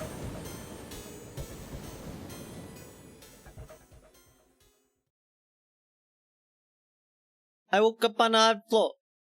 Damn it, my head hurts. Where am I? A small, shabby bed, a dirty sink, a toilet with no privacy. I've seen it countless times at the cop. I'm in a cell, Facing the toilet was a door set into the wall. I was still pretty woozy, but I made my way over to it. I pushed and pulled on it, but it won't open. Not like I expected much else would be dumb enough to put me in a cell and leave it unlocked. I threw myself against the door a few times, but it wouldn't budge. I knew it. I gave up and made my way back to the bed. Sat down. I sat there for a very, very long time. Who knows how long? Then I heard a faint voice. There. Over. It's 9. The voice was far away. I couldn't understand what it was saying. But I could hear one. It was pretty high. Probably a little kid. Oh, yeah. Kai-ing. No, it was several. I hear 5 or 6, maybe more. Where? Where are they coming from? I pressed my ear to the wall and tried to listen to it. No, that's not it. Go out. Left? It's coming from under the bed? I hauled the metal frame off and flipped the thing over. And there it was. The bed had an air vent under it. The hole in the wall was covered by a metal grate. I dropped right on the floor and beat through the grate. I couldn't see anything. But I knew it in my gut. This was where those voices were coming from. Well, why are there kids here?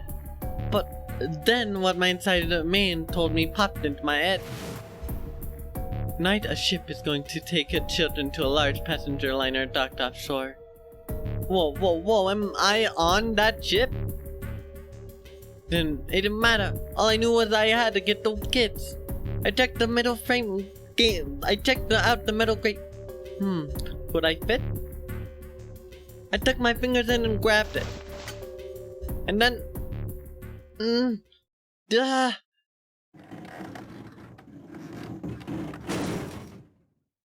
Words.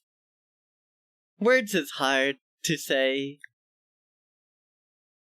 Yeah. How do you like that? I finally got the damn thing off. Sweat was dripping down my face, so I wiped it off and crawled inside.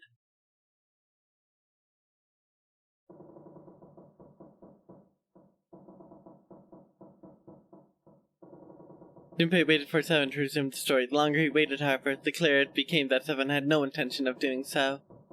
I don't know how he fit in there, Reaper, but you know, bigger on the inside vent. That's my assumption. He had gone silent and simply stared off into the air, his eyes blank. Bro became worm. Returned to worm for the sake of the kids. Hey, what happened after that? He waited long enough, but Seven shook his head. I don't remember what happened after that. Detroit become worm. Oops. Yeah, that's perfect. Detroit become worm. I think I found some kind of door at the dock. And I think I found some kids too. Not good. Why can't I remember what happened next? It's just a lot of the time, like, I'm reaching around on my desk for something and I just accidentally bump my mic. That's all it is. It's me being it's me having a skill issue in real life, not just games. Memory loss. That's also a valid substitute of an explanation. A constant weird noise, you mean? Not the weird stuff when I bump my mic. That's just the ship creaking, I think, is what you're referring to. The ambiance there, right? I think you're referring to that. That's the ship creaking. You know, it's a ship. Oh man, what happened to Kid 7? Did you save them? I don't know. I don't know if it was me. I've got this feeling. I think one of the kids died. A girl, I think. Huh? Deep in his heart, Junpei felt something very cold. Seven's head dropped and Junpei saw on it a look of sadness like the which he had never seen on the man before. The large man's eyes blinked rapidly as if he were fighting back tears, and he swallowed hard. His sigh was like the melancholy setting of an odd old building. He shook his head and spoke. Anyway, please don't ask me anymore, okay? I really don't remember anything else. After that, Junpei could hardly try to force any answers out of the other man. It's fine, don't push yourself. Going by what he said, Junpei left Seven to pull himself together, and instead began thinking everything over. The children who had been kidnapped 9 years before. Apparently, a company called Cradle Pharmaceuticals had been behind it all. They'd taken the children to the same ship we're on now.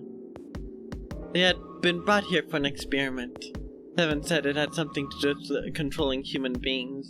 The 16 children who'd been kidnapped were the subjects.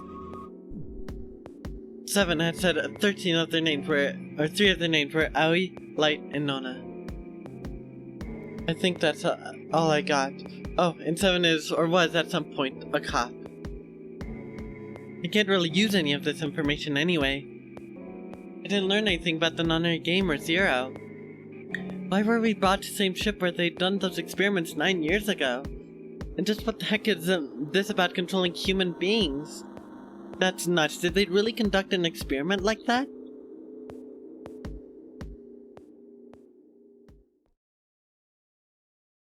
Before long, Junpei realized he had spent quite some time deep in thought.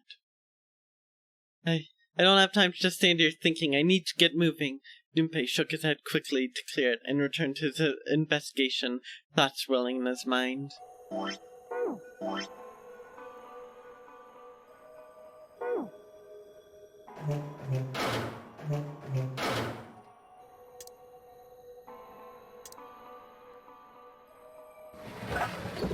Then like something falling. What is that? I heard it too. Let's open the drawer. Ooh. File numero uno.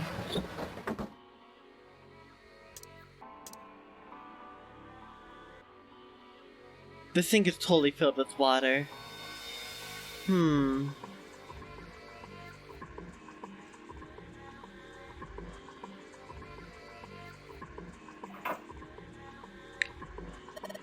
A moon? What a filthy, disgusting moon. Yeah, it's pretty filthy, but it's precious hint. Let's remember it, alright? Sun and moon. That leaves this place. Wait. Oh, interesting. If I shine light on the mirror symbols up here. Sun, moon, what is this? FNAF security breach? I was thinking Pokemon. We're playing Pokemon now, Reaper. Also, I don't want to deal with, sun or moon. That would be terrible.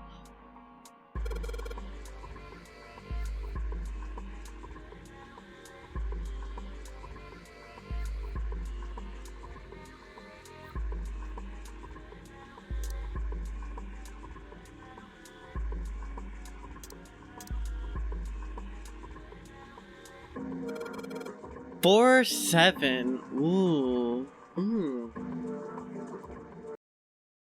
So what I'm getting is... Thank you for the hydrate. Togaleo and Lunala? Yes, evidently. Drown. Don't worry, I will be drowning soon enough. So we got 4 and 7. Thank you for the Vimo. And now, if we shine it back over here, we get Sun and Moon. Alright, what does that mean? I got no idea. We also have E equals 14, which is cool, I guess.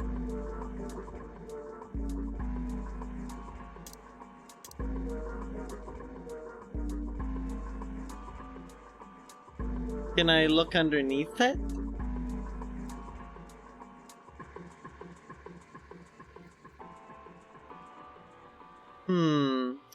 I need to know where to use these tiles.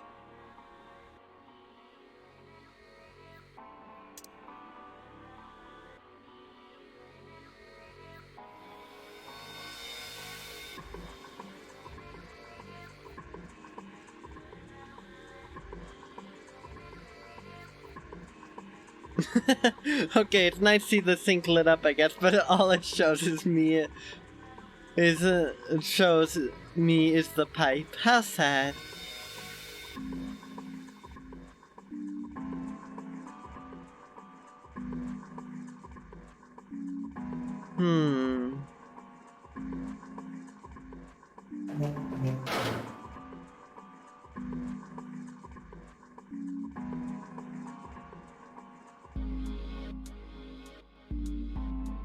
Can I do something with the tiles, please?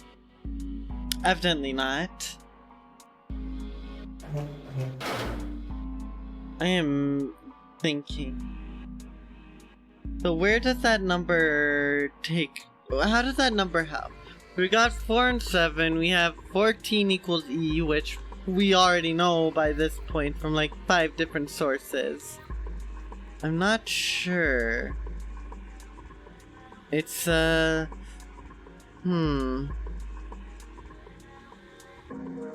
trying to think of any other places, and I still need to use the tiles. What could I do with the tiles? Is there anything I can do? There's sun. Yeah, that's right, there's some kind of number in there too. You think maybe number was how many times we took a piss? No, it's gotta be how many times we flushed.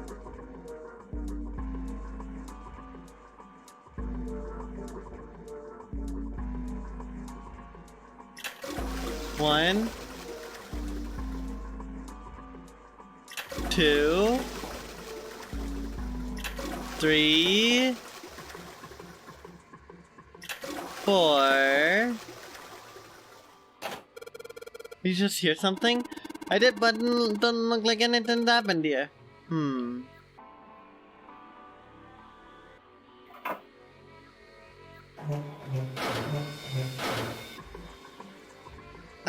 Yeah, it's surprising considering, how I only have 3 rooms to work with.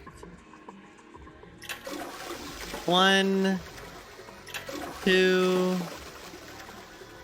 3, 4, 5, 6, 7.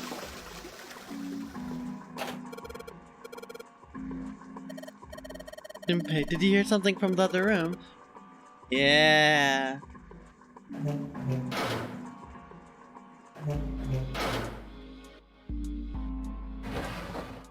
The last 2 tiles.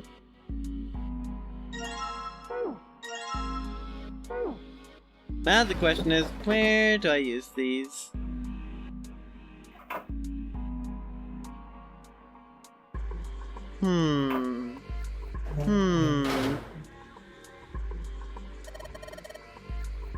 Oh, looks like we've investigated all the rooms. The only mystery left is that door. Alright, let's back to Mint Street then. Got we've got 4 tiles, and a bunch of tiles that are the same size up on the wall here. So if we replace 4 of the tiles on the wall with the ones we've got, that should open the door. Well, there's only one way to find out. I didn't mean to do that. So E equals 14, which means that... I want to replace all of these, is that it?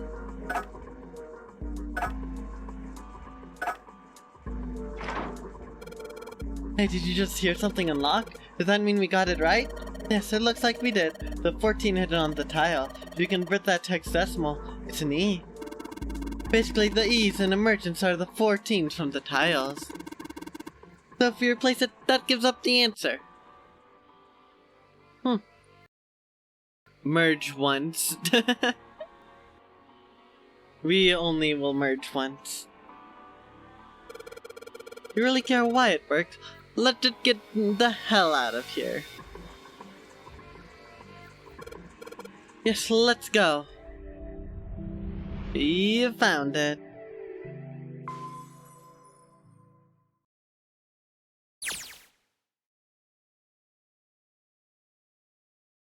They passed through the open door and headed to the next room. Junpei jogged down the short staircase and looked around.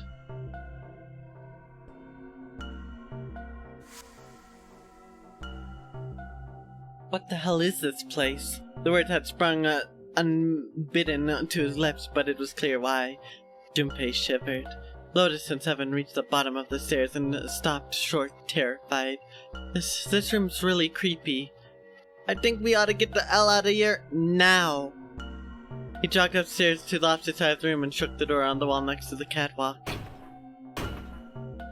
It didn't open and he muttered to himself, "Big yes. It's locked, isn't it?" Yep, don't know why I thought this would be any different. So, what's this room for anyways?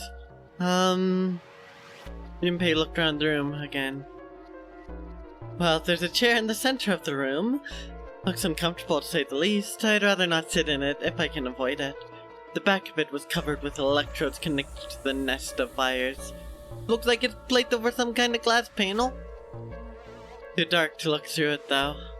Junpei looked at the right side of the room. There's a table covered with a piece of cloth. This isn't dried blood on the tablecloth, is it? No, it's ketchup. Get your head in the game there, Junpei. On top of the table were a number of metal instruments. Junpei didn't know what they were for, and he had a feeling he didn't want to find out. What the hell's this? What the hell are these tools for?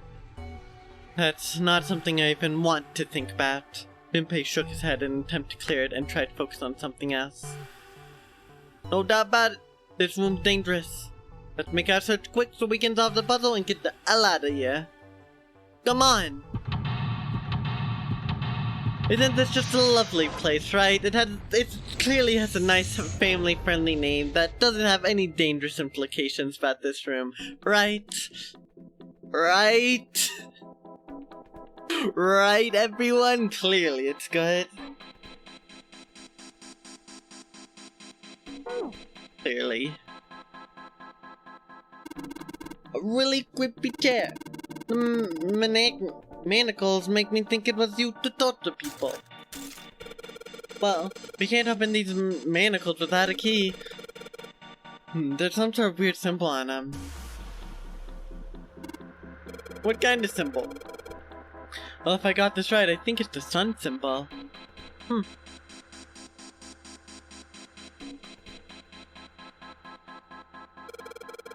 These levers have got to turn something on. Of course they would. All they can do is turn something on or off. What's important is what they turn on and off. Don't say the floor is going to suddenly open up.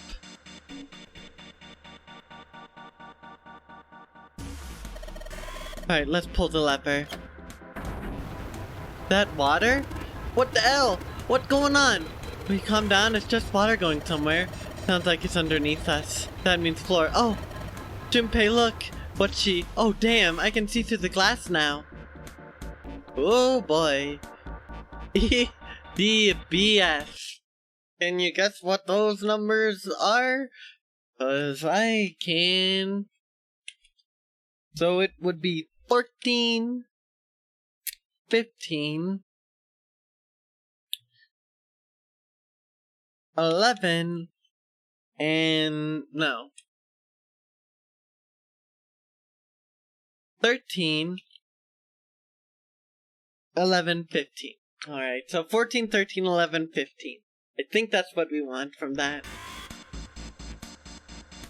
There are a couple of letters in the color of blood written on the shark's belly. It's dead. Looks like the letters are E, D, B, and F. Whatever these are for has to be in this room somewhere. There's something on the screen. This device will conduct the experiment. Once the experiment has been completed, the door will unlock.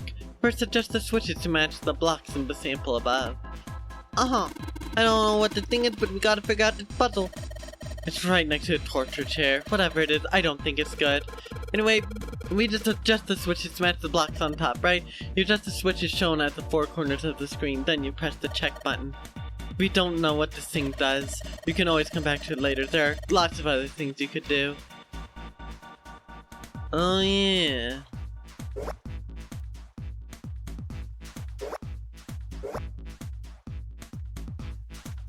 I mean, I don't like that, but good. Adjustment complete. Now, proceeding to execution phase. To complete the experiment, data must be collected from subject. Once preparation is finished, place subject in chair. Whoa, I thought we solved the puzzle already. What does it mean by preparation? I don't know. I've got a bad feeling about this. I think this means one of us has got to sit in the chair. Well, 7's never gonna fit in that thing. It's either you or me, Junpei, collecting data. I wonder if it's going to run electricity through the subject. There's human head on the screen. Maybe it's gonna zap the brain with a little electricity. This really doesn't sound safe. Anyway, we've got to prepare. We can talk about all of this after we figured out what it means by preparation, alright? Well, it wants us to prepare, so maybe we ought to ask it what we need to do. Later. Red, yellow. You think colors mean something? No idea. I mean, red looks dangerous, but other than that. The bottom of this one looks like it's covered in rust. I don't think it'll move at all. There are a bunch of buttons here with letters A through F on them. I wonder if they do anything. Okay, so... update. Turns out I didn't need to grab the letters, or the numbers for those, probably. E, D, B, F. What? There's a strange noise coming from the chair. It looks like it's been turned on. I guess the puzzle here was that the power had to be sent in a specific way. There are tons of knobs here. Doesn't like any of them do anything though. You think it's broken?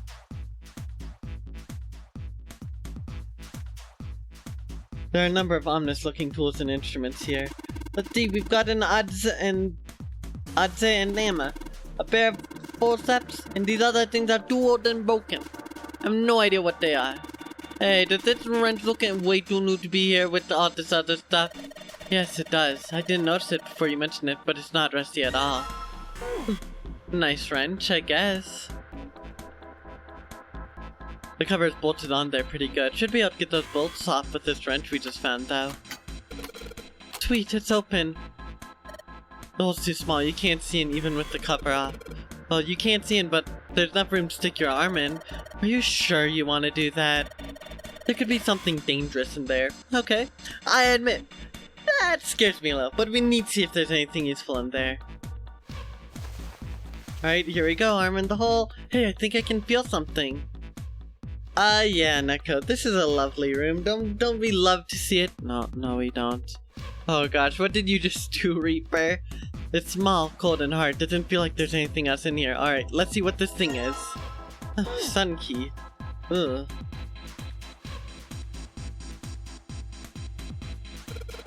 The sun key should fit into the keyhole on these manacles. Rube, this is a torture chamber, an actual honest-to-God torture chamber. That's what's so bad about this room. Alright, sun key, in you go. And yes! Great, they're open.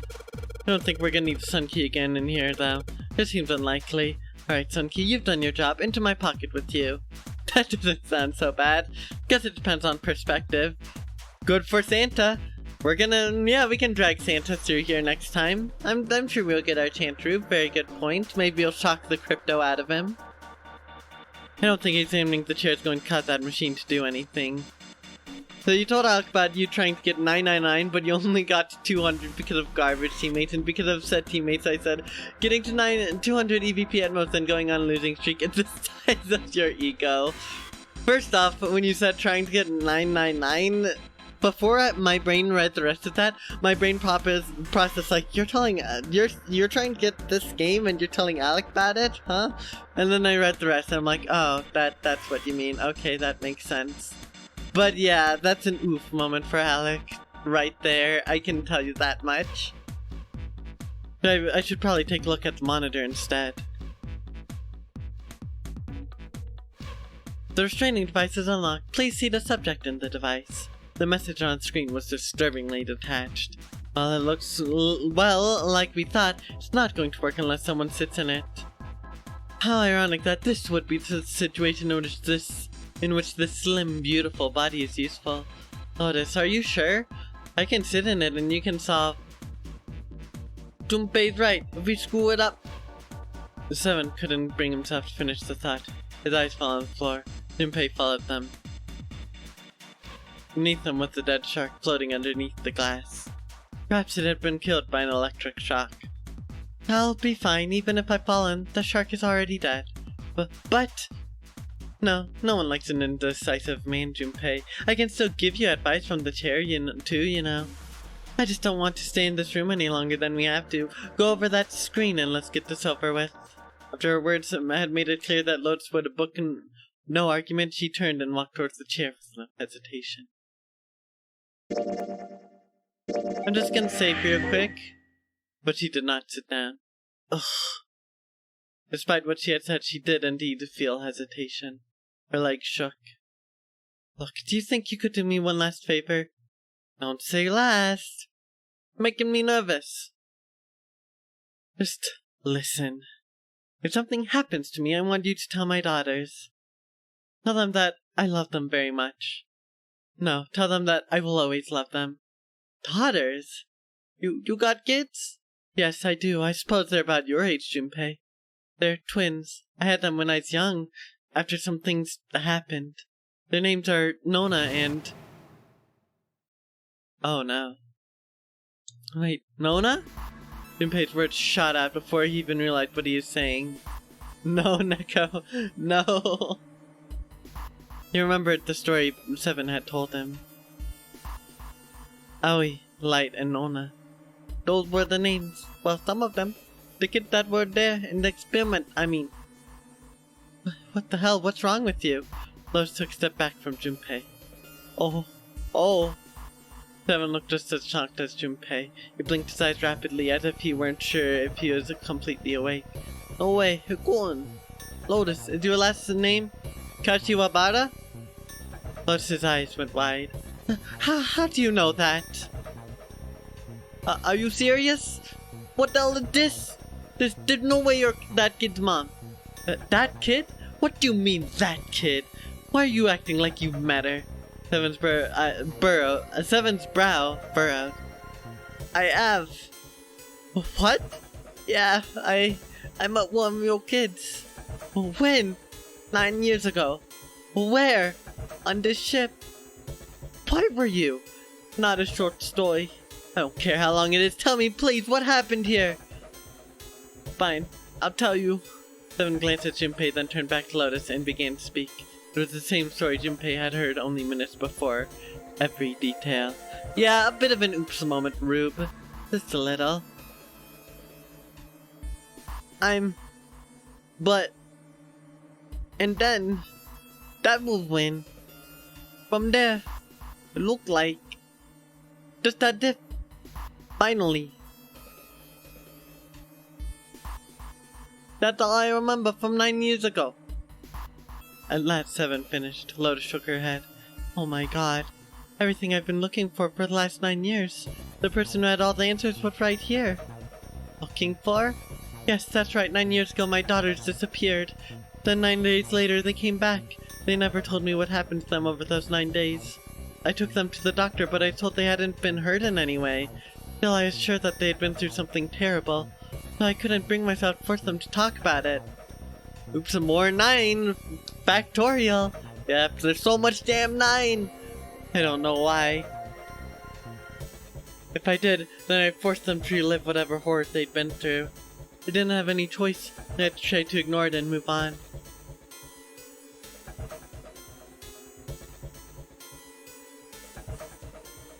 A few months passed.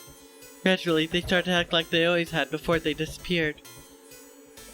They had smiled and made jokes and did all the silly things kids do.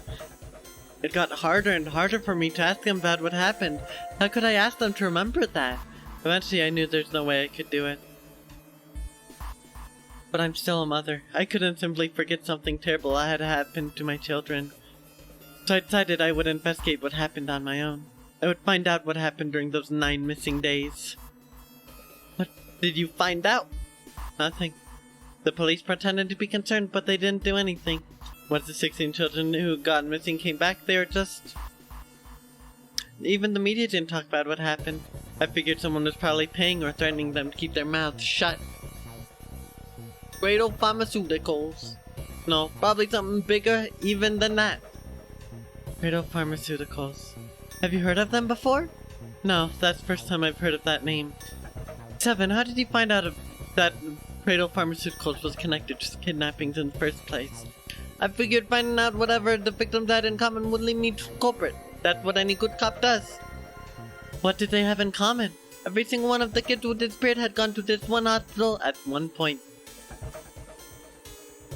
The hospital was one of a bunch that were under the control of the Cradle Pharmaceuticals. After that, it was just about connecting the dots. The hospital. The hospital. Well, while I was trying to get some kind of information out of the kids at the hospital, one of them told a weird story. What was it? Have you heard about the Gensfeld experiment? I guess all these kids had to go through it while they were at the hospital. I think it was passed off as some sort of counseling. What did you call it again? Oh, the Gensfeld experiment. This is how it's set up. First, subject Q and they are put into separate rooms, far away from one another. Then a series of video images are shown to subject Q, who is told to send the images to subject A by thinking about them. Subject A, on the other hand, is put into a large reclining chair and given a blindfold. With the senses cut off, A is asked to guess what the images Q is looking at. Oh yes, I've heard of that. It's a famous telepathy experiment, isn't it? Telepathy. That's how the experiment on the ship was supposed to work. The experiment to control people, right? Yeah. I don't know if any of the telepathy stuff really exists, but maybe someone from Cradle Pharmaceuticals bought into it. Lotus grunted. 7 had been thinking hard for the last several minutes and finally spoke. Even if that is the case, I still don't get how that has anything to do with any of this. The non-air game, 0, why we were kidnapped. What does any of that have to do with telepathy? I know I brought all this up, but I have no idea. Maybe none of this stuff is connected after all. Then in that moment of silence, a cold voice echoed down from the ceiling. No subject has been detected. Unless a subject is detected within 30 seconds, all power will be shut down. System recovery is estimated to take 1 hour. If you wish to proceed with the experiment, please hit subject in the restraining device. Whoa, that doesn't sound good. Yeah. Okay, I'm going. Oh no, that's not what we... Just hurry up and get it over with. Junpei, I'm counting on you. Right.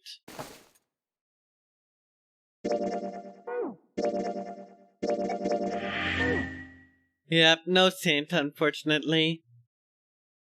He's safe for one more day. Junpei looked at her one last time, then made his way to the monitor. Lotus, please, tell me right away if you feel anything weird. You worry too much, now get on with it and be a man. June's going to leave you. Lotus was putting on the best act she could manage, but her legs were shaking so much that if she hadn't been sitting, she likely would have fallen down. Tiger drop, Santa. We'll get around to it, Neka. I approve of this idea. Lotus.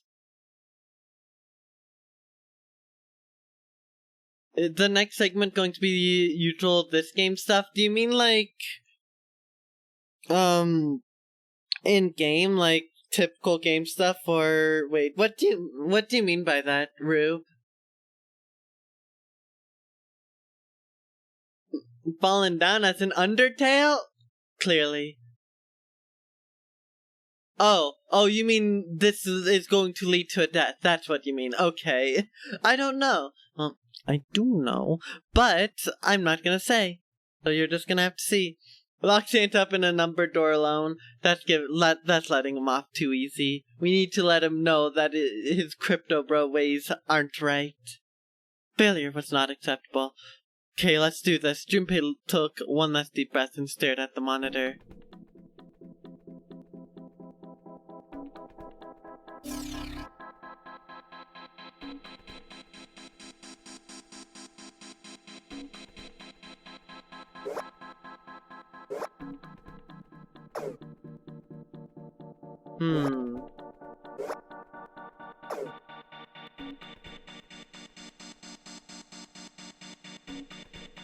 Oh boy.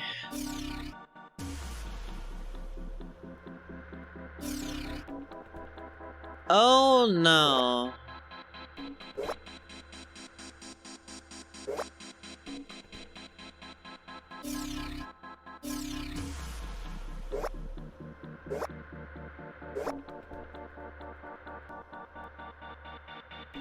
I'm actually really close. On one side, anyway.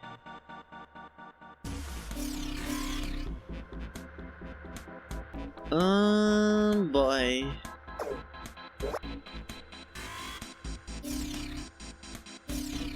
Oh, I have no idea.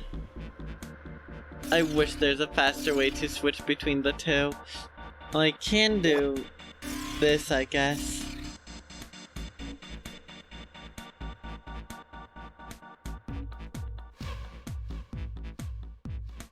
Oh, that's right. Okay, so I don't need to light all of these up.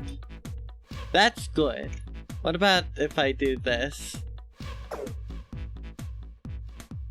That's good. That's not.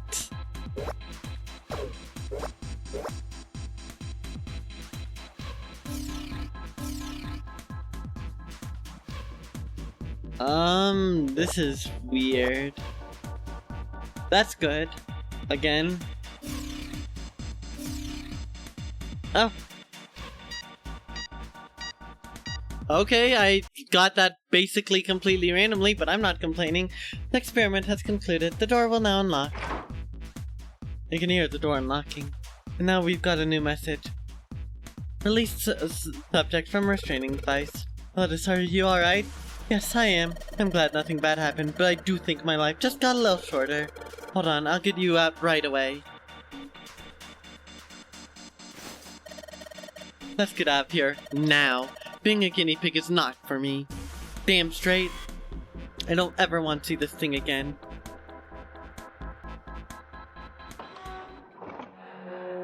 Alright. I like how you have a frowny face there, as if death is clearly the best part of this.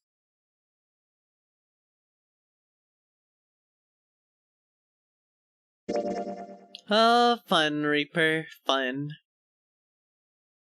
Alright, so I will be seeing this ending to the end, and then I'll be stopping stream, and we're going until I get this ending, basically. But I don't see any doors.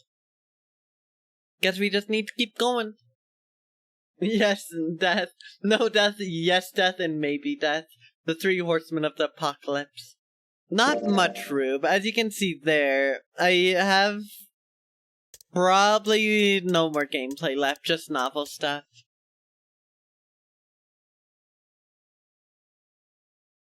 I'm so sorry, Reaper. I would prefer you not to be partially on the way to death's door.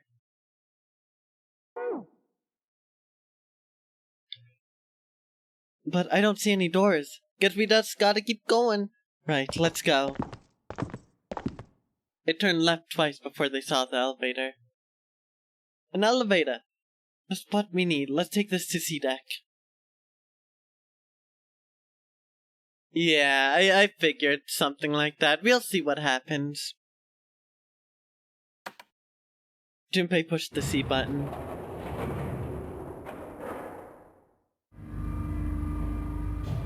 I'm so sorry, Reaper. I wish you luck in Salmon Run. The elevator motor ground away, and before long they found themselves once again on the C-Deck. The door opened and they stepped off. Huh? They'd expected to find 4 other people waiting for them. There were none. No one's here. Where did they go? I have no idea.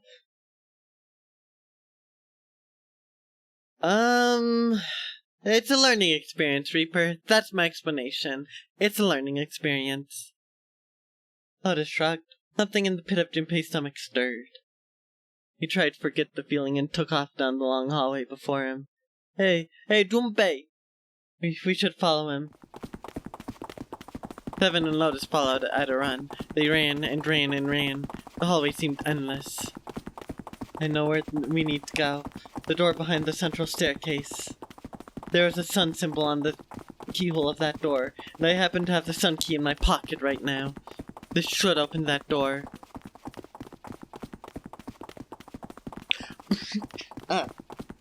Well, Reaper, let's look at this.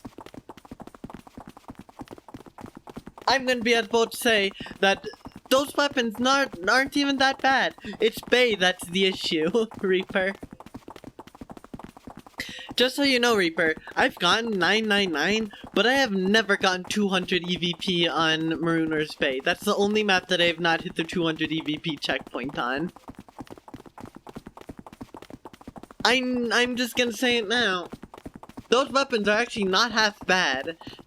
It's Marooner's Bay that's the issue. That is why they ran for the central staircase. They had run for quite some time when they arrived at the door that ended the hallway. Junpei stopped. Alright, time to open this. He laid his hand on the doorknob, his breathing heavy. Seven laid a hand on his arm. Hold on a sec there. Huh? We don't have the key for this one yet, right? Sure, that's gotten too many.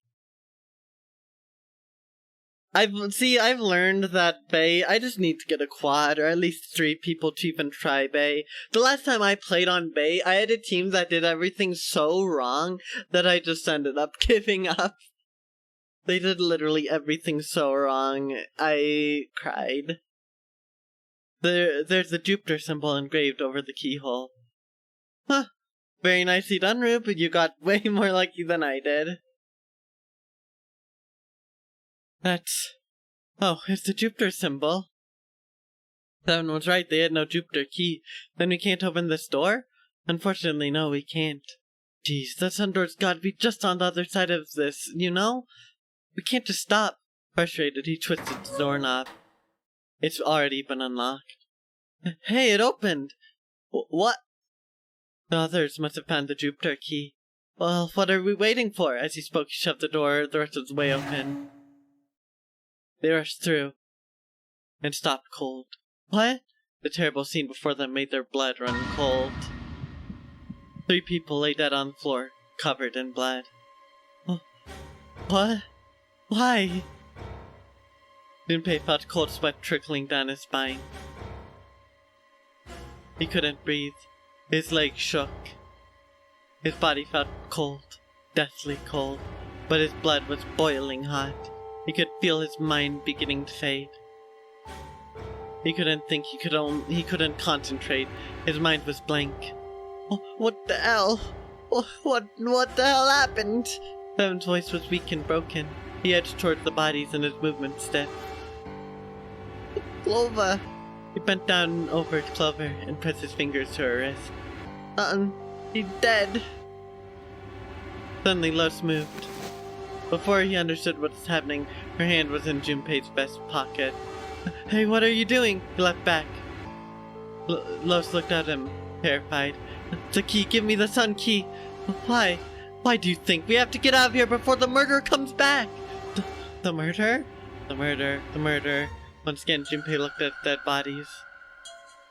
Santa, Clover, and Ace. 3 people, 3 dead bodies. That means that the person who had killed them was... No. No, it can't be true. Give it to me! Before Junpei could react, Lotus dove back into his pocket and came out with the key. Let's go! Without waiting for Seven or Junpei, she ran straight for the central staircase. They followed.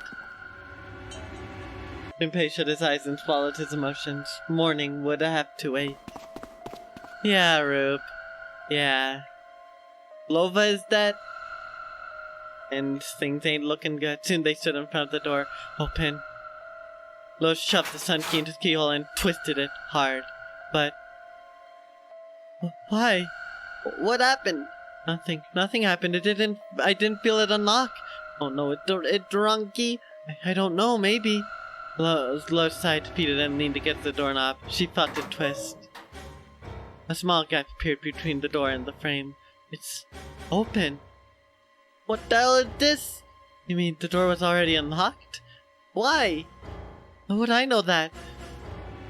Well, whatever, let's just go. Lotus took a deep breath and slowly opened the door to the rest of the way. They stepped inside. In front of them was another hallway. It stretched out toward the bow of the ship. They began to run. Faster and faster they ran, trying desperately to reach the end of the hallway. A few seconds later, they were there. In front of them stood a massive metal door. They were all breathing heavily as Junpei spoke. What the hell is this door? I can't see anything that looks like a doorknob or switch or lever or card reader or... I just keep checking because I'm curious, or anything.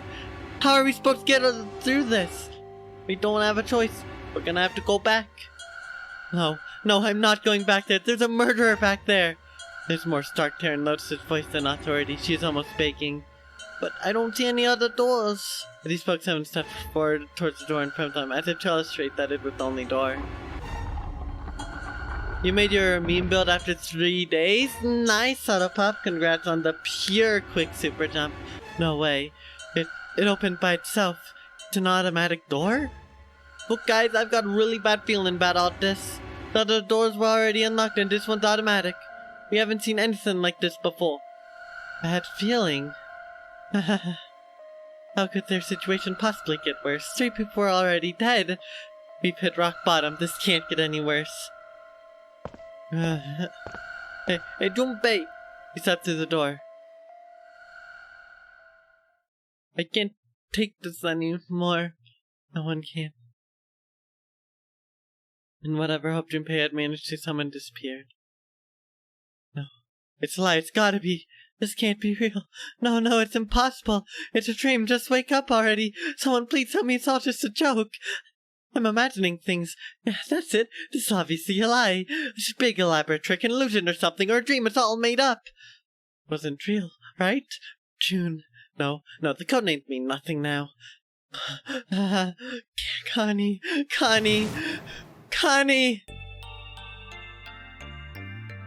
Junpei cried out and leapt through the door. He flew to her side, his heart like a stone in his chest. Connie, hang on! Junpei swept her up and shook her by the shoulder. She moaned and her eyes fluttered open, but only barely. Connie! Jumpy? Her face was pale and her lips were dry and cracked. Her eyes were blank and cloudy. They stared straight at Junpei but saw nothing. Junpei put his hand against the small of her back to hold her up. It felt warm and wet. He lifted his hands up. It was covered in blood. Oh man, honey, there's so much blood. What the hell happened to you? How did this happen? It was all he could do not to break into tears. Jumpy, I'm sorry. Her voice was a thin, minuscule thread that was the only thing keeping her with him. I might not make it. No way, I'm not gonna let you die. I'm gonna save you, I promise. Thank you, Jumpy. Thank you so much for everything. I was really happy to see you again, Jumpy. Really happy. Don't give me that I was crap. You're gonna see me again lots more times. You've just gotta hang on, alright, Connie? You. What can I do? Damn it. Looked up from Connie, desperate for something, anything. Oh, what's that? Then he saw it. A small submarine. A submarine? What on earth is a submarine doing here? No, that didn't matter. Nothing mattered except saving Connie. That was the only thing he wanted. That's it! Junpei turned his head back to look down at her. Hang on, alright. There's a submarine over there. I'm gonna go see if it works. No, don't go. Please don't go. Please just stay with me, okay? I want to be close to you, Jumpy. When Honey. Jumpy, did you know? You meant a lot to me when we were kids. I've liked you for a long time, Junpei. A really long time. Junpei's vision had gone blurry. It took him a moment to realize his eyes were filled with tears. He could feel a piercing point of heat deep in his heart, like a white-hot flame. Jumpy, do you remember how we hung out a lot when we were kids? We went to the pool and to the fair. You remember playing snowball at the school? They're all memories I'll never forget. All those memories are treasures to me. But I also wanted to go to a lot of other places with you. A lot more. But that won't happen now. No, I mean, yes, it will happen. We've got to go to all sorts of places, Connie. You hear me? I promise you'll go wherever you want. Really? Yeah, really, I swear. That makes me happy. Really happy. She said it to herself over and over, a weak smile creasing her tired face. Jumpy, I feel sleepy. No, Connie, don't fall asleep. Thank you, Jumpy. Thank you so much. Her eyes were slowly closing. Junpei screamed, even as he felt his throat go hoarse. Connie! Connie! Connie!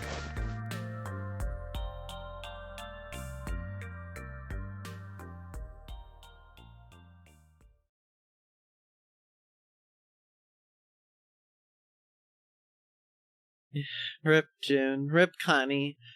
And yep, Junpei dies again. Subtle Pup, abuse it. Find the weapon that you can just jump in with whenever you want. Yeah, this game's sad. Time passed. Junpei wept, curled around Connie's body. He cried and cried until he had no tears left. When the last tear fell, Junpei was no more. His body remained, but only as an empty shell. Somewhere he heard a bell ring. It was the clock at the central staircase. Let's see what the game dictates this has, because the other ending was the bad ending, so let's see if this also says bad ending or what. It rang 5 times, then faded. 5 o'clock. Quietly, gently, softly, he set Connie down on the floor. Slowly, Junpei stood. Only then did he realize that Seven and Lotus had not followed him. Where had they gone? Slowly, he looked around the room. There's nothing.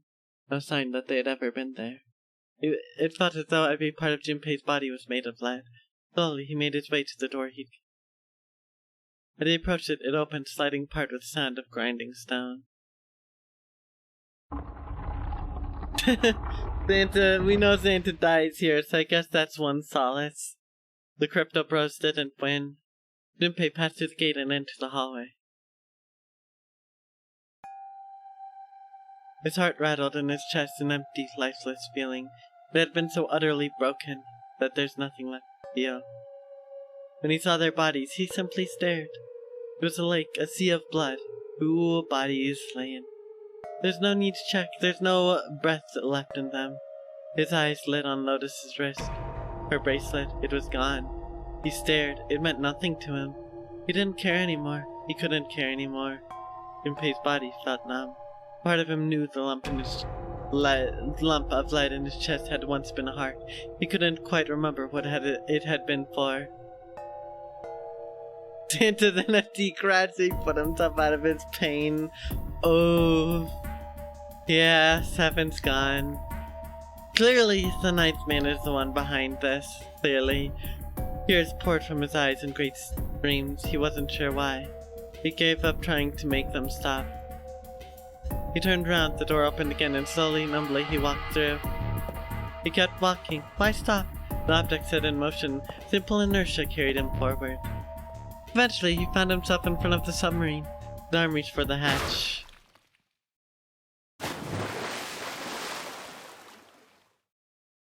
And then he was floating in water. His eyes stared down into it. You are dead! Not a big surprise. Couldn't see the bottom. His back was hot. Dimly he felt the blade of a knife in it. Ooh. One dead body lay behind door number 5. The body of the 9th man. Another lay in the shower room. The body of Snake. At the central staircase were 3 more. Santa, Ace, Clover. This outside door were 2 corpses. Those of 7 and Lotus. And in this very room lay the body that had once been Connie. And now Junpei would join them. Who then had killed them all? Who? Junpei let out one last breath. Finally, he felt the bubbles creep up the side of his face. His consciousness faded quickly, dissolving away into the cold, gentle lapping of the water. I don't blame you, Reaper. Platoon sounds terrible right now. Yep, there's the damn knife again.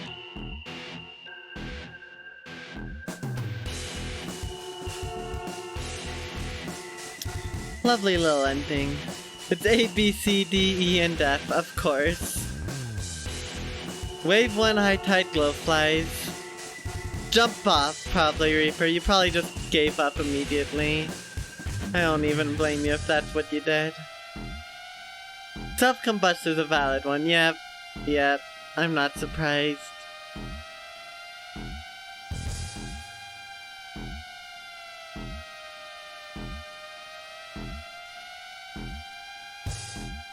Oh boy. So yeah, another not fun ending. Isn't that just great? Yep.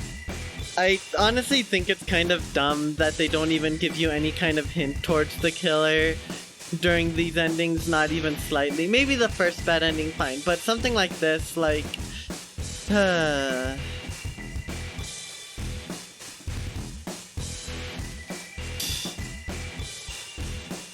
They clearly do give us a hint.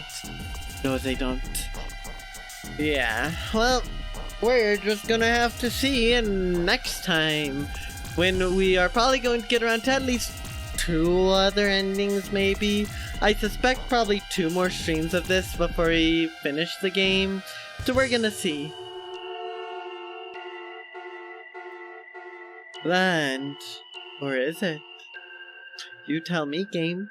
You tell me.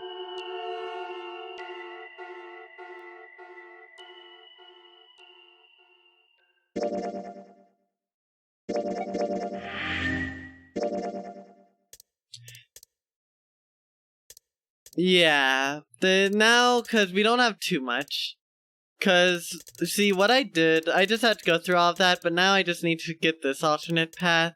Then I just have these chunks left. And not much, so... For reasons I won't get into, I suspect I will probably still need 2 streams to complete it. But, we'll get to that. The 16th student, Mukuro... Oh, what is her name? I don't remember. The 16th student lying hidden somewhere in this cruise ship. You're so right with that, Subtle Pup. I 100% agree with you and your theory. So yes, this is an ending. Clearly it's AoE.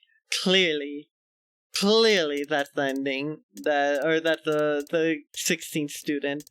They never left. Clearly it's Zero. So, definitely. So, yeah, it's just an ending.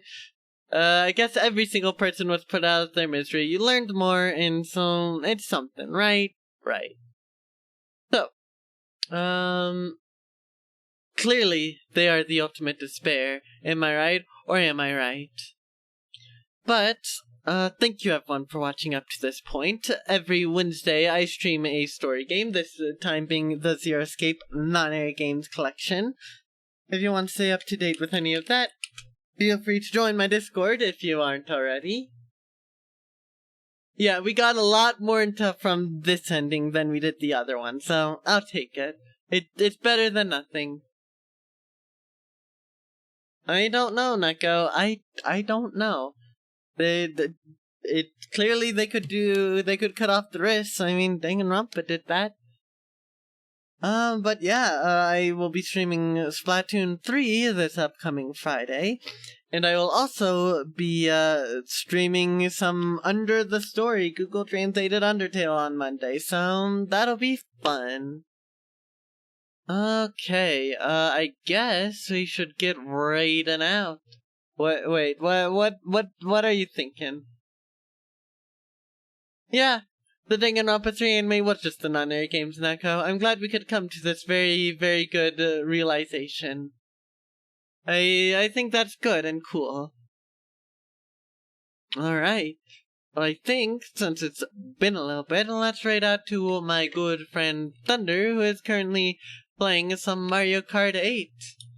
Because I don't really know if I have anyone better to do. Maybe? I'm gonna look around a little bit more. There's an anime about Dang It Grandpa. Yep, Dang It Grandpa has 3 animes, two animes, which is not what I would have expected, but, you know, good for Danganronpa fans, I guess. Let's see. You know, there's someone else streaming a story-related game, an old one at that, so I might give them a little stop by. No, let's do it, since they're playing a story-based game. Yeah, it would have been cool if Danganronpa 2 got an anime adaptation. I think that would have been nice. But, without any further ado, let's raid out to Ghost, who is currently playing Super Mario RPG. Of course, feel free to bless the Radies chat with the best gift of all, the bread emoji, and I will see you all this Friday. Bye-bye. Bye-bye. That would be pretty cool, Subtle Pop. Thank you, Rube. Farewell.